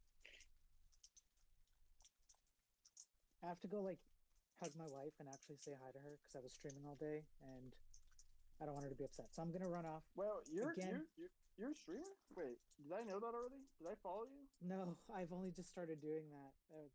People like Theo and Chris and Prime and all of them and Melky and TJ and all of them. I kept hearing like, "Hey, you should do it," and inspired by others who are doing it. So I just started doing it. Put your Twitch link in the spaces comments or whatever. Okay. So I'm gonna do it right now. I'll do it. Everybody go follow Spyro. Thank you. Hundreds and hearts in the chat Yeah. for it. Local board. Absolutely. Yeah, that's what plugs are for. So I really appreciate it. You let me on, and it's always fun to come on here and do a little trash talk and make a few jokes and whatnot. And yeah, I hope you guys have a good night. I'm just posting it right now. See you, buddy. There we go. Thank you. So local first. Yeah. Wait, if you're gonna do that, I might stay. No, I'm kidding. My wife will be upset. I gotta go. Bye. I'm happy to talk about local first as long as Spiro leaves. So just throwing that out there. That's pretty funny. Damn you all. Don't worry, come back tomorrow. We'll talk about it again. No. Never again. Hijacking the space with local first content. Never Hey, again. local first is pretty cool. I'm just saying. I'm gathering that you're on that bandwagon too, Tristan. I only want it for both though, because here's the thing: it's the ultimate, like the ultimate. Let's go like super futuristic, like way over engineered, because that's just how I like to do things. If you want to just over engineer it to the max, then take everything. You have local first. You also have your like server database, and you just completely, I don't know, automate and gloss over and build build it make sure you have marble you have, to where there's just a level of communication, right. and just Make sure get you have rid your of the make sure you have entire your idea. Cloudflare. Right. Make sure you have your Cloudflare workers. Make sure you have Kubernetes for their profile page. Right. Hey, why not? Why not over-engineer all of it. I want it over-engineered to the point where there's no more engineering. Okay, it's just like what is a server? I don't even know. That you want it so over engineered that every time a user joins the website that they have to go cut down a tree. That would be ideal. Yeah. Like they cut out I the want them- middleman. They're I like, want them this to is the build their cost. own servers. It'll just actually. burn down instantaneously. Who here is not like? Who here is not as much of a hipster that they don't have a bespoke axe? Like, come on, you should be able to chop down a tree anyway. Come Right, on. If you can't make your own axe, what are you doing? I mean, Jacob will be y'all doing are literally talking to the person moving up to Washington State, and Yeah. I literally have piles of lumber at a construction site waiting for me to bring to my house so that I can start splitting it. And Like, I we're talking about want to just go to your house and do that.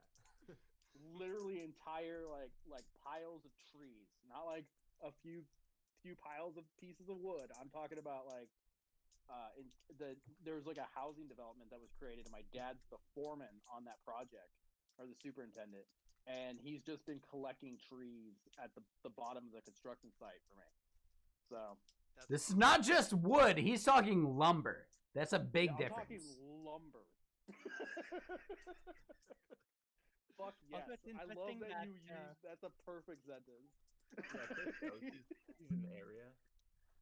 I just wanted to point out it's interesting to see that local first is often like we think about it in terms of like over engineering, but like it was like the way or the only way to build applications before the internet or before cloud.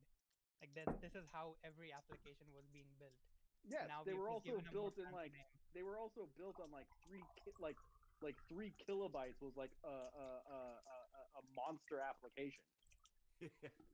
Well, okay. There's also the interesting take though. So, did any of you guys like? I'm a big Python nerd. I don't know if anyone else here is Python nerd, but in 2014 there was a talk at PyCon that actually I saw like a link to the other day. It was called the birth and death of JavaScript. Okay, and it It's basically dead. talked. It was like no, no, no. It was this Pack it in, everybody. thing that it's this weird Over. thing that like it was uncanny because they predicted stuff that was going to happen on the web, and it was actually like a pretty solid take. They were talking Nice. about how like 2025 we're going to see all this stuff happening in WASM, and like I've met that dude, and I've they almost tweeted like about predicted this. this idea of local first. They said people are going to start pushing heavy apps through, and like in their parody joke about it, they were showing like an emulated where they're like, look, I'm running GIMP inside of Mac on side of like an emulated this because it was all just WASM all the way down basically. And like it was just this funny thing, but like it's actually like I'm about it. I'm trying to shove Hasura GraphQL engine into the browser so that I can use it because why not? Why not just have it hit the browser first, and then if it misses like a cache miss, then send it across to the server. So I I like- 100% agree. I'm sorry, Jacob. I want to cut you off right now. I'm sorry. I play this video on my Twitch stream like once a month. I love this video, and I actually got to meet Gary Bernhardt at the last Seattle JS. He was there. I have a photo of it, and I haven't even posted it to Twitter yet because I'm just like, it's mine. No one else gets it. Right? But dude, like he predicted the entire WASM future we are actually like living through. He predicted that back in 2014. Right? So you're not wrong. You're totally correct. Okay. Did he give a specific date or just say, hey, this technology is gonna Just grow, like watch the evolve, video progress? and laugh a little bit. Some of it's Or not just like answer the totally... question. That's also an option here. I mean, it wasn't like date by date, but there was parts of it that were like pretty, Right. pretty like spot on. I feel like Okay, they so a lot of it they went all the way to essentially- 2040, but they were talking about how like by 2025 there's going to be a lot of things going on in this WASM space that are like actually now happening, and like So within some of his examples were parody, but I wouldn't be surprised to see them within 10 or 15 years, and it was like somewhat tongue in cheek, or was it mostly It was serious? super. It's. I think it was their serious take, but they made it Yeah. seem tongue in cheek because Right. you can't go on the internet and say this is what the internet's going to be like in 15 years and not have people destroy you. Yeah. So basically, like had a technology that they understood very well and said within the next decade or more, this is going to be used for great things. Is this accurate? I don't know if it was great things. I think the big thing was more just to take on why JavaScript has become so popular and how at some point Then in the then how future did the when we how did the WASM prediction come into play? so I think the idea of it was you almost just have to watch it. I watched it the other day. He doesn't have I the really context. don't. He can't speak to it. I can. Like, I don't really take could the just time. keep asking questions over You and over could. again. I don't know all the answers, man. I'm sorry. But you watched the video, shouldn't you have all the answers? You'd think. I did watch the video, and I watch it on a regular basis. And I want to point out, he actually called out every single thing you're mentioning. Right? As long as you need a compiler, you can actually run it within WASM. What if you had Photoshop running within Chrome, running within Firefox? If all these things support a WASM compiler, you can do all of that. Like, it's not even a big deal. Right? So the big deal is simply that he saw this entire future back in 2014, and it's actually being lived out now, day to day, without him even needing to, like, predict. Like, what he talked about was ASM.js, not even WASM. Oh yeah, I've seen that talk. Yeah, I remember. So it's ASM.js. So let me get this straight. He basically Nostradamus this shit, and y'all are just filling in the blanks for him. He filled in the blanks for himself. I actually have a theory that he's a time traveler, and he's trying to actually speed up the timeline because he doesn't want to waste all of his time in our timeline because he's sick of it. That's my entire joke. That's my entire thing. I think he is actually a time traveler, and he's trying to actually make it back to his own timeline by speeding up our timeline by, like, calling it out. That's quite literally the same argument people make for Nostradamus. Yeah, he is WASM Nostradamus. Just accept that and you're good to go. Yeah, both of them time travelers. One of them just apparently only gave a shit about WASM. All he's trying to do, he made a time machine that let him go back in time, but now he can't get back to his time, and he's trying to speed up our timeline because of it. Yeah, but he made the time machine out of WASM, which is like a very important part of this. Yeah, so like he's trying to speed up the timeline for the technology he needs to get back to his own timeline. Right? That's why he's giving us this knowledge. It's like a Terminator paradox, okay? No, are you just talking about the plot your of... browser is gonna if you in help the him video travel time. This is the plot of CW Flash, the Flash's show that. It's literally a Terminator paradox. Show, season 1. Literally. Yeah, I mean that's what happens when you put a bunch of nerds in the same room, and then when we all start becoming sarcastic assholes to each other. I'm not even kidding. No, I swear. Gary Bernhardt is from the future, and he just wants to make it back to his own timeline. And he's trying to, like, actually, like, accelerate our timeline so he can get back there sooner. He's got a significant other 30 years in the future that he's just waiting to be, like, meet again, you know? Sorry, he's my trying to bad. speed it up by speeding up the code runtime, right? He talked about that in the video. He was like, one of his predictions was like, by a certain time, the code written in 2010 will run faster because of the, I don't know. I'm technical, but I don't know. I write code. I'm still learning the WASM in the Rust. I'm getting there. All we need is the video, and we agree. What video?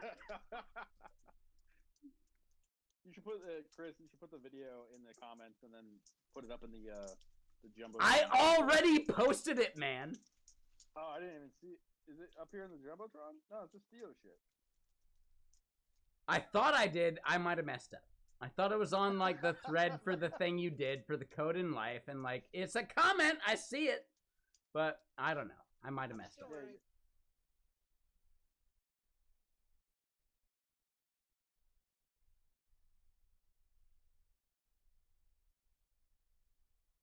But I'm still learning Twitter, so don't trust me to do anything that I'm supposed to do, by the way. I don't know how to do any of this content creator stuff. I'm just, like, talking on this thing, and hopefully it works. Perfect. You're 90% there then.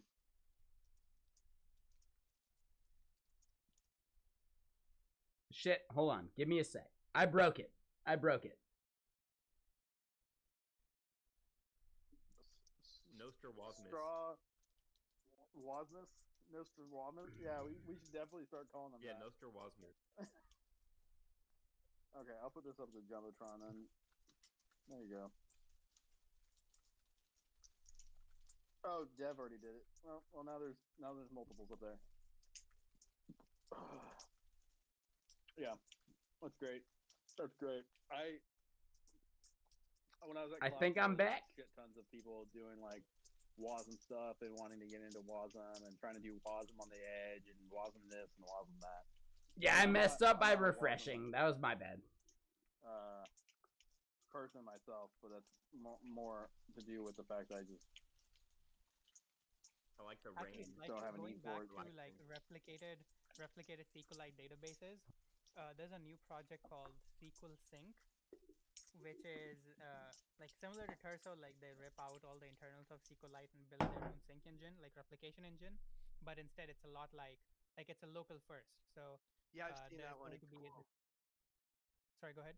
I said I've seen that one too. It's cool.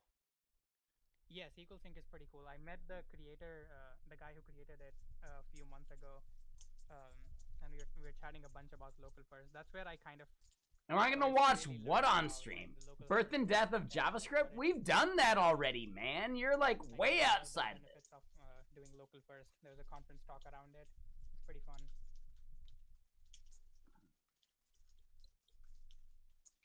Yeah, I'm trying to let Chris back up, but my Twitter's acting up. Yeah, Oh, Twitter Spaces host. It's still very buggy with speaker requests and things. so bad. I just closed my Twitter app and then reconnected to the space, and hopefully that fixes it. Yeah, I joined Yes. that Kelsey Hightower DHH space, and I was in there for like a long time. Then, like as soon as it kind of came my turn to like ask a question, or like Kelsey like invited me on and like asked me something, it like immediately bugged out. It was like the most unfortunate timing ever. Yeah. Yesterday was really wild because I couldn't remove somebody from speakers because of how the app bugged out. Like it was just I'm like gonna refresh one more they were time. just there.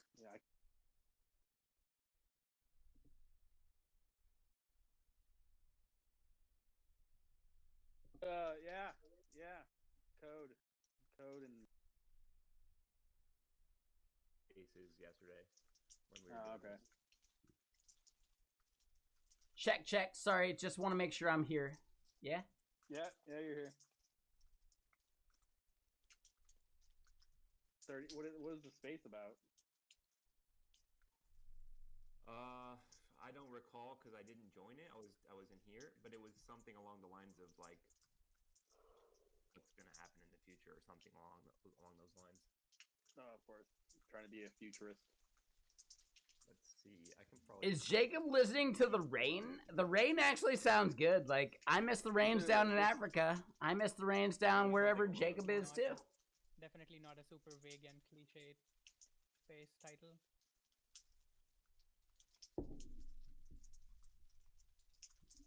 Dude.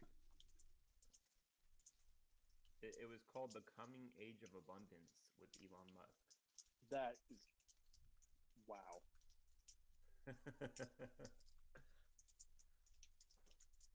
His megalomania never ceases to amaze me. Well, that's what happens, dude, when you get like to be the richest dude in the world and everyone has to be a yes man and all that stuff. So, alas.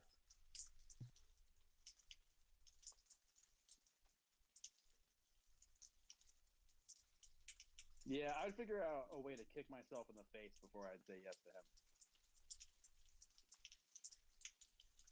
Yeah, I don't know. A lot of people who have great ideas seem to like, it goes to their head, and then they just think all their ideas are great. And that's really sad because like suddenly these people who had a great idea become like preachers and they only take their own advice for everyone else's, and it's always sad because like you got to stay open-minded, you got to stay humble. See, the way that I work is I just assume Could be both. ideas are bad all of the time until somebody proves It's cooking bacon in the rain. Yeah, well, I take another approach where I'm always looking for better ideas, and I'm always like stoking the fires of competition and kind of like teaching other people as well, so that everyone else can get better and then present even better ideas. That's so much work. See, that breaks my other principle, which is I'm very lazy. Oh, I'm very lazy too, but when it comes to like helping other people, I'm not lazy. But when it comes to helping myself, I'm extremely lazy. Yeah, I'll help people ish. I mean, that whole like open source raid guild idea was based off of that principle, but just lots of plateaus and road bumps with that one. It's going well. By the way, when's the next session? Oh, everybody's just out for the holidays, so I think the next expanse is this Sunday, and then the next D&D is next Wednesday. But then after that, I think I'm gonna be out for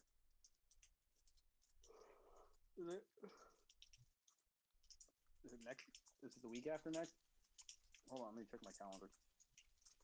I have a work trip. And so I'll be out not next Wednesday, but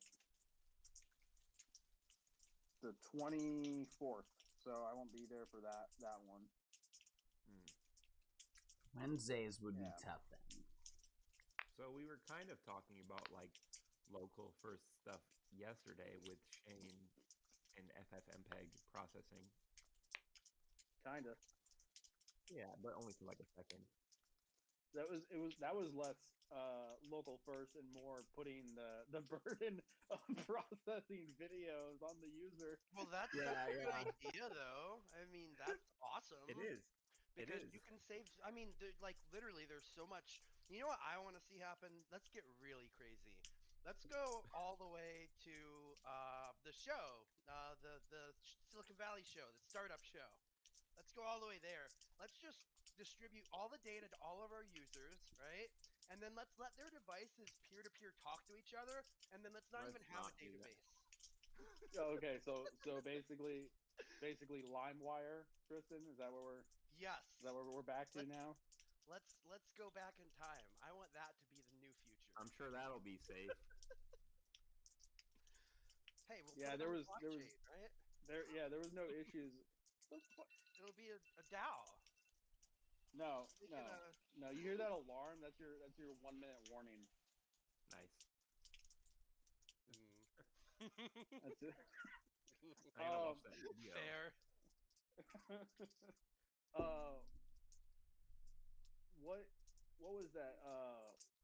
Torrenting. Yeah, that was the protocol for that. Yeah, flip that bacon. Come on, man. That's not a bad concept. It's just got like extremely abused, and people utilized it for spreading malware like crazy. And basically like exclusively pirated content. Hey. Hey.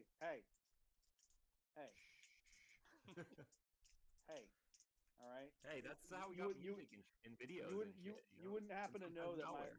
you wouldn't happen to know my favorite character when I was growing up doing computer stuff happened to be from Pirates of the Caribbean. All right, let's just like maybe not talk about what we were all using torrenting for. Yeah. Nice. Yeah. I don't know. Did anybody else have an MP3 where they paid for all of their music on it? I just want to say Yeah, I me saw. Too. Me too. Oh, Me too. I definitely had all of my music on my MP3 player paid for.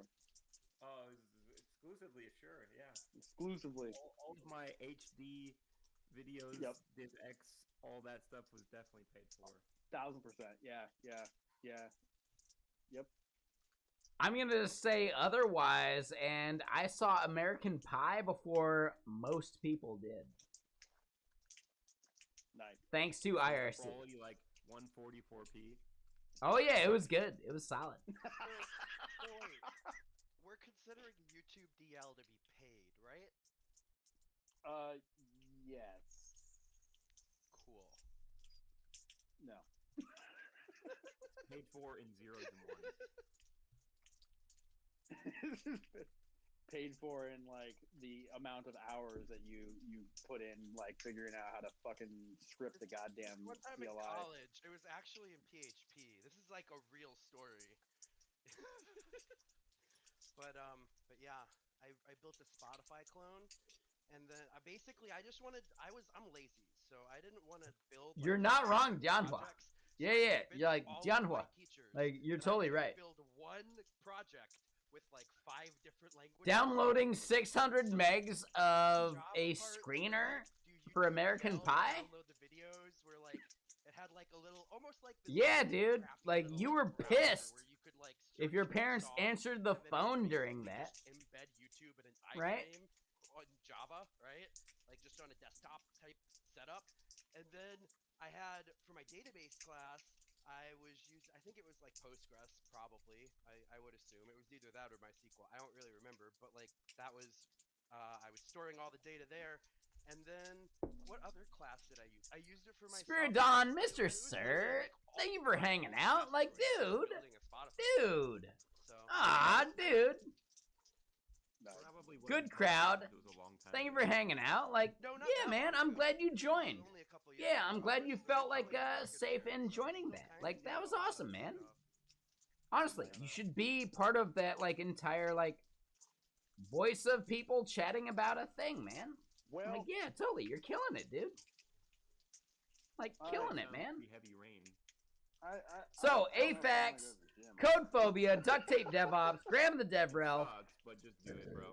Yota Apenas, Melky, Alright. oh, Melky, It just Fine. if you just start skipping it Acid every time Spark, you skip Manny it, Moki, Original Stove, and the Salty Catfish. Oh my god, dude, you hit a bunch of people that actually were questioning whether they actually wanted to be a part of this stream in the Looking out future for you. anyway. Great night. See you, Yeah, I buddy. appreciate you, Jeff. Thanks for hosting and all Really that. solid, man. Like, Yeah. yeah, dude, you hit more people Of course. that were questioning whether See they you all wanted tomorrow, to stay same time, here same place. than, like, See ya. Bye. I could even acknowledge. Like, that's huge, man. Good job. Thank you. They got it for free. Yeah, totally. Same place. See ya. Bye. Oh, wait, was that... Oh, did Jacob just end? And I didn't even listen for it? Yeah, that's on me. My bad. Oops. I did not even hear that he ended.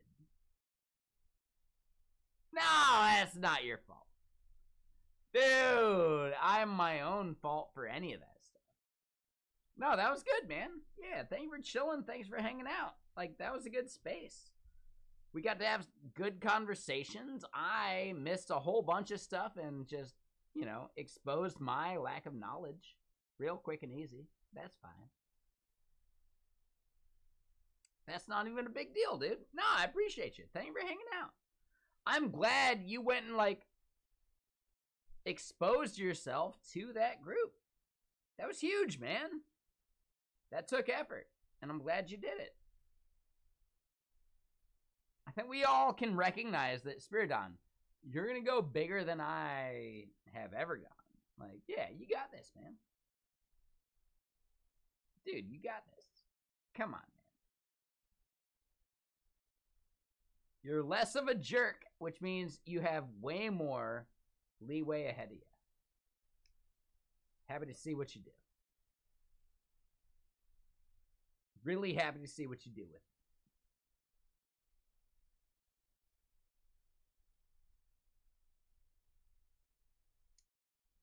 Dude, Spiridon, nobody here is special, especially me.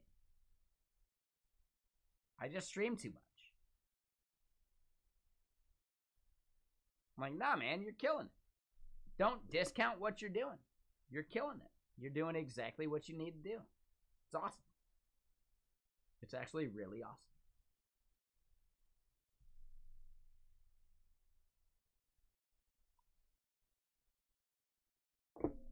That said, now I actually have to do some work.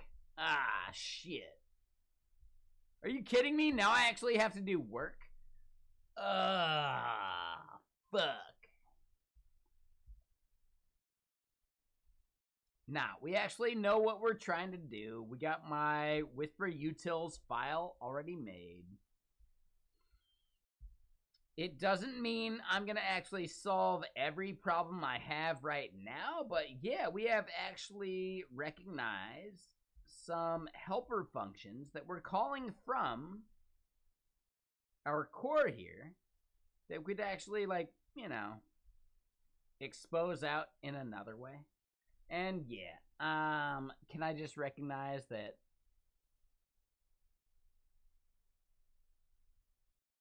how much do I care right now?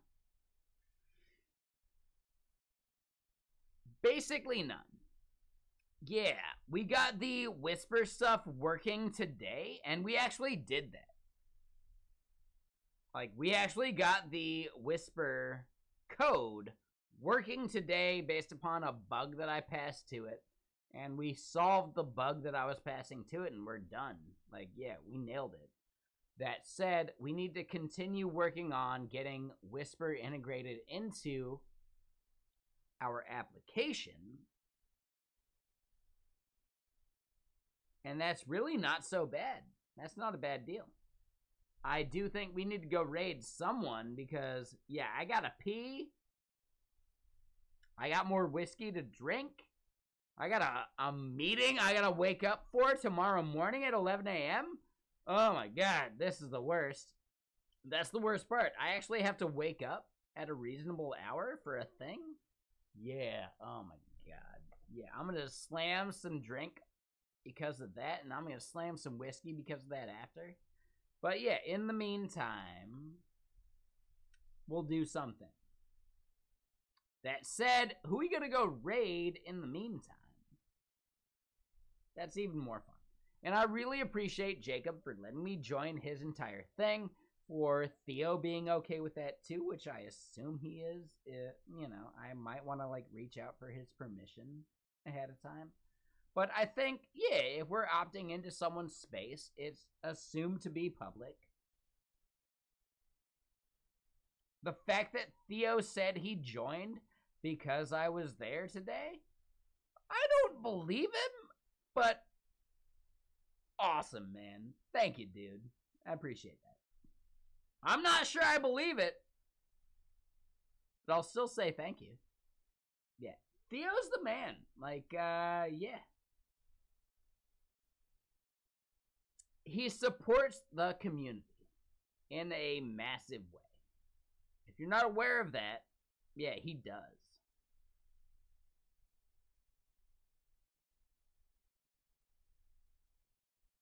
Without his partnership with Primogen, he would not be who he is either, right? They help each other out in a way that is recognizable, but also it's their thing. Like, yeah, deal with it. It's really huge, actually, right? I remember when Prime gave Theo his first, like, let's do a collab video together kind of thing. Theo wasn't known at all, right? His collab with Primogen, they both boost each other, and they're doing a really good job of boosting each other. Like, amazing, actually. Like, really cool. Anyway, yeah, let's end this stream. Let's go raid someone. Who's actually going right now?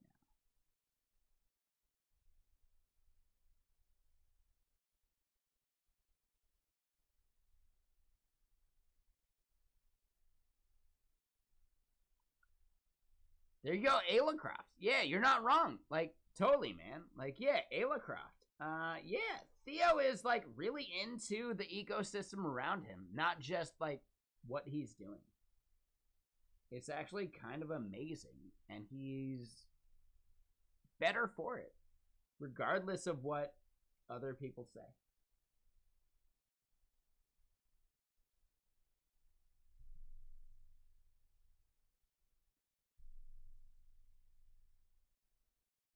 Yeah, I see Coding with Strangers. I see Cupin's doing like the weed smoking thing.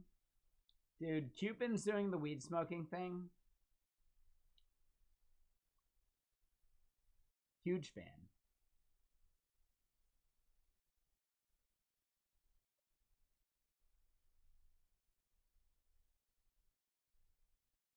I'd like to rate a stream actually doing development, and yes, I know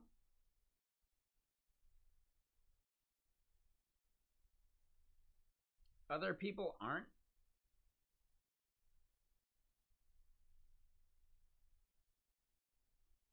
I just saw a Travis Roman tweet, or actually like one of his like spaces, or like hold on, like YouTube shorts. That's it. Yeah.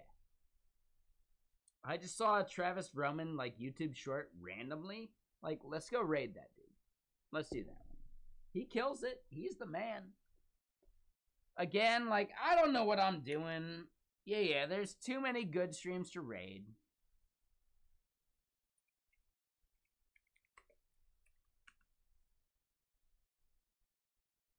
Let's go raid Travis Roman. He's killing it. He doesn't have the beard he has live versus the beard he has in his photo. I get it. Yeah. That's like Dev with a job versus Dev without a job type stuff. He's Dev with a job right now because he's not having to interview at anything in the moment. Right? Like, totally. Yeah, he's killing it. Good job, buddy. Nailed it. Let's go raid Travis Roman. Hope I'm saying his name right. I'll see most of y'all tomorrow. Yeah, I take my sweet time. I drink the whiskey. We chat, we hang out. I will definitely be here tomorrow. I'm only taking Sunday off. I got a video I need to record between now and then edit that video on Sunday. Maybe I record the video on Sunday. We'll see. We'll find out. You know, it's a thing. But let's go say hi. Let's go chill. I'm going to go, yeah, we haven't had any audio going, like, since I've been in the chat. But whatever. See y'all soon. See you over on gaming.